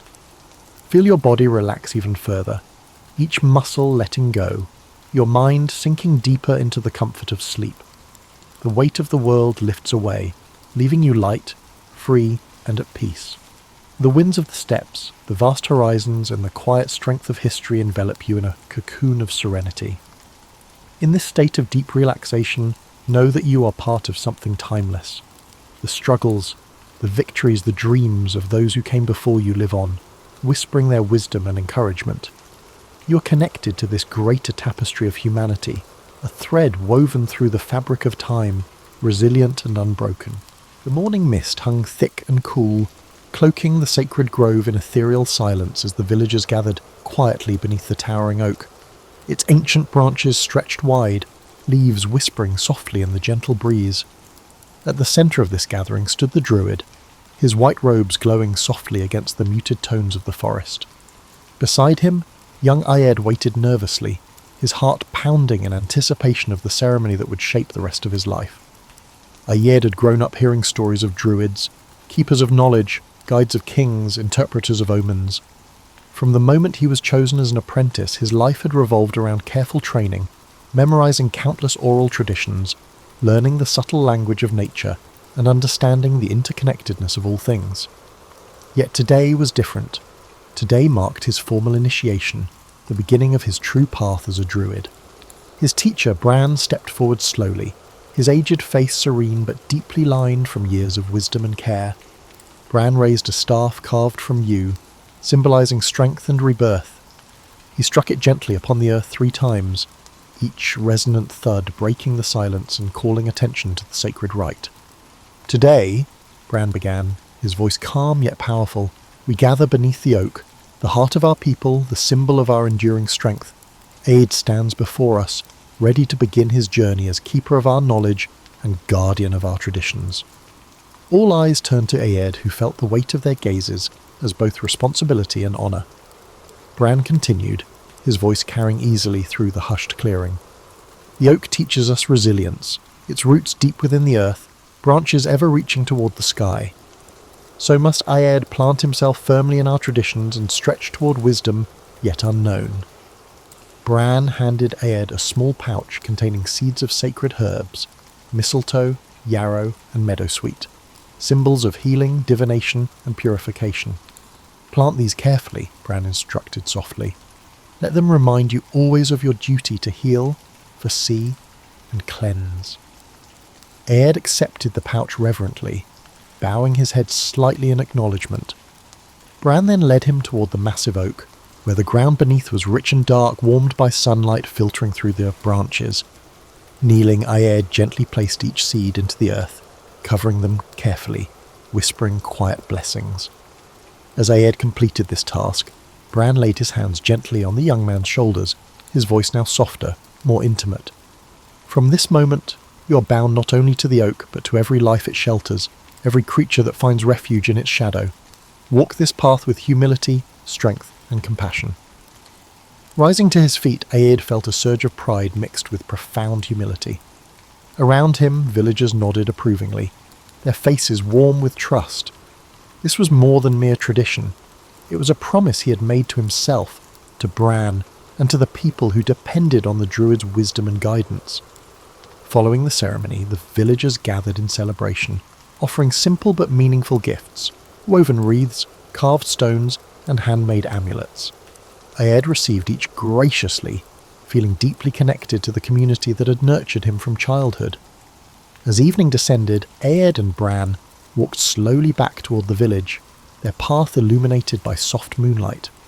Bran spoke quietly, his voice reflective. "Remember, Ayed, a druid's strength lies not in his power to command, but in his ability to listen, understand, and guide." Ayed nodded, absorbing the wisdom of his mentor. "I will remember, Bran," he promised earnestly. "I will honour this responsibility with every breath." Bran smiled gently, laying a comforting hand on Ayed's shoulder. "Then your journey has truly begun." Returning to his modest dwelling, Ayed sat quietly beneath the stars, contemplating the day's events. The weight of his new role settled comfortably upon his shoulders, bolstered by the trust and teachings of those around him. He knew challenges lay ahead, yet he felt prepared, rooted in ancient wisdom and ready to guide his people forward. As sleep claimed him, the image of the grey oak lingered vividly in his mind, strong, enduring, and full of life. It was a symbol, yes, but also a promise, a constant reminder of who he was and who he was meant to become. The forest was silent and still, blanketed in a hushed anticipation that hung heavily among the gathered villagers. It was the eve of the winter solstice, the longest night of the year, a time when the veil between worlds grew thin and the powers of nature pulsed with quiet intensity. The villagers formed a respectful circle around the sacred oak, their breath visible in the cold air, eyes fixed intently on Bran and Aed, who stood beneath the tree's immense branches. Bran stepped forward, his robes luminous in the moonlight, eyes reflecting profound wisdom earned through years of devotion and study. He held a golden sickle, its curved blade glinting gently, capturing the sparse moonlight that filtered through the oak's leaves. Beside him stood Aed, a year older since his initiation, more confident yet humbled by the gravity of the ceremony he was about to undertake. Aed raised his gaze to the oak's lofty branches, where clusters of mistletoe grew, pale berries glowing softly in the dimness. The mistletoe was sacred, revered by the druids for its rarity, growing suspended between heaven and earth, untouched by the ground. It was a symbol of renewal, healing, and peace, its presence marking the oak as especially blessed. "Tonight," Bran spoke clearly, his voice resonating through the attentive silence, "we honour the sacred mistletoe, the plant of healing and peace. It reminds us that even in the harshest winter, life and hope endure." Turning to Aed, Bran continued gently. "Aed, you have proven yourself dedicated to our ways. Tonight, you take another step deeper into your path. You shall cut the mistletoe, safeguarding its power and sharing its blessings with our people." With deep respect, Aed took the golden sickle from Bran, his heart beating steadily, mindful of his mentor's watchful eyes and the villagers' collective breath. Carefully, he ascended the sturdy ladder leaning against the oak, its rough bark reassuring beneath his hands. Reaching the mistletoe, he paused, offering a silent prayer of gratitude to the tree and to nature's generous spirit. Holding the sickle reverently, Aed spoke softly, words known only to druids, invoking the spirits of earth, sky, and the plant itself.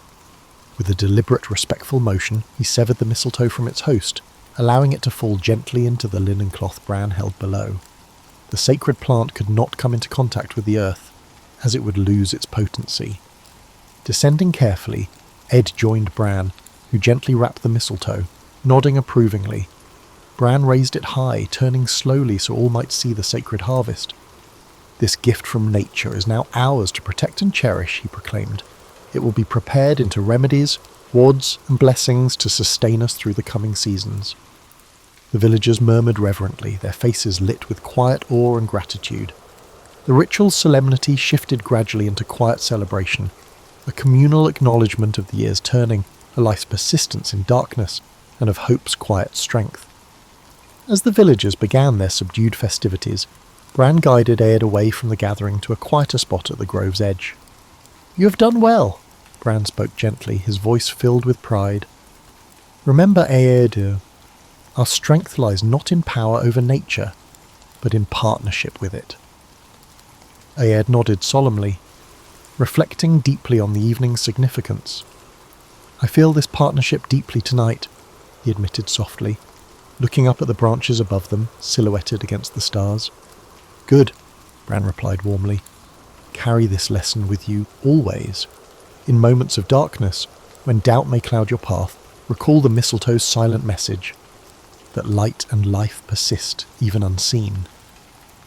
They stood quietly together, absorbing the calm energy surrounding them, drawing strength from each other's presence and the eternal rhythms of nature.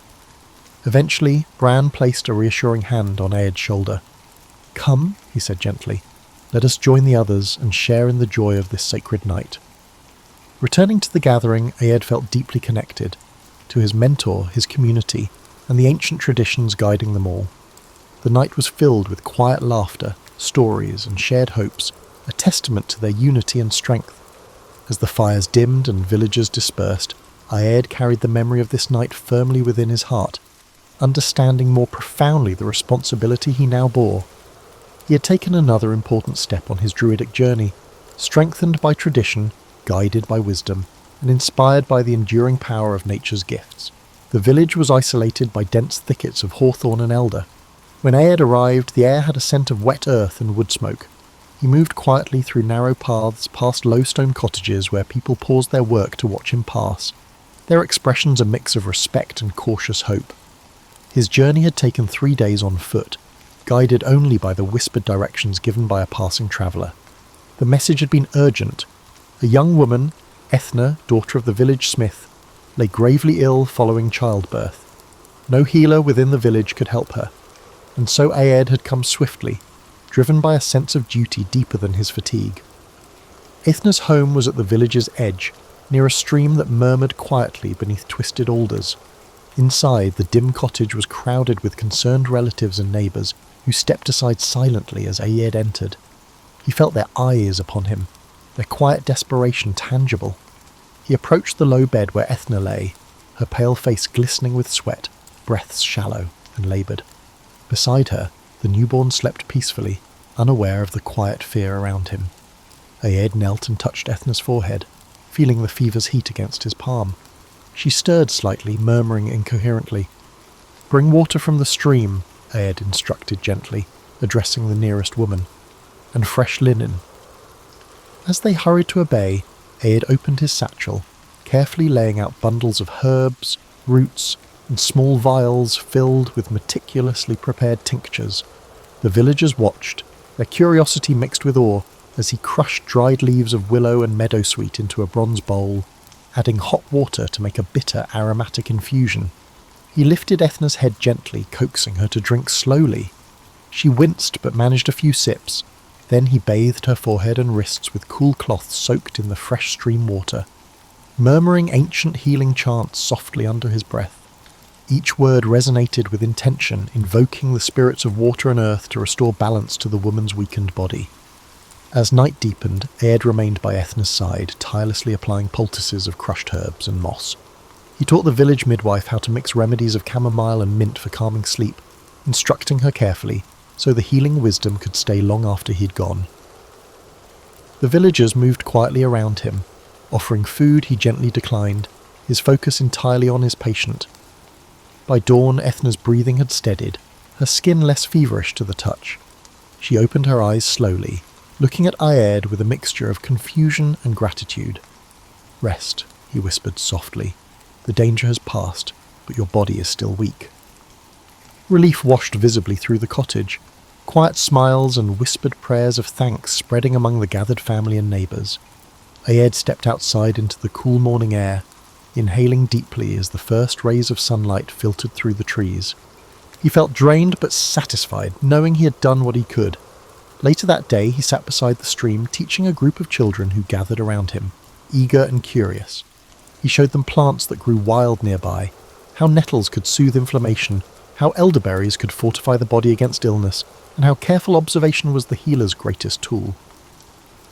As evening approached, Ayed prepared to depart.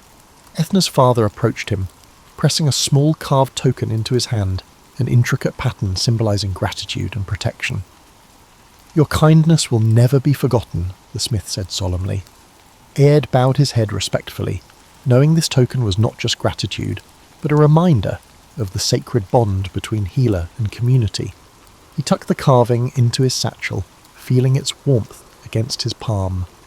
Walking away, Ayed sensed the profound interconnectedness of all the things, the delicate balance of life, the quiet dignity of suffering, and the resilience inherent in every living being. His footsteps were quiet, carrying him toward the next place that might need him, aware that healing was not just the mending of bodies, but the weaving together of our lives, stories, and futures. The great hall at Dumnonia was alive with the firelight flickering over carved wooden beams, the air thick with tension. Warriors and clansmen lined the walls, their arms folded tightly, their expressions a blend of pride and wary anticipation. Two noble families stood apart at opposite ends of the room, each led by their respective chieftains, their eyes locked in mutual suspicion. Between them stood Aed, his white robes glowing softly in the dim light. He had been summoned urgently. A feud that had simmered for generations now threatened open conflict, spilling into violence and bloodshed. He arrived quietly, travelling alone with no entourage or guards. The weight of responsibility pressed heavily upon him, yet he stood calm, a silent pillar amid the stormy emotions. "Speak," Ed began quietly, his voice steady yet resonant. The hall fell into immediate silence. "Let your grievances be heard clearly." The first chieftain, a large, formidable man named Connell, stepped forward, his voice trembling with barely suppressed anger. He recounted a tale of stolen livestock, violated boundaries, and broken promises dating back to his father's time. His words painted the rival families as aggressors, greedy, and untrustworthy. Next spoke Finton, slender but fierce, eyes blazing with pride. His story was just as impassioned, weaving a narrative of betrayal, unjust accusation, and stolen honour. Each side presented their case passionately, drawing murmurs and nods of agreement from their supporters. Throughout, Aed listened without interruption, his face betraying neither judgment nor favouritism. He allowed the torrent of anger and accusation to flow freely, knowing that only by emptying their bitterness fully could peace begin to grow. When both sides had finished, silence once again settled over the room, heavy and expectant. Aed stepped forward, his eyes meeting those of each chieftain in turn, holding their gazes firmly yet gently. "You speak of stolen cattle, broken oaths and injured pride," he began softly, "but at the heart of your words lies pain and misunderstanding. Land is shared, not owned. You can return cattle, but you must rebuild trust once you've broken it." He spoke slowly, carefully, invoking stories and parables from ancient wisdom, tales familiar yet poignant.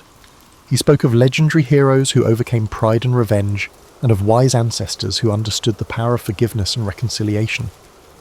As his words filled the hall, Aed moved among the assembled warriors, touching shoulders, looking into eyes, and bridging the physical distance between the divided clans. He reminded them that unity and peace were not signs of weakness, but the highest form of strength. Finally, he returned to the centre of the hall, addressing both chieftains directly. "Let there be no talk of blame or vengeance," he said. "Instead, let each family give a gift. One cow from each herd exchanged in friendship. Let your sons and daughters meet openly at the next festival, not as rivals, but as kin bound by renewed peace." Connell and Finton exchanged long, uncertain glances. Slowly the tension began to ebb. Connell stepped forward first, extending his hand solemnly toward his rival. "May peace restore what anger took," he said gruffly. Finton hesitated, then clasped the offered hand. "May our children walk together where we once stood apart," he responded firmly. Cheers erupted, hesitant at first, then louder and more confident. The warriors relaxed, their postures easing, smiles and laughter breaking through the previously tense atmosphere. Aed stepped back quietly, content that his council had steered the clans away from violence. Later that evening, as the clans celebrated their newfound accord, Aed sat quietly beside the hearth, sipping warm mead and reflecting on the evening's events. He knew that true peace required vigilance and continued guidance. Yet for now, the cycle of anger and retaliation had been broken, replaced by tentative friendship and renewed hope. The chieftains approached him again, offering gratitude. Aed smiled warmly, reminding them gently, "Peace is not achieved in a single evening. Nurture this agreement, water it with trust and patience, and it will bear fruit for generations." Under the glow of the firelight, his words resonated deeply, reinforcing the bonds freshly made. As he left the hall, walking into the moonlit night, Aed felt the quiet satisfaction of a purpose fulfilled. He knew his role was far from over, yet tonight his voice of counsel had brought harmony to discord, turning bitter enemies into cautious friends. The sacred oak stood majestically, its gnarled branches spreading wide, casting dappled shadows upon the moss-covered clearing. This oak was not just ancient, it was revered, a living testament to generations of druidic wisdom. Aed stood beneath its massive limbs, his white robe illuminated by shafts of sunlight filtering through the leaves. Gathered around him were villagers and warriors, each face etched with anxiety and curiosity. Today the oak grove served as a court where justice would be decided not by sword or might, but by careful consideration and wisdom. Aed had been summoned to judge a matter of grave importance, A young warrior, Cathal, was accused of stealing cattle, a crime severe enough to ignite clan warfare. Cathal stood defiantly at the grove's edge, arms crossed, his expression stubborn yet tinged with fear. Opposite him stood Fergus, an older warrior renowned for bravery and honour, whose cattle had been taken. Fergus's eyes were dark with anger, his fists clenched at his sides. Aed raised his hand, signalling silence. He began with a clear, steady voice. "Speak plainly, that truth might emerge from the shadow of accusation." Fergus stepped forward, recounting the theft with passionate conviction, describing the prized cattle and the devastating loss to his family. His words resonated deeply among the crowd, drawing murmurs of sympathy. Cathal, however, maintained his innocence fiercely, insisting he was wrongly accused, his voice shaking with frustration. His friend stood behind him, murmuring support, eyes darting nervously between him and Aed. Listening carefully, Aed detected discrepancies, not deliberate falsehoods, but misunderstandings born of anger and haste. He called forth witnesses from both sides, questioning them patiently, coaxing forth details with gentle but firm probing. He watched their faces, noting subtle shifts in posture, tone and expression. Finally, Aed stepped toward the oak, laying his hand upon its rough bark. "Truth," he declared quietly, "is not a sword to cut through lies, but a root that grows slowly, hidden from sight until it reveals itself." He turned to Cathal, asking softly, "Have you ever seen these cattle?" Cathal hesitated, then shook his head earnestly. "No, I swear upon my ancestors." Aed turned back to Fergus. "Could another perhaps seek to benefit from your loss? Is there someone whose absence you overlooked while feeling angry?" Fergus paused, uncertainty flickering across his stern face. He looked back at his men, doubt beginning to creep into his expression. "Perhaps," he admitted reluctantly. Aed nodded. "Search your own house first," he advised calmly. "The truth often lies closest to where trust is strongest." Reluctantly, Fergus agreed, ordering his warriors to search carefully and fairly. Hours passed as tension lingered, villagers whispering anxiously while waiting beneath the oak's watchful presence. Finally, a group returned, bringing with them a youth named Ronan, Fergus's own cousin, guilt and shame etched deeply into his face. Ronan confessed, explaining his actions were born of envy and foolish pride. Fergus stared in shock and sorrow, his anger melting into disappointment. The crowd murmured softly, eyes moving between the cousin and Aed awaiting judgment. Aed approached Ronan, his gaze firm but compassionate. Restitution must be made, but forgiveness can heal wounds deeper than punishment. He turned toward Fergus. "Accept a fair penance, then let anger rest beneath this oak, replaced by wisdom and mercy." Fergus nodded, his shoulders relaxing. He embraced Ronan, acknowledging family bonds stronger than pride. Cathal, exonerated, sighed deeply, gratitude filling his eyes as he bowed to Aed. As villagers dispersed peacefully, justice had been served not through vengeance, but through understanding and restoration. Aed remained briefly beneath the oak, its silent strength reinforcing his resolve. Justice, he knew, was more than judgment. It was balance, patience, and mercy woven tightly together beneath the shade of wisdom's ancient branches. Aed stood at the top of a solitary hill beneath the vast expanse of night, where the heavens stretched endlessly above. It was a sacred place, marked by a circle of ancient stones whose purpose only the druids remembered. He wrapped his cloak tighter against the biting wind, eyes lifted toward the constellations. Each star, each subtle shift in the heavens, whispered secrets known only to those who watched with patience and reverence. Tonight was the winter solstice, the longest night when darkness held sway, and the boundary between worlds grew thin. The stars gleamed brightly, clear and sharp in the frigid air. Around him, villagers gathered quietly, their breath visible in the cold, awaiting guidance for the year ahead. Aed raised his staff, carved with symbols representing the cycles of the moon and the sun, and began to speak softly. His voice carried through the silence, gentle yet filled with quiet authority. Tonight, darkness is strongest, but even now the wheel turns, the sun returns. Rebirth follows darkness as spring follows winter. Watch closely, and you will see your lives mirrored in the stars above.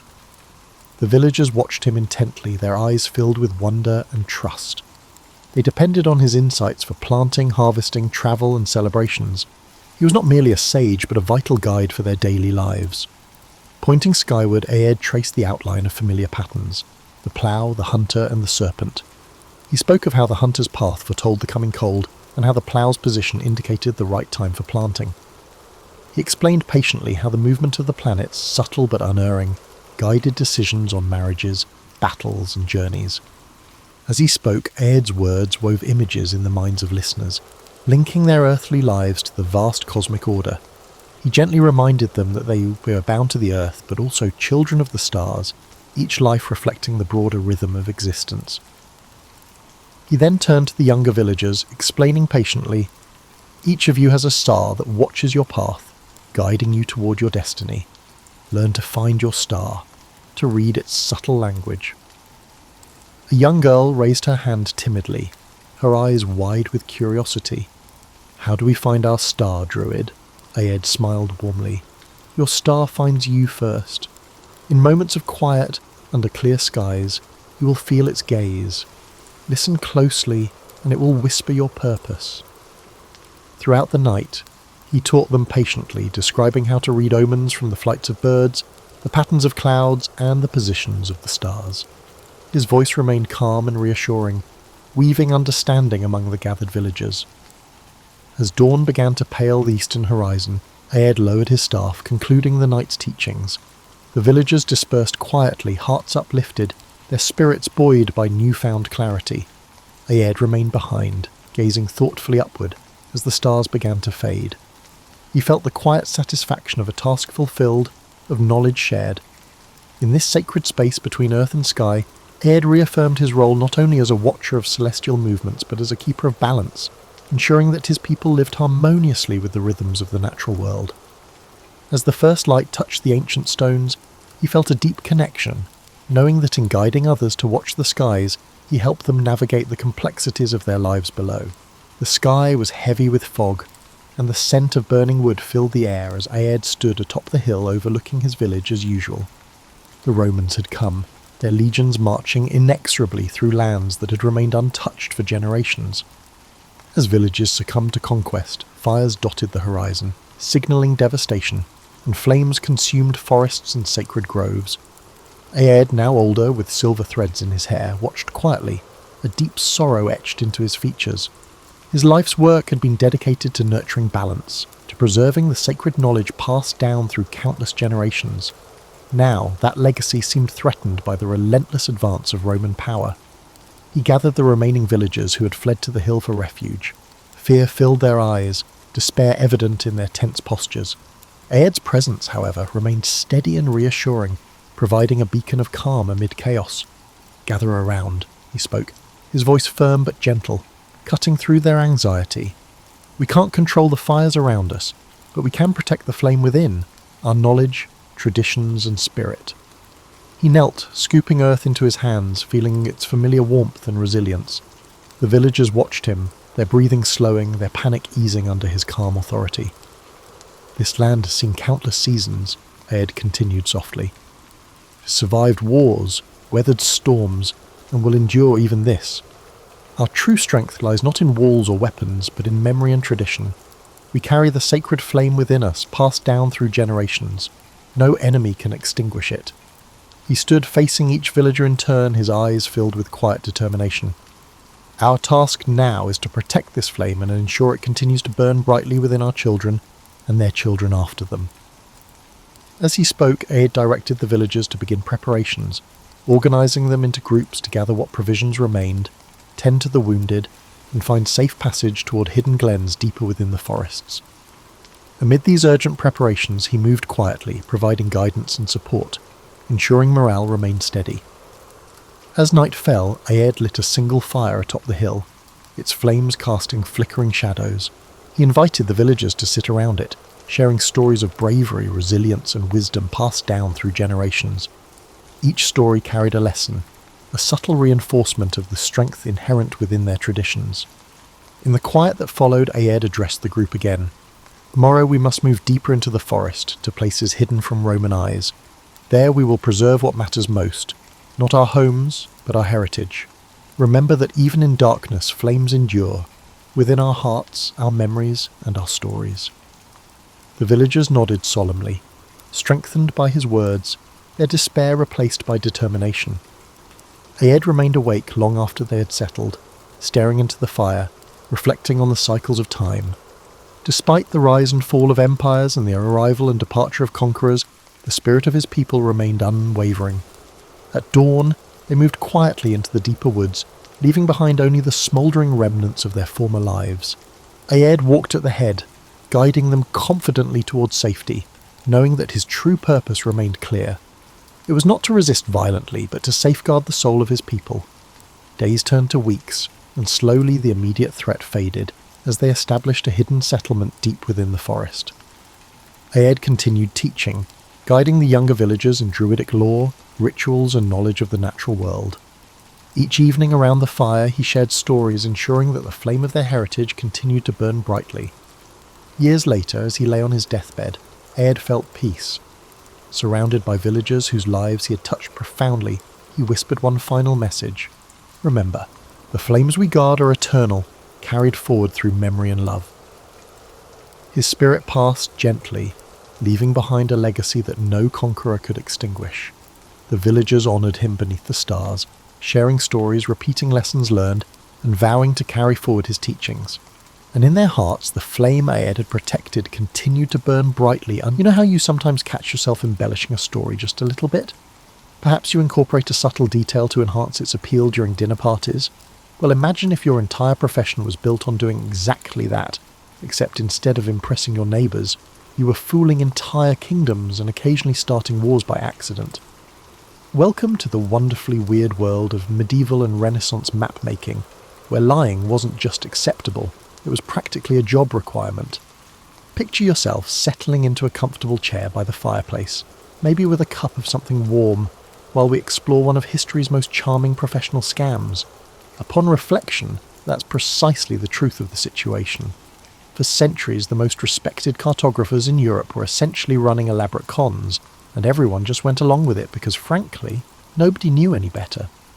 You see, back in the day, and we're talking roughly from the 12th century all the way up to the 1600s, making maps was less about accuracy and more about filling up all that space on parchment. Imagine you're a mapmaker in, say, 1347. You have a beautiful piece of vellum laid out on your desk, and you possess a clear understanding of the Mediterranean's appearance, as sailors have navigated its waters for centuries. You can draw Italy with your eyes closed, and the coastline of Spain holds no mysteries. But then you get to the edges. The vast unknown awaits you. And here's where things get intriguing, because you can't just leave blank spaces. That would be admitting ignorance. Medieval professionals had about as much tolerance for admitting they didn't know something as your average teenager today. So what do? You make stuff up. And not just little stuff. We're talking about entire continents, mythical islands, and creatures that would make Hollywood monster designers weep with envy. The best part? Everyone expected you to do this. It wasn't considered fraud, it was considered filling in the gaps with your best educated guess, even if your education came entirely from tavern stories and fever dreams. Take the Hereford Mappa Mundi, created around 1300. This thing is gorgeous, a work of art that happens to also be a map. But if you tried to use it for navigation, you'd probably end up somewhere in the Atlantic having a chilly, very wet conversation with some very confused fish. The mapmaker included everything from the Garden of Eden, helpfully located in Asia, to various monsters scattered around Africa, because apparently medieval cartographers believed that the further you got from Europe, the more likely you were to run into something with too many heads. The funny thing is, these weren't mistakes in the way we think of them today. These were deliberate creative choices. Medieval mapmakers operated under the assumption that the world was full of wonders, and if they hadn't personally seen proof that a particular wonder didn't exist in a particular place, well, it might as well go on the map. It was really an optimistic lie. The kind of fibbing that says, sure, there might be a unicorn over there, why not? And the customers loved it. Kings and wealthy merchants didn't want boring, accurate maps. They wanted maps that told stories, maps that confirmed everything they'd heard about the exotic edges of the world. and map lacking monsters was devoid of imagination, which diminished its purpose. The quest wasn't just about filling space, though. In a world where information travelled slowly and often became thoroughly mangled, medieval mapmakers operated. By the time a story about a distant land had travelled from explorer to trader to scholar to mapmaker, it had usually picked up so many embellishments that it bore about as much resemblance to reality as a fish story told by your uncle after his fourth beer. So as you drift off tonight, remember that somewhere in history there's a mapmaker who drew a perfectly lovely island that never existed, populated it with creatures that never lived, and convinced half of Europe that it was a real place worth visiting. And honestly, the world was probably somewhat more interesting for it. Now you might be wondering how exactly one goes about lying professionally on maps without getting fired, exiled, or fed to whatever monsters you've been drawing in the margins. The answer is surprisingly simple. You don't call it lying. You call it interpretation of available sources or synthesis of traveller accounts. It's all about the marketing, really. Medieval and Renaissance mapmakers had the technique down to an art form. They'd take a grain of truth, maybe a sailor's story about seeing land on the horizon, and grow it into a full-fledged continent complete with cities, rivers, and the occasional dragon. Think of it as the original version of making a mountain out of a molehill, except the molehill might not have existed either. The map-making process back then was part detective work, part creative writing, and part wishful thinking. You'd gather every scrap of information you could find. Ancient texts, travellers' tales, other maps, and wild guesses from people who claimed to know someone who once met a guy who sailed somewhere vaguely in that direction. Subsequently, you would arrange all the gathered information on your workbench and endeavour to make sense of it, fully aware that a significant portion was likely inaccurate and the remainder was certainly dubious. But the best part is that everyone knew how the system worked and accepted it. If everyone was aware of the joke, it wouldn't be considered fraud. Kings commissioning maps weren't expecting GPS-level accuracy. They wanted something impressive to hang on the castle wall, something that would make visiting dignitaries go ooh and ah, and maybe feel a little intimidated by the vast scope of their host's geographical knowledge. The true experts devised their own nuanced strategies to mitigate their risks. They'd include little notes in Latin that, roughly translated, meant things like, "This information comes from sources of questionable reliability," or, "Here there might be dragons, but honestly, who knows?" These disclaimers were usually written in tiny script and tucked away in corners where nobody would notice them unless they were specifically looking. One of the most famous examples of organised cartographic creativity was the island of Brazil. Not Brazil, the country. It's spelled differently and actually exists. No, we're talking about Brazil with an S, a mythical island that appeared on maps of the North Atlantic for over 500 years. It showed up on different maps in different locations, sometimes round, sometimes crescent-shaped, sometimes accompanied by smaller islands, sometimes flying solo. Mapmakers continued to include it because their peers had done so, and they felt it was important to respect established precedent. The island had a whole mythology built around it. Some claimed it was shrouded in mist and only appeared every 7 years. Others said it was inhabited by an advanced civilization that had mastered invisibility, which was certainly a convenient explanation for why nobody could ever find the place. Sailors occasionally claimed to have spotted it in the distance, but somehow it always vanished before they could get close enough to land. It's interesting how the situation unfolded. What makes this story even more amusing is that people kept mounting expeditions to find Brazil well into the 18th century. Real money changed hands. Real ships set sail. Real sailors spent real weeks searching empty ocean for an island that existed only in the collective imagination of the European map-making community. It resembled a centuries-long game of concealment, with no one bothering to acknowledge that one of the participants was purely fictional. The mapmakers themselves often seemed to understand that they were in the entertainment business as much as the information business. Their maps were gorgeous works of art, filled with elaborate compass roses, decorative borders, and sea monsters that looked like they'd been designed by someone who really enjoyed their work. These maps served not only as functional documents, but also as conversation pieces, status symbols, and windows into a world that blended elements of reality and fantasy. And you know what? Maybe that wasn't such a negative thing. In an age when most people never travelled more than a few miles from where they were born, these maps offered glimpses of a larger world filled with possibilities. While most of those possibilities were entirely fictional, they ignited the imagination in a manner that purely accurate maps might not have. Sometimes an occasional creative embellishment makes life more interesting, even if it occasionally leads to disappointment when you actually try to visit the places that sounded so wonderful on paper. If you've ever wondered what happens when an entire profession decides to collectively believe in something that doesn't exist, the story of Antillia is a perfect case study. This island, which never was, never could be, and never should have been, managed to appear on maps for over 200 years, complete with detailed coastlines, inland cities, and enough backstory to fill a novel. The legend went something like this. Way back in 711 AD, when the Moors conquered Spain, 7 bishops fled across the Atlantic with their congregations and founded 7 cities on a mysterious island. These bishops, being resourceful types, supposedly built a thriving Christian civilization complete with gold mines, pearl fisheries, and excellent defensive capabilities that kept them safe from both Moorish invasion and whatever sea monsters happened to be in the neighbourhood. Now, you'd think that an island large enough to support 7 cities and their surrounding farmlands would be pretty hard to miss.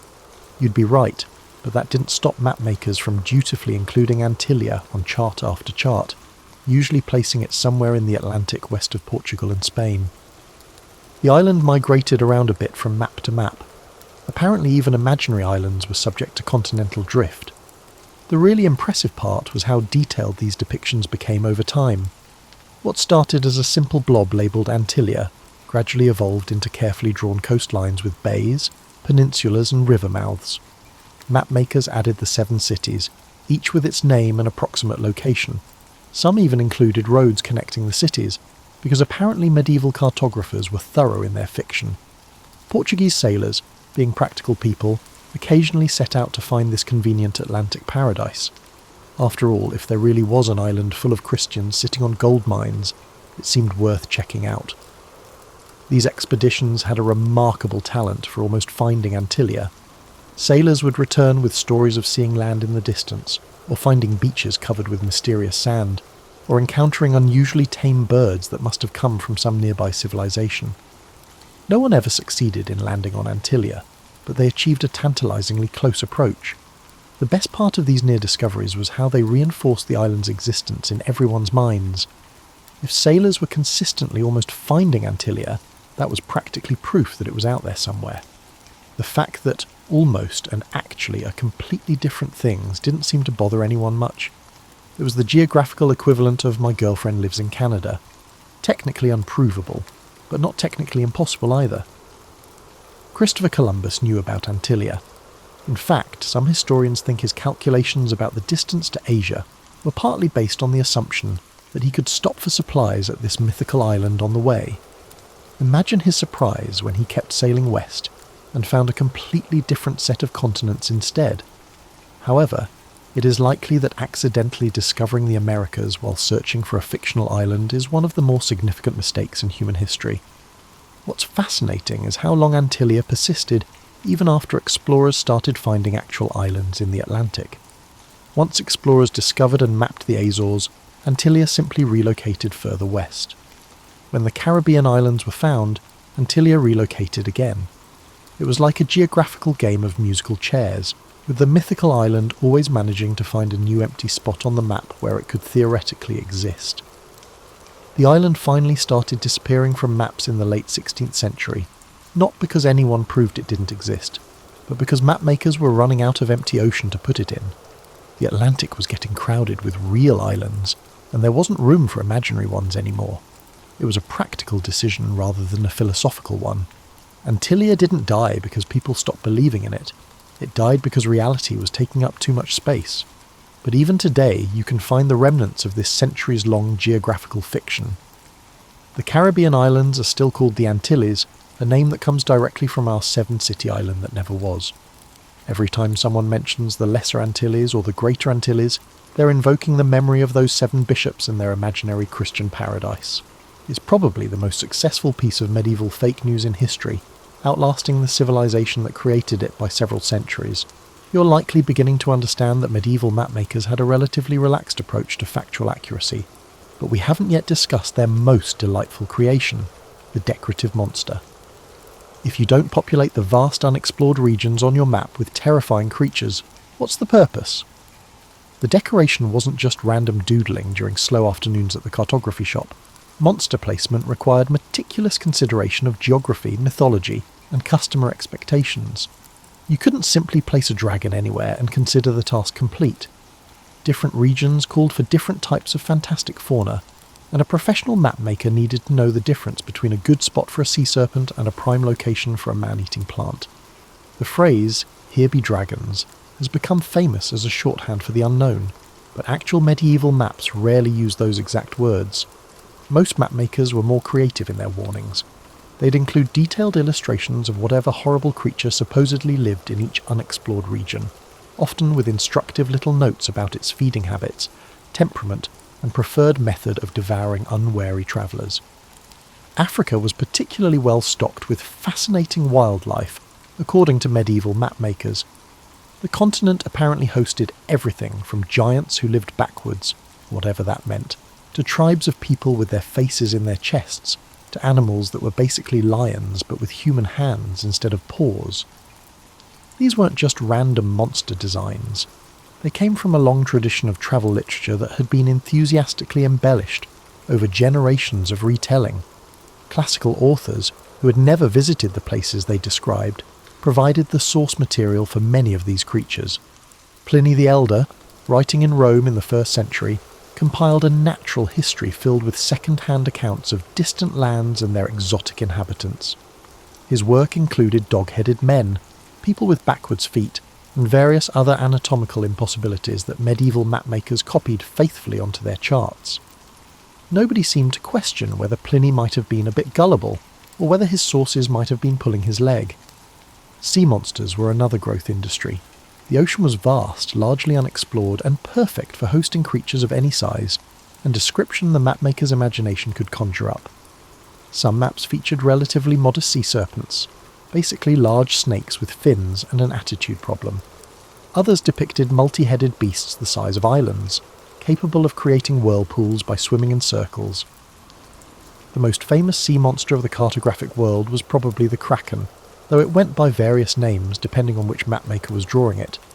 This creature was typically depicted as an enormous octopus or squid, large enough to wrap its tentacles around entire ships and drag them down to whatever passed for the bottom of the medieval ocean. The kraken had the advantage of being based on something real. Giant squids do exist. But the mapmakers' versions were usually about 10 times larger than anything that actually lived in the sea. What made these monster maps particularly entertaining was how specific they got about the creature's behaviours. It wasn't enough to just draw a dragon. You needed to include information about what the dragon ate, how it interacted with local human populations, and whether it was the sort of dragon that hoarded treasure, or the sort that just enjoyed setting things on fire for recreational purposes. Some maps included detailed notes about seasonal migration patterns for various monsters, as if these were real animals that someone had been carefully studying for years. The economics of monster maps were pretty straightforward. Customers wanted their money's worth, and a map covered with blank spaces didn't look like money well spent. Filling those spaces with carefully researched mythological creatures showed that the mapmaker had really done their homework, even if their homework consisted entirely of making things up. A map with good monster coverage looked authoritative, comprehensive, and worth displaying prominently in your castle's main hall. The funny thing is, some of these imaginary creatures were more thoroughly documented than real animals that lived in places mapmakers could actually visit. You could find incredibly detailed descriptions of griffins and their nesting habits, but good luck finding accurate information about, say, regular European birds that any mapmaker could have observed by walking outside their workshop. Running a successful map-making business in medieval times required a delicate balance between giving customers what they expected and avoiding the kind of spectacular failures that might damage your professional reputation. It was similar to fortune-telling, but instead of foretelling the future, you were describing places that might or might not exist, in locations that were probably completely wrong. The most successful map-makers developed what we might call the strategic hedge, ways of including exciting exotic content, while subtly protecting themselves from accusations of outright fabrication. They'd copy information from other respected maps, which provided a kind of professional cover. If your map turned out to be wildly inaccurate, you could always point to your sources and suggest that any errors were inherited rather than invented. This process led to one of the most amusing aspects of medieval cartography, the perpetuation of mistakes through what amounted to professional courtesy. If a respected map maker included a particular island or monster or impossible river on their chart, other map makers would often include the same feature, even if it didn't make much geographical sense. Nobody wanted to be the one cartographer who left out something that everyone else considered important, even if everyone else was completely wrong about it. The price structure for medieval maps reflected these realities in intriguing ways. Basic maps with just the essential geographical features were relatively affordable, but if you wanted the full treatment, complete with monsters, mythical islands, detailed illustrations and exotic place names, you paid premium prices. Essentially, the most expensive maps were works of art that incorporated geographical information, not just attractively designed geographical documents. Wealthy customers often commissioned custom maps that emphasized whatever regions or features they were most interested in. A merchant planning trade routes might want extra detail in commercial ports and shipping lanes, while a nobleman might prefer elaborate illustrations of his family's coat of arms scattered across various continents. Some designers primarily designed maps as conversation pieces, prioritizing visual impact and entertainment value over geographical accuracy. The map-making guilds that developed in major European cities served partly as professional organizations and partly as quality control systems. They established standards for things like parchment quality, ink formulations, and artistic techniques, but they were remarkably flexible about accuracy requirements. A map could be completely wrong about the basic shape of continents and still earn guild approval, as long as it was beautifully executed and based on appropriately prestigious sources. Competition between map-making centres led to some creative approaches to marketing. Venetian maps emphasised their access to information from eastern trade routes, while Spanish maps highlighted their expertise in Atlantic exploration. Eventually, English cartographers promoted their developing expertise in northern waters, while Portuguese map-makers asserted that they had unique knowledge of African coastlines. Each regional map-making tradition developed its own signature style of educated guessing. The rise of printing in the 15th century democratized map distribution, but didn't necessarily improve map accuracy. If anything, printing made it easier for mistakes to spread quickly and widely. A single inaccurate printed map could influence hundreds of other maps, creating cascading errors that persisted for generations. The same technology that should have made corrections easier actually made widespread misinformation more durable. Customer feedback was rarely immediate enough to affect map-making practices significantly. If you bought a map that turned out to be wrong about the location of a particular island, you probably wouldn't discover the error for years, if ever. You might think you made navigation errors instead of the map being wrong. This built-in delay between creation and verification meant that map makers could maintain successful careers based on information that was consistently, spectacularly wrong. The most successful map makers learned to manage customer expectations without explicitly admitting the limitations of their knowledge. They developed a professional vocabulary full of terms that sounded authoritative, while actually meaning your guess is as accurate as mine. Phrases like, according to the most reliable sources, and, as reported by experienced navigators, could cover a multitude of uncertainties without technically constituting fraud. Change came slowly to the world of map-making, partly because the old system worked so well for everyone involved. Customers got beautiful, entertaining maps full of wonderful possibilities. Map makers got to exercise their creativity while earning steady livings. Sailors got convenient excuses for failed voyages. After all, if the monsters didn't attack you, those tricky currents around the mythical islands probably would. But eventually, reality started intruding on this comfortable arrangement. The problem began with Portuguese sailors in the 15th century, who had the annoying habit of actually visiting the places they were supposed to visit, and then coming back with inconveniently accurate reports about what they'd found there. Instead of respectfully confirming the established geographical wisdom, these explorers kept insisting that coastlines were shaped differently than the map suggested, that certain islands didn't exist, and that the monsters were surprisingly absent from areas where they were supposed to be abundant. Vasco da Gama's voyage around Africa was particularly troublesome for traditional map makers. Here was someone who had actually sailed around the entire continent, mapped its actual coastline, and returned with detailed information about what was really there. This kind of first-hand knowledge was deeply inconvenient for cartographers who had spent decades perfecting their artistic interpretations of African geography based on centuries-old second-hand accounts. The Spanish exploration of the Americas created similar problems. Columbus and his successors consistently found new continents in areas where established maps depicted empty oceans, yet they lacked the taste to return tangible evidence of their discoveries. Gold, exotic plants, and indigenous people were much harder to argue with than theoretical discussions about what might exist in distant waters. The Protestant Reformation introduced an unexpected twist to the situation. Medieval maps had often included religious elements, the Garden of Eden, various biblical locations, and Christian symbolism integrated with geographical features. As religious authority became more contested in some parts of Europe, the theological aspects of traditional map-making came under scrutiny along with everything else. Some reformers argued that mixing religious doctrine with geographical information was inappropriate, which eliminated one of the traditional justifications for including speculative content on maps. The invention of more accurate navigation instruments gradually raised the standards for what constituted acceptable geographical information. When sailors could determine their latitude with reasonable precision, maps that placed familiar locations hundreds of miles from their actual positions became problematic. The magnetic compass, the astrolabe, and eventually more sophisticated tools made it harder for mapmakers to hide behind the excuse that navigation was inherently uncertain. Competition from explorers turned cartographers put additional pressure on traditional mapmakers. People who had actually visited distant places could produce maps based on direct observation rather than scholarly speculation. These explorer cartographers didn't necessarily create more beautiful maps, but their charts had the compelling advantage of actually working for navigation purposes.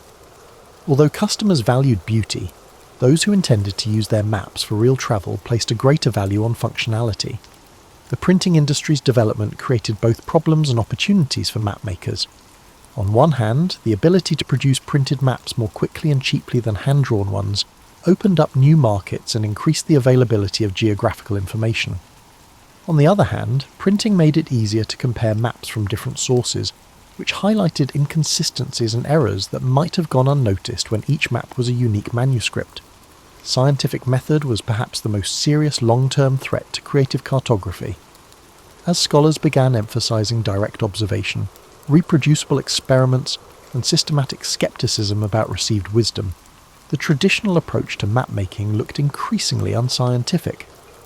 Maps based on centuries-old texts and theoretical speculation didn't fit well with the new emphasis on empirical evidence and logical analysis. The transition wasn't immediate or complete. Even as more accurate information became available, many mapmakers continued including traditional elements alongside newer, more reliable content. Some maps from the 16th and 17th centuries show an almost schizophrenic split between carefully surveyed coastlines and mythical interior features, as if the cartographers couldn't quite bring themselves to abandon the old ways entirely. As you settle in for the end of our journey through the wonderfully deceptive world of medieval map-making, it's worth considering what we lost when cartography became a science instead of an art form. Yes, modern maps are infinitely more accurate, infinitely more useful, and infinitely less likely to send you sailing off the edge of the world or into the waiting tentacles of a hungry kraken. But they're also infinitely less likely to spark your imagination or make you wonder what might be waiting just beyond the next horizon. The golden age of creative cartography officially ended sometime in the 18th century, when the combination of better instruments, systematic exploration, and scientific rigour made it impossible to maintain the old traditions of educated guessing and artistic interpretation. The last mythical islands disappeared from authoritative maps. The sea monsters were relegated to decorative corners, and the vast blank spaces labelled terra incognita gradually filled with disappointingly real geographical features. But the influence of those centuries of cartographic creativity lingered in unexpected ways. The age of exploration was partly motivated by maps that showed a world filled with wonderful possibilities, islands of gold, passages to the Orient, and lands inhabited by exotic peoples and fantastic creatures. If the maps of Columbus's time had accurately depicted the vast empty ocean he would actually encounter, would he have sailed west? If generations of optimistic cartographers hadn't inflated the potential rewards, would the great voyages of discovery have seemed worth the risk and expense? The mythology created by medieval mapmakers became embedded in European culture in ways that outlasted the maps themselves. Stories about Antillia influenced Spanish expectations about the Americas. Legends of Prester John's Christian kingdom shaped Portuguese exploration of Africa and Asia. The idea that the world's edges were populated by monsters and marvels became part of the European imagination, creating a sense that exploration was not just about trade routes and territorial expansion, but about discovering wonders that would justify the greatest risks. It took centuries for some of the most persistent geographical myths to completely vanish.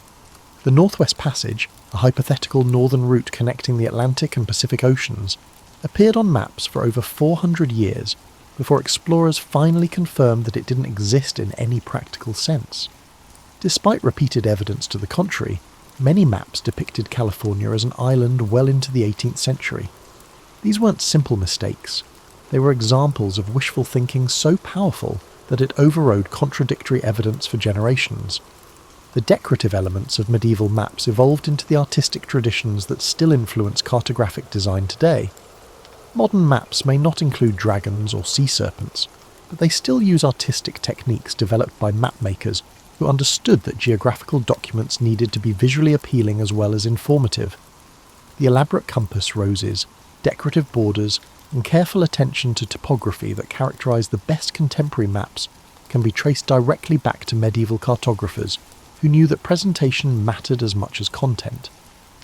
Most importantly, the medieval map-making tradition serves as a reminder of the complex relationship between information and truth.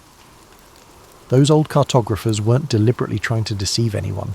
They were doing their best to synthesize limited, contradictory information into useful documents for their customers. They filled gaps in their knowledge with educated guesses, traditional stories, and reasonable assumptions that turned out to be wrong. In that sense, they weren't so different from modern experts who extrapolate from incomplete data and make predictions about complex systems they don't fully understand.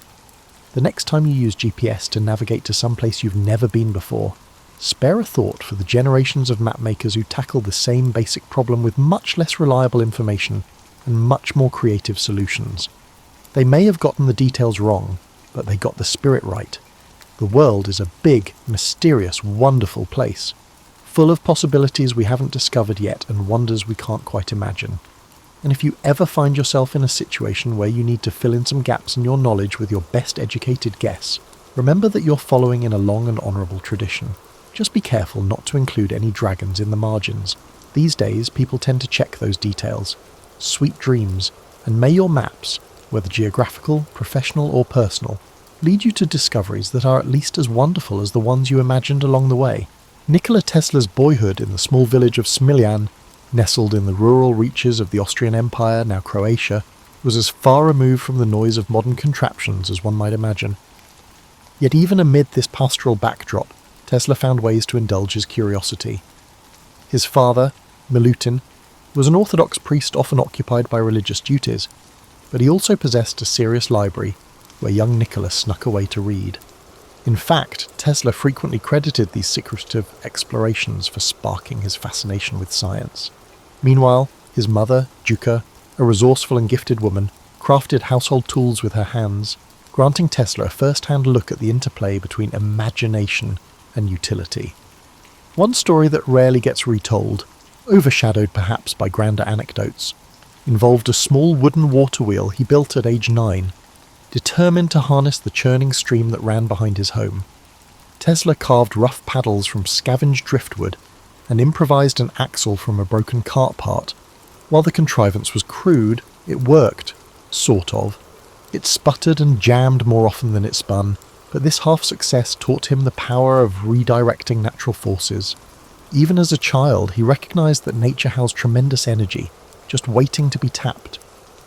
It was also during these early years that Tesla started experiencing acute visualizations. Later, he described how bright flashes before his eyes would conjure vivid images of objects he hadn't even witnessed before. This phenomenon, which he called his mind's eye, sometimes unsettled people around him, but it had a silver lining. Whenever an idea flickered through his consciousness, he could examine its details in these mental pictures, rotating and refining them before he ever set pen to paper. This unique ability, often minimized in popular accounts, shaped his inventive process. Of course, not all was idyllic. As a schoolboy, Tesla nursed a rebellious streak and loathed rote memorization. His teacher once scolded him for insisting that the Earth was a giant magnet, telling the class that Tesla was letting his imagination run wild.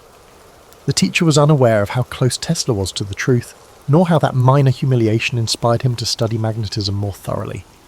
Some say the seeds of his future AC motor began here, in the tension between authority and Tesla's unwavering self-belief. In spare moments, the young Tesla found camaraderie with friends who joined in his experiments, like building hand-cranked contraptions or trying to talk through tin can telephones.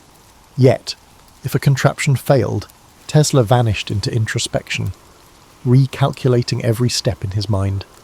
In those hours, no one could pry him away from his reflections. It was as if he was lost in that luminous inner workshop. Despite bouts of quiet withdrawal, Tesla still lived in a household that valued performance, especially rhetorical flair. His father believed in the power of eloquence and would often deliver stirring orations. Perhaps this is how Tesla learned to present radical ideas with poise.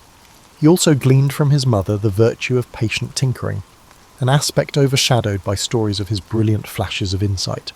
Though untrained formally, Duca's improvisational skills showed him that great inventions need not come from grand laboratories. They could begin at a humble table or by the riverside, as long as one had the drive to see them through. By the time he reached adolescence, Tesla had devoured nearly every science book in his father's library. He immersed himself in electricity, magnetism, and mechanical wonders, his fascination growing with each page. Late at night, when the household slept and a single kerosene lamp flickered in the corridor, Tesla mulled over new concepts, making mental notes on how to apply them. He never just read, he scouted for clues, each bit of knowledge layering onto his mental designs. These experiences in Smiljan formed the bedrock of a lifetime of invention.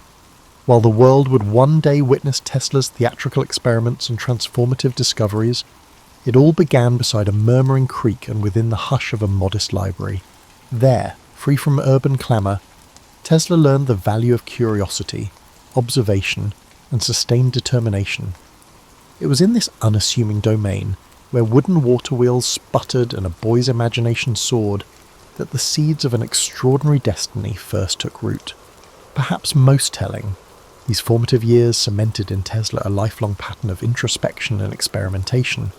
The young inventor not only absorbed knowledge, he reinvented it in his imagination. For him, Smiljan was not a backwater. It was a secluded incubator for unexplored possibilities. Tesla's departure from home was spurred by academic pursuits that beckoned him to larger arenas, eventually landing him at the Austrian Polytechnic in Graz. The environment there demanded rigour, which suited Tesla's capacity for total immersion. He sank his teeth into mathematics, physics, and mechanics with a feverish intensity. Professors noted his uncanny ability to answer complex theoretical questions without referencing textbooks, a result of his extraordinary mental visualization. However, the spark that truly lit his imagination was the direct current, DC, electrical machinery in the school's labs. Conventional wisdom suggested DC was the future of power, but Tesla found its inefficiencies maddening. Observing how DC motors generated sparks and wasted energy, he questioned how nobody noticed a better pathway. When one professor pronounced that harnessing alternating current, AC, at scale was an impossibility, Tesla resisted the urge to argue. Instead, he spent late nights in his boarding room, sketching out rotating magnetic fields in his head. If he dozed off at all, it was with diagrams dancing across his eyelids. Despite his academic prowess, Tesla's stint in Graz did not end smoothly. Exhaustion, and perhaps an underlying rebellious streak, contributed to friction with university administrators. He once rigged an experiment to demonstrate a refined method for measuring electric resistance. When the apparatus short-circuited, Tesla found himself facing the wrath of a professor outraged by unorthodox experimentation. Feeling unwelcome, Tesla walked out, leaving conventional academia behind. From Graz, Tesla moved to other opportunities, including a brief and often overlooked period in Marburg, now Maribor, Slovenia. There, a shadow seemed to fall over him. separated from the camaraderie of classmates, he grappled with bouts of anxiety. Without structured lab access, Tesla turned to solitary experiments, tinkering with leftover scraps of metal and wire. Yet the gloom of isolation gnawed at him, and he eventually returned home for a spell.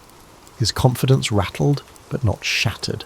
It was in Budapest, while working at the Budapest Telephone Exchange, that Tesla began to regain his footing. In that frenetic workspace, he was tasked with improving the nascent telephone system's design. One lesser circulated story details how Tesla once clambered onto a rooftop to adjust overhead lines, the lightning flashes giving him new ideas about high-frequency current. Colleagues regarded him as eccentric competent. Crucially, it was during a routine walk through Budapest's city park that the notion of the rotating magnetic field crystallized in his mind. Inspired by a poem he recited aloud, Tesla abruptly stopped, drew a stick from the ground, and began tracing swirling diagrams in the dirt. He explained to his companion how two or more alternating currents, out of phase, could induce a rotating field capable of spinning a motor. That eureka moment set the course for his next inventions. It was an unveiling of practical AC concepts in the most unassuming of settings, far from any official laboratory. Shortly after, Tesla found himself with an opportunity in Paris, working for the Continental Edison Company. His tasks involved troubleshooting installations of Edison's DC systems, the very technology that had vexed him back at Graz. Even so, the job introduced him to real-world engineering challenges, from power outages to generator malfunctions. By day, Tesla tackled these issues, becoming something of a specialist in diagnosing electrical breakdowns. By night, he refined sketches of his AC motor, desperately wishing for the chance to build a prototype. The interplay between the daily grind of DC hardware maintenance and the nightly pursuit of AC innovation lent Tesla's life a peculiar duality, an unresolved tension between the present and what he believed the future should be, although overshadowed by the high drama of later years. These formative experiences taught Tesla resilience. He learned how to negotiate limited resources, how to observe the smallest anomalies in mechanical performance, and how to coax visions from his mind into workable sketches. More importantly, his confidence in the feasibility of AC power solidified, even as he undertook the tedium of DC-based assignments. The world around him might have regarded AC as a flight of fancy, but in his eyes it was the rightful heir to the electrical throne, waiting for its moment to shine. Tesla's fateful journey to the United States in 1884 has often been romanticized, yet a host of lesser-known details enrich that narrative. He arrived in New York with next to nothing, carrying a letter of introduction to Thomas Edison from his former employer in Paris. The letter supposedly claimed Tesla was an exceptional engineer who would produce wonders. In popular retellings, this encounter frames Tesla and Edison as instant rivals. But in truth, their relationship began with cautious respect. Edison recognized Tesla's competence right away and put him to work on projects deemed too intricate or menial for others. There's a story, one not widely circulated, that Tesla fixed a defective shipboard lighting system, saving Edison's company from contract penalties. Tesla never used it as leverage. Still, Edison noticed. Intrigued by Tesla's meticulous approach, he assigned him to redesign DC generators. Tesla toiled day and night, confident his improvements would prove their worth. And they did, but when he sought remuneration, misunderstandings piled up. It wasn't a single dispute over a massive bonus, more a pattern of unkept promises and blurred expectations. By early 1885, the veneer of cordiality evaporated, and Tesla left Edison's employ. That was the genesis of a rivalry later amplified by newspapers, driven more by conflicting technologies than personal hatred. Financial troubles beset Tesla almost immediately. With few acquaintances in New York, he found himself digging ditches for $2 a day. Yet it might have been that physical labour, under a harsh sun, that sharpened his resolve. He told a friend that while his body dug ditches, his mind was far away, describing elliptical arcs of thought. Where some might have fallen into despair, Tesla saw an interval to refine his intended path. That path led to the formation of Tesla Electric Light and Manufacturing, his first entrepreneurial venture in America. He secured backers who, at first, promised to let him develop arc lighting systems and eventually his prized AC motors. However, once Tesla delivered an efficient arc lighting solution, those investors showed no interest in AC. Capital wanted quick returns, not imaginative leaps. Frustrated, Tesla found himself pushed out of the very company bearing his name. This episode left him wary of business partnerships and taught him that investors valued immediate profit over long-term vision. Undeterred, Tesla began to demonstrate his AC motor concept in small lecture halls around the city. One venue, the back room of a modest Manhattan building, had an audience of barely 20 people. But among them was Alfred S. Brown, the Western Union superintendent who recognized Tesla's potential. Another backer, Charles Peck, also attended. Together, they formed a partnership with Tesla, pledging to support his AC technology. These unglamorous sessions laid vital groundwork for Tesla's next breakthrough. Soon, with newfound supporters, Tesla established a laboratory at 89 Liberty Street, Manhattan. Amid coils of wire and improvised setups, he tinkered relentlessly. The space was cramped but offered freedom. He constructed prototypes of the polyphase AC motor, painstakingly refining them until they could run smoothly under load. Maintaining a consistent rotating magnetic field was one challenge. Ensuring it didn't damage the apparatus over time was another. Tesla tackled each obstacle systematically, relying on mental simulations before any real-world tests. One anecdote from this period recounts Tesla experimenting with high-speed turbines that let out unnerving whines. Passers-by grew wary, prompting multiple visits from the local fire brigade after neighbours complained of sparks. Tesla, oblivious to the fuss, would apologise earnestly, then resume his adjustments the moment they left. Such episodes highlight his tendency to live almost entirely in his realm of ideas, paying little heed to outside alarm. While public fascination with electricity was on the rise, spurred by the novelty of electric lights, most industrialists still viewed AC with caution. Tesla's goal was not simply to make AC motors feasible, but to persuade key players that this technology was reliable, safe, and profitable. Each small success in his lab bolstered his resolve, inching him closer to a grand future shaped by alternating current, truly unstoppable. By 1888, Tesla was ready to unveil his AC motor to the world, and the venue was the American Institute of Electrical Engineers. While typical accounts highlight the significance of this event, few explore the hushed excitement that filled that lecture hall. Attendees included professors, journalists, and industrial titans, all abuzz with talk of a new era in electrical distribution. Some were openly skeptical, others arrived hoping to witness the demise of what they considered an impossible dream. Tesla walked onto the stage with a calm demeanour, unveiling his motor and discussing its principles with methodical precision. Crucially in the audience sat George Westinghouse, who had embraced AC for power transmission. Impressed by Tesla's clarity and the elegant simplicity of his motor, Westinghouse quickly reached out. In negotiations, he purchased Tesla's patents for a substantial sum and promised royalties for every horsepower generated by his inventions. While mainstream retellings mention the deal, the nuance of their discussions, shaped by Tesla's vision for future expansions of AC, often remains overlooked. With Westinghouse's backing, Tesla moved into a well-resourced facility in Pittsburgh to refine his designs for commercial production. The cultural shift from his Liberty Street lab to an industrial setting was stark. Tesla sought perfect synergy of frequency and voltage, while corporate engineers focused on the standardized parts. Despite tension, seeing his motors mass-produced thrilled him. He was elated when AC Systems lit parts of the 1893 World's Columbian Exposition in Chicago, showcasing a cityscape aglow with alternating current, courtesy of Westinghouse and Tesla. A lesser-known interlude occurred when Tesla visited Niagara Falls to survey the planned hydroelectric station.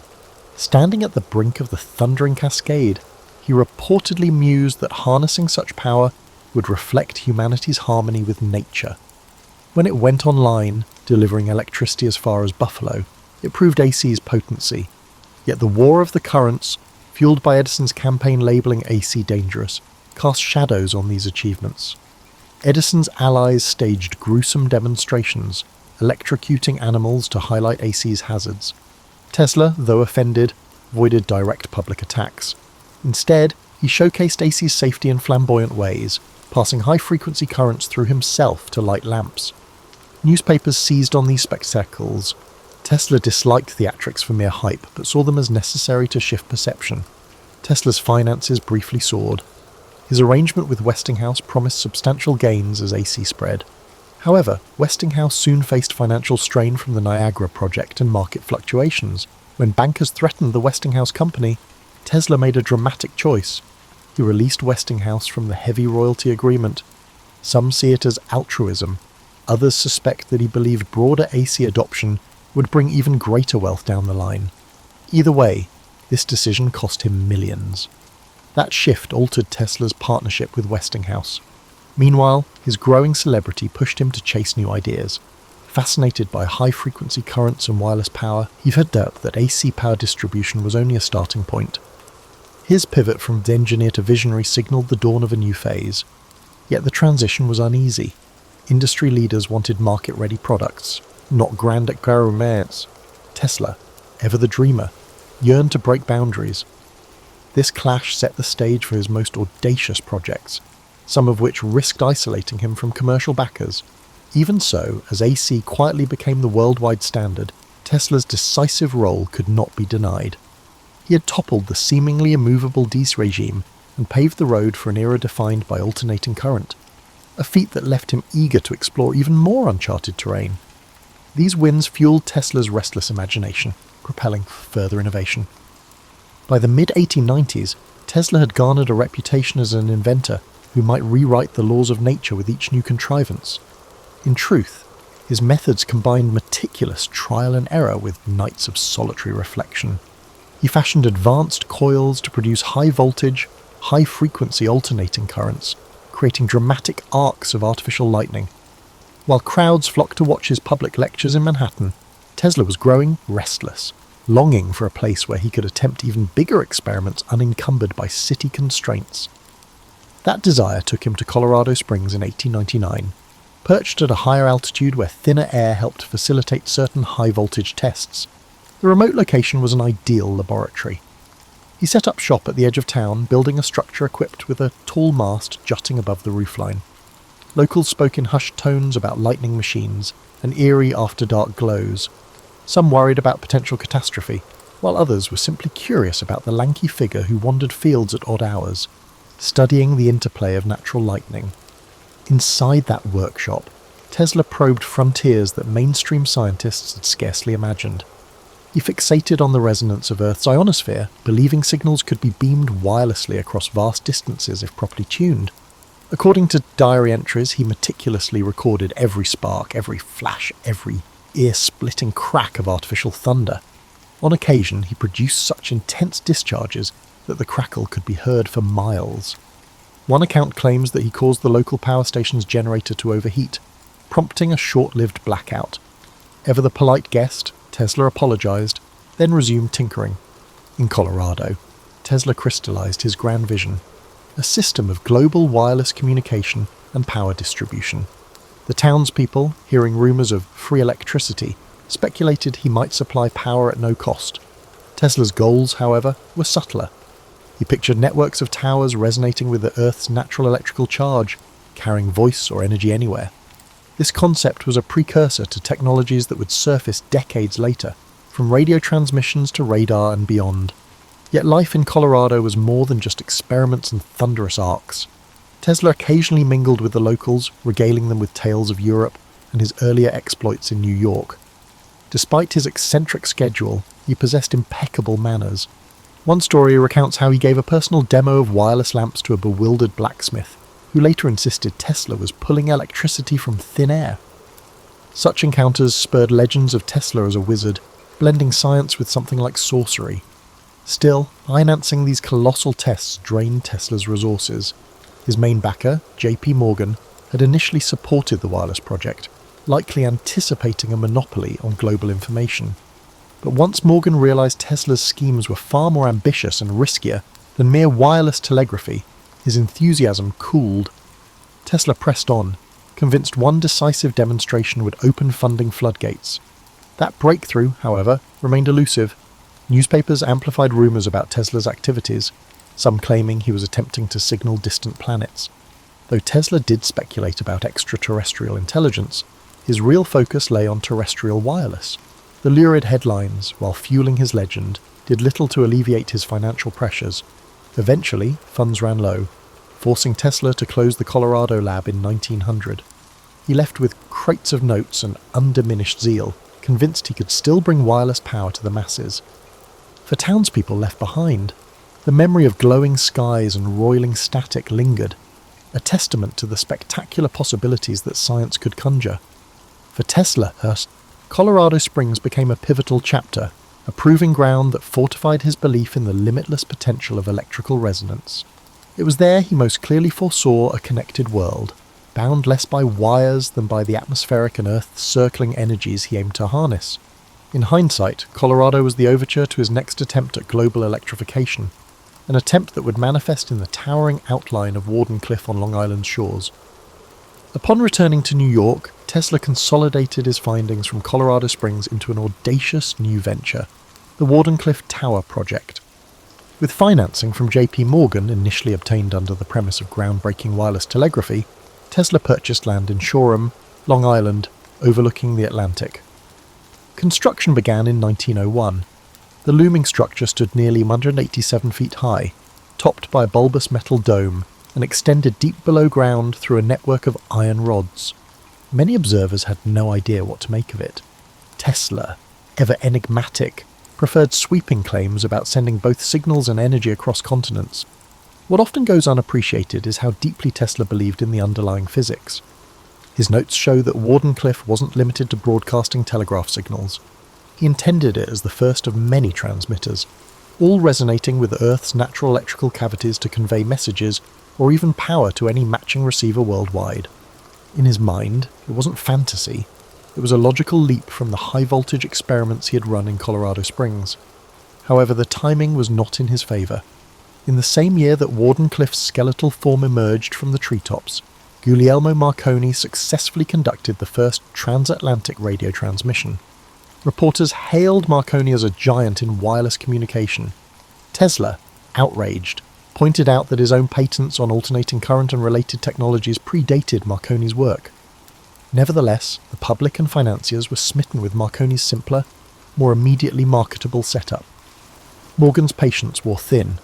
Why bankroll Tesla's massive tower if Marconi's apparatus sufficed for long-distance signalling? Wardenclyffe, still incomplete, hemorrhaged money. The crew building it dwindled, salaries went unpaid, and Tesla found himself pleading for fresh capital. Each conversation with Morgan ended in terse demands for tangible proof, which Tesla couldn't produce fast enough.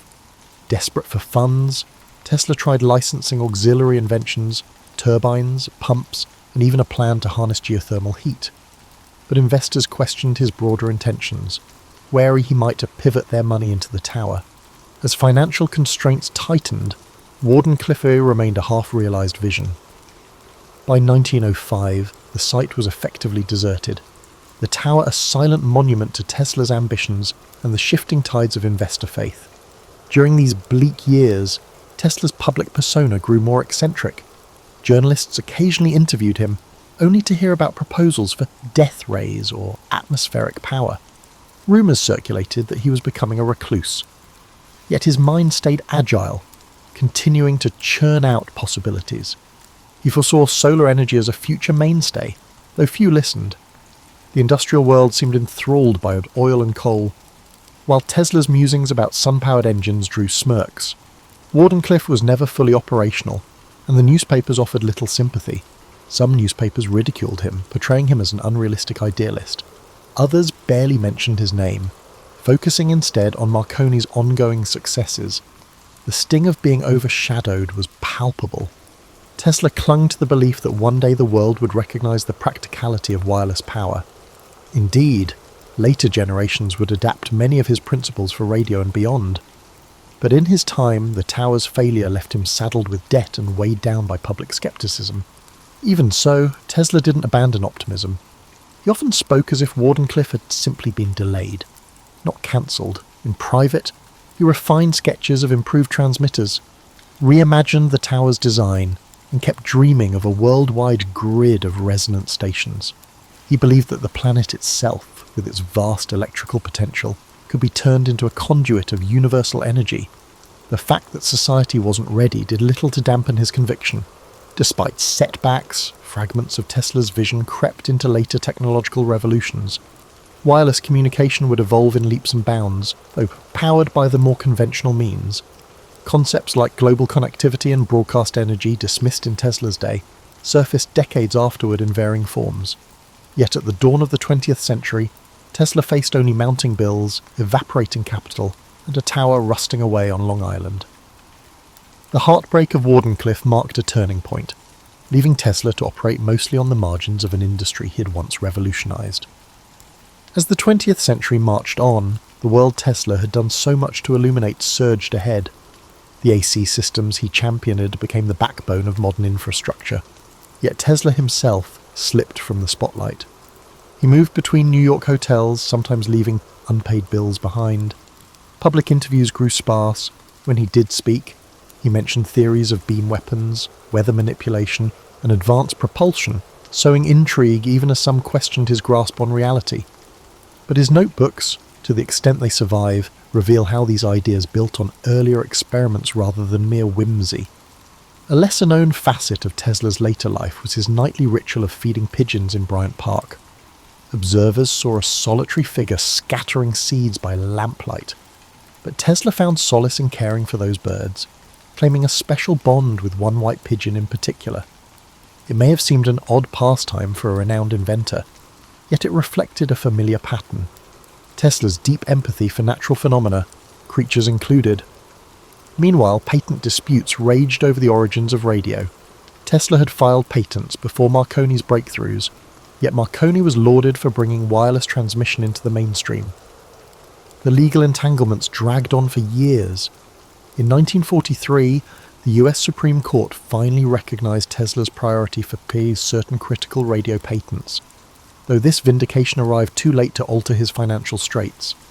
He was never able to capitalize on the official ruling, nor did it quell the public's association of radio primarily with Marconi. Tesla spent his final stretch of life at the New Yorker hotel. Though short on funds, he still scrawled ideas on scraps of paper, proposing cosmic ray engines and new power methods. Visitors who managed to see him might find him animated and eloquent, speaking in polished tones about harnessing the energy of the sun or channeling power from the Earth's magnetic field. He believed that a teleforce beam could end war by making national borders impenetrable. To many, these notions sounded impossible, yet Tesla's track record left room to wonder. When he passed away on January 7, 1943, in room 3227, he left behind boxes of documents that soon became the subject of intense scrutiny. Authorities seized some of his papers, fueling rumours of hidden innovations or weapons too dangerous for public consumption. Conspiracy theories flourished. While the reality likely involved routine security concerns, the secrecy lent mystique to Tesla's legacy. It became hard to disentangle fact from folklore. Over the decades, Tesla's standing in popular consciousness swung wildly. Edison's name overshadowed his for a time, especially in school textbooks. Only later did movements rise to credit Tesla for his revolutionary contributions to AC power, radio technology, and more. Modern engineers, scientists, and curious laypeople uncovered his patents and writings, marvelling at how he'd anticipated entire fields of inquiry, from robotics to wireless communication. His pioneering theories on resonance and frequency also informed aspects of modern electronics, though that debt was seldom acknowledged until much later, in daily life. Tesla's true genius shines in the simplest of ways. Flick a light switch, and you reap the benefits of alternating current. Use wireless devices, and you operate on a principle Tesla believed could reach across the planet. The synergy he envisioned, between inventor, nature, and the unstoppable march of progress, remains a potent reminder of how one brilliant mind can shape whole eras. Tesla's story is, above all, a study in perseverance and paradox. He shunned the pursuit of wealth yet needed capital to materialize his dreams. He relished public demonstrations yet often worked alone, lost in interior worlds. He was both lauded and dismissed, recognized as a key figure in electrifying the modern world, yet branded at times as an eccentric on the fringes of acceptable science. Even so, he left an imprint rivaled by few. Long after his death, the hum of AC power lines, the glow of electric lamps, and the chirp of wireless signals echo Tesla's influence. He never saw the breadth of his triumph in person, yet the future he glimpsed was not mere fantasy. It was an inevitable extension of the forces he harnessed so elegantly. And though the man himself passed in relative obscurity, his ideas still crackle with a vitality that defies the boundaries of time and imagination. In the cool dawn of February 12th, 1809, a boy was born in a small one-room log cabin in Hardin County, Kentucky, an area now known as LaRue County.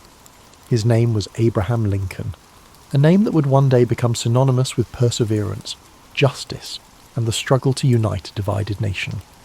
But on that day, he was simply the son of Thomas Lincoln and Nancy Hanks Lincoln, a humble family living in the rugged wilderness. Abraham's childhood was one of simplicity, hardship, and constant toil. His father, Thomas, was a hard-working farmer and carpenter who taught Abraham the value of labour and self-sufficiency. His mother, Nancy, was gentle and kind, instilling in young Abraham a sense of compassion and morality. The wilderness around them was vast and unyielding, a place where survival depended on resilience, resourcefulness, and community. The family lived in a small log cabin, its rough-hewn walls providing shelter from the harsh winters and sweltering summers of the Kentucky frontier. Inside, the fire crackled softly in the hearth, its warmth a comfort against the chill that seeped through the cracks in the wood. Abraham, with his lanky frame and curious mind, spent his days helping his father with the heavy tasks of clearing land, chopping wood, and planting crops. Though life was demanding, young Abraham had an insatiable thirst for knowledge. In a world where formal schooling was scarce, he read whatever books he could find.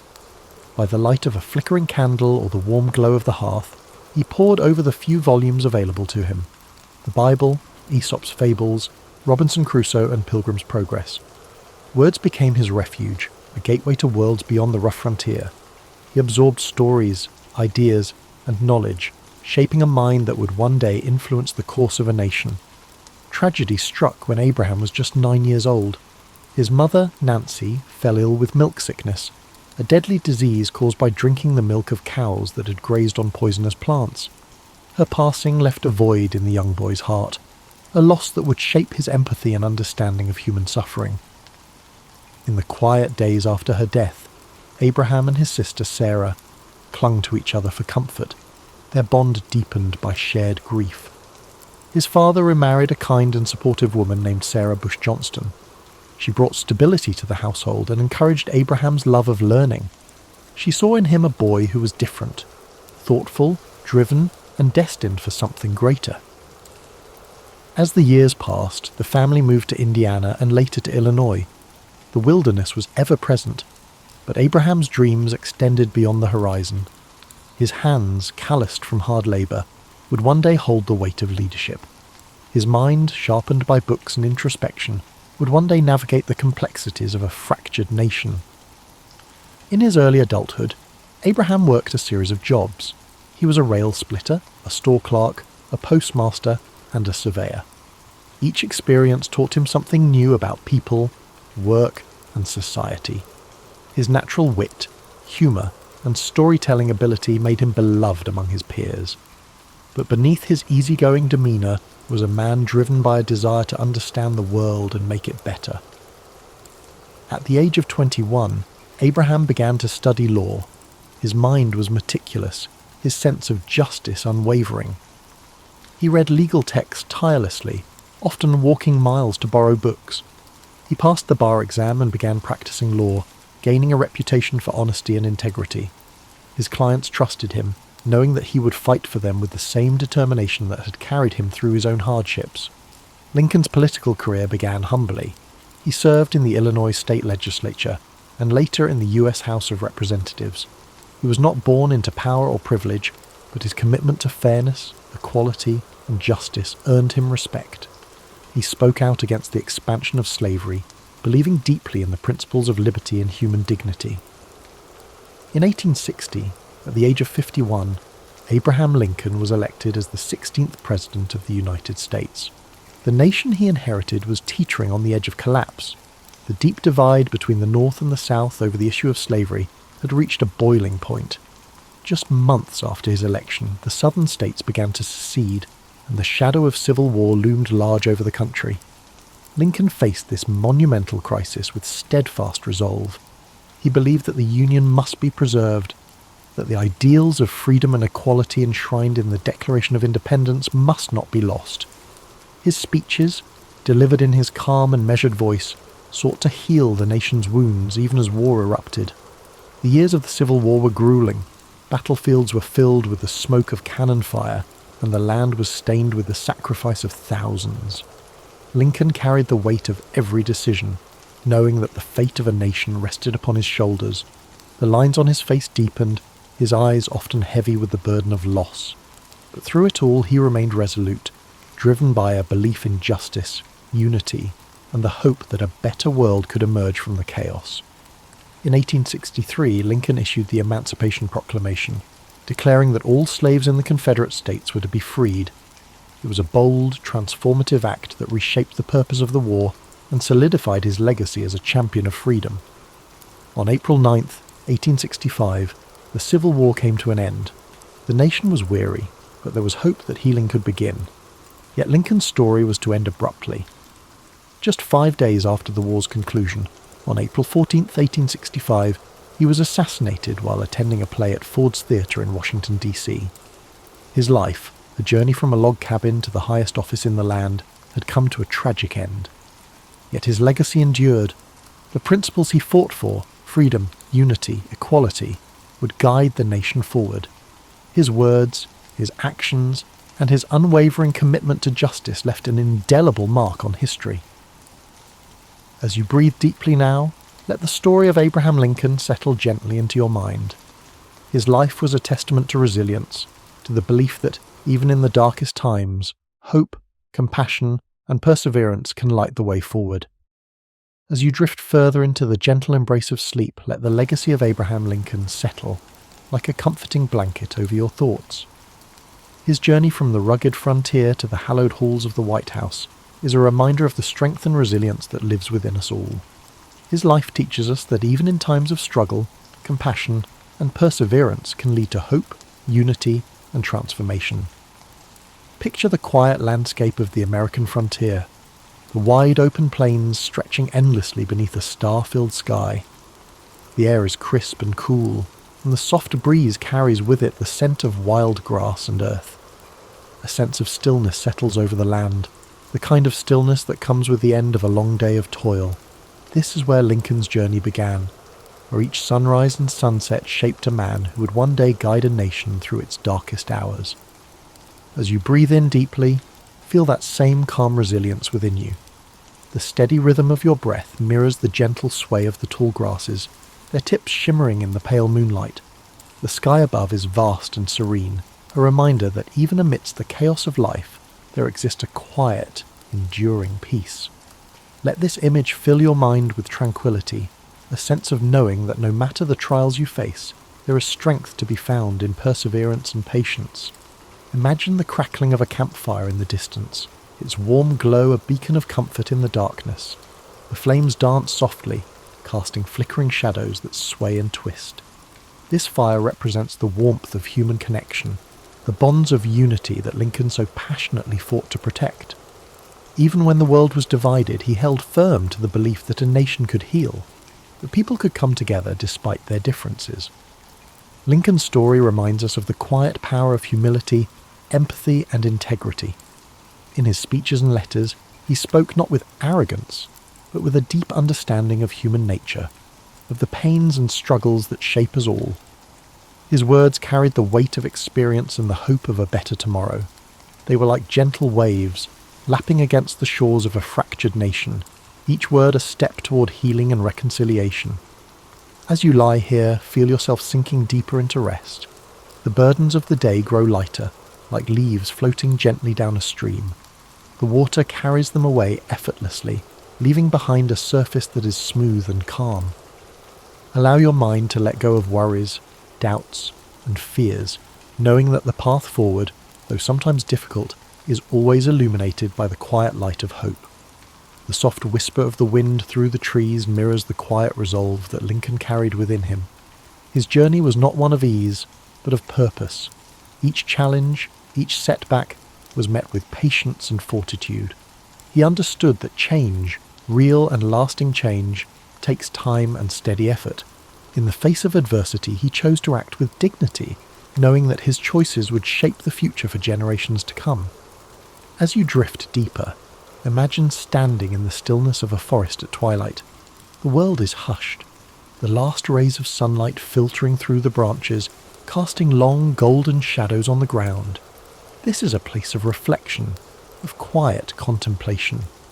The air is filled with the faint sounds of nature, a distant owl calling softly, the rustle of leaves in the breeze. Here you feel a connection to the world around you, a sense of being part of something much greater than yourself. Lincoln's life, with its moments of triumph and tragedy, is a reminder that each of us has the power to shape our own legacy. His belief in justice, equality and unity is a flame that continues to burn, a beacon that guides us through the darkness. His story encourages us to act with kindness, to stand firm in our principles, and to seek peace even in turbulent times. Breathe in deeply, the air filling your lungs with a sense of calm and clarity. With each exhale, let go of any tension or unease. Feel your body relax further, each muscle softening, your mind becoming lighter. The steady rhythm of your heart is like a gentle drumbeat, grounding you in this peaceful moment. The night envelops you now, a cocoon of warmth and safety. The stars above shimmer softly, their light a reminder that even in the vastness of the universe you're not alone. You are part of a story that stretches across time and space, connected to the dreams, struggles and triumphs of those who came before you. As you continue to relax, let Lincoln's story inspire a sense of quiet resolve within you. His life is a testament to the idea that courage, empathy, and perseverance can overcome even the greatest challenges. His journey, though filled with hardship, ultimately brought hope and healing to a fractured world. You too carry that potential within you, the power to face challenges with grace and to find peace in the midst of uncertainty. Thank you for joining us tonight on History and Sleep. May the story of Abraham Lincoln fill your dreams with calm, strength, and the knowledge that you are capable of overcoming any obstacle. Remember to like, comment and subscribe for more soothing stories of history's greatest figures. Now, let go completely. The night holds you gently, the stars keep watch, and your dreams unfold like the quiet pages of a storybook. Sleep deeply, knowing that you are safe, that you are strong, and that tomorrow holds new possibilities, new paths to explore, and new moments of peace. As you drift even deeper into the comforting depths of sleep, let the quiet strength of Abraham Lincoln's story continue to guide you. His journey, one marked by perseverance, compassion, and unwavering resolve, reminds you that within every moment of stillness lies the potential for growth and healing. The night wraps around you like a warm, protective embrace, and your mind settles further into a place of deep relaxation. Imagine now a gentle breeze whispering through the fields of the American Midwest, where the tall grass sways like waves upon a sea of green and gold. The landscape is bathed in the silvery light of the moon, casting long shadows that dance across the open plains. This is the land where Lincoln grew up, where he learned the value of hard work, the weight of responsibility, and the simple joys of a life lived close to nature. The distant sound of a slow-moving river meanders through the air, its waters reflecting the soft light of the stars. Each ripple is like a thought, gentle and fluid, carrying away the worries of the day. You're standing on the banks of this tranquil river, feeling the cool, damp earth beneath your feet. The water flows endlessly, reminding you that life, with all its challenges and triumphs, moves forward in its own steady rhythm. In the distance, you see a campfire glowing softly, its flickering flames casting a warm, golden light. The warmth of the fire reaches out to you, offering comfort and reassurance.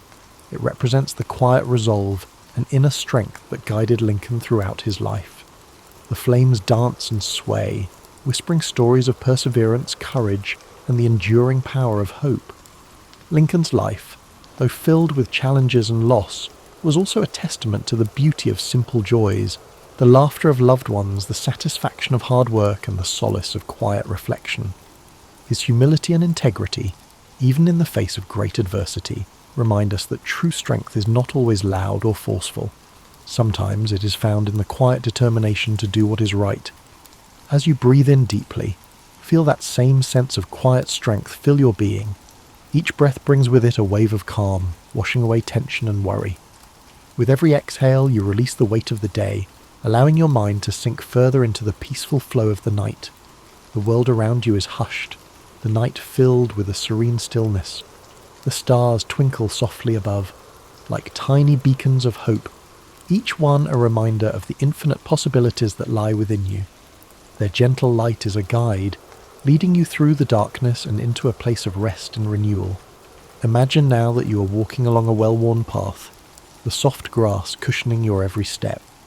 The path winds gently through a landscape of rolling hills and quiet forests, each step bringing you closer to a place of complete relaxation. The air is cool and refreshing, filled with the faint scent of pine and wildflowers. The sounds of nature surround you, the rustling of leaves, the distant call of a night bird, and the soft murmur of the breeze. This path represents your journey, a journey that is uniquely yours. Just as Abraham Lincoln faced his own trials with courage and resilience, you too have the strength to navigate whatever challenges lie before you. The path may twist and turn, but with each step you're moving forward, growing stronger and finding peace within.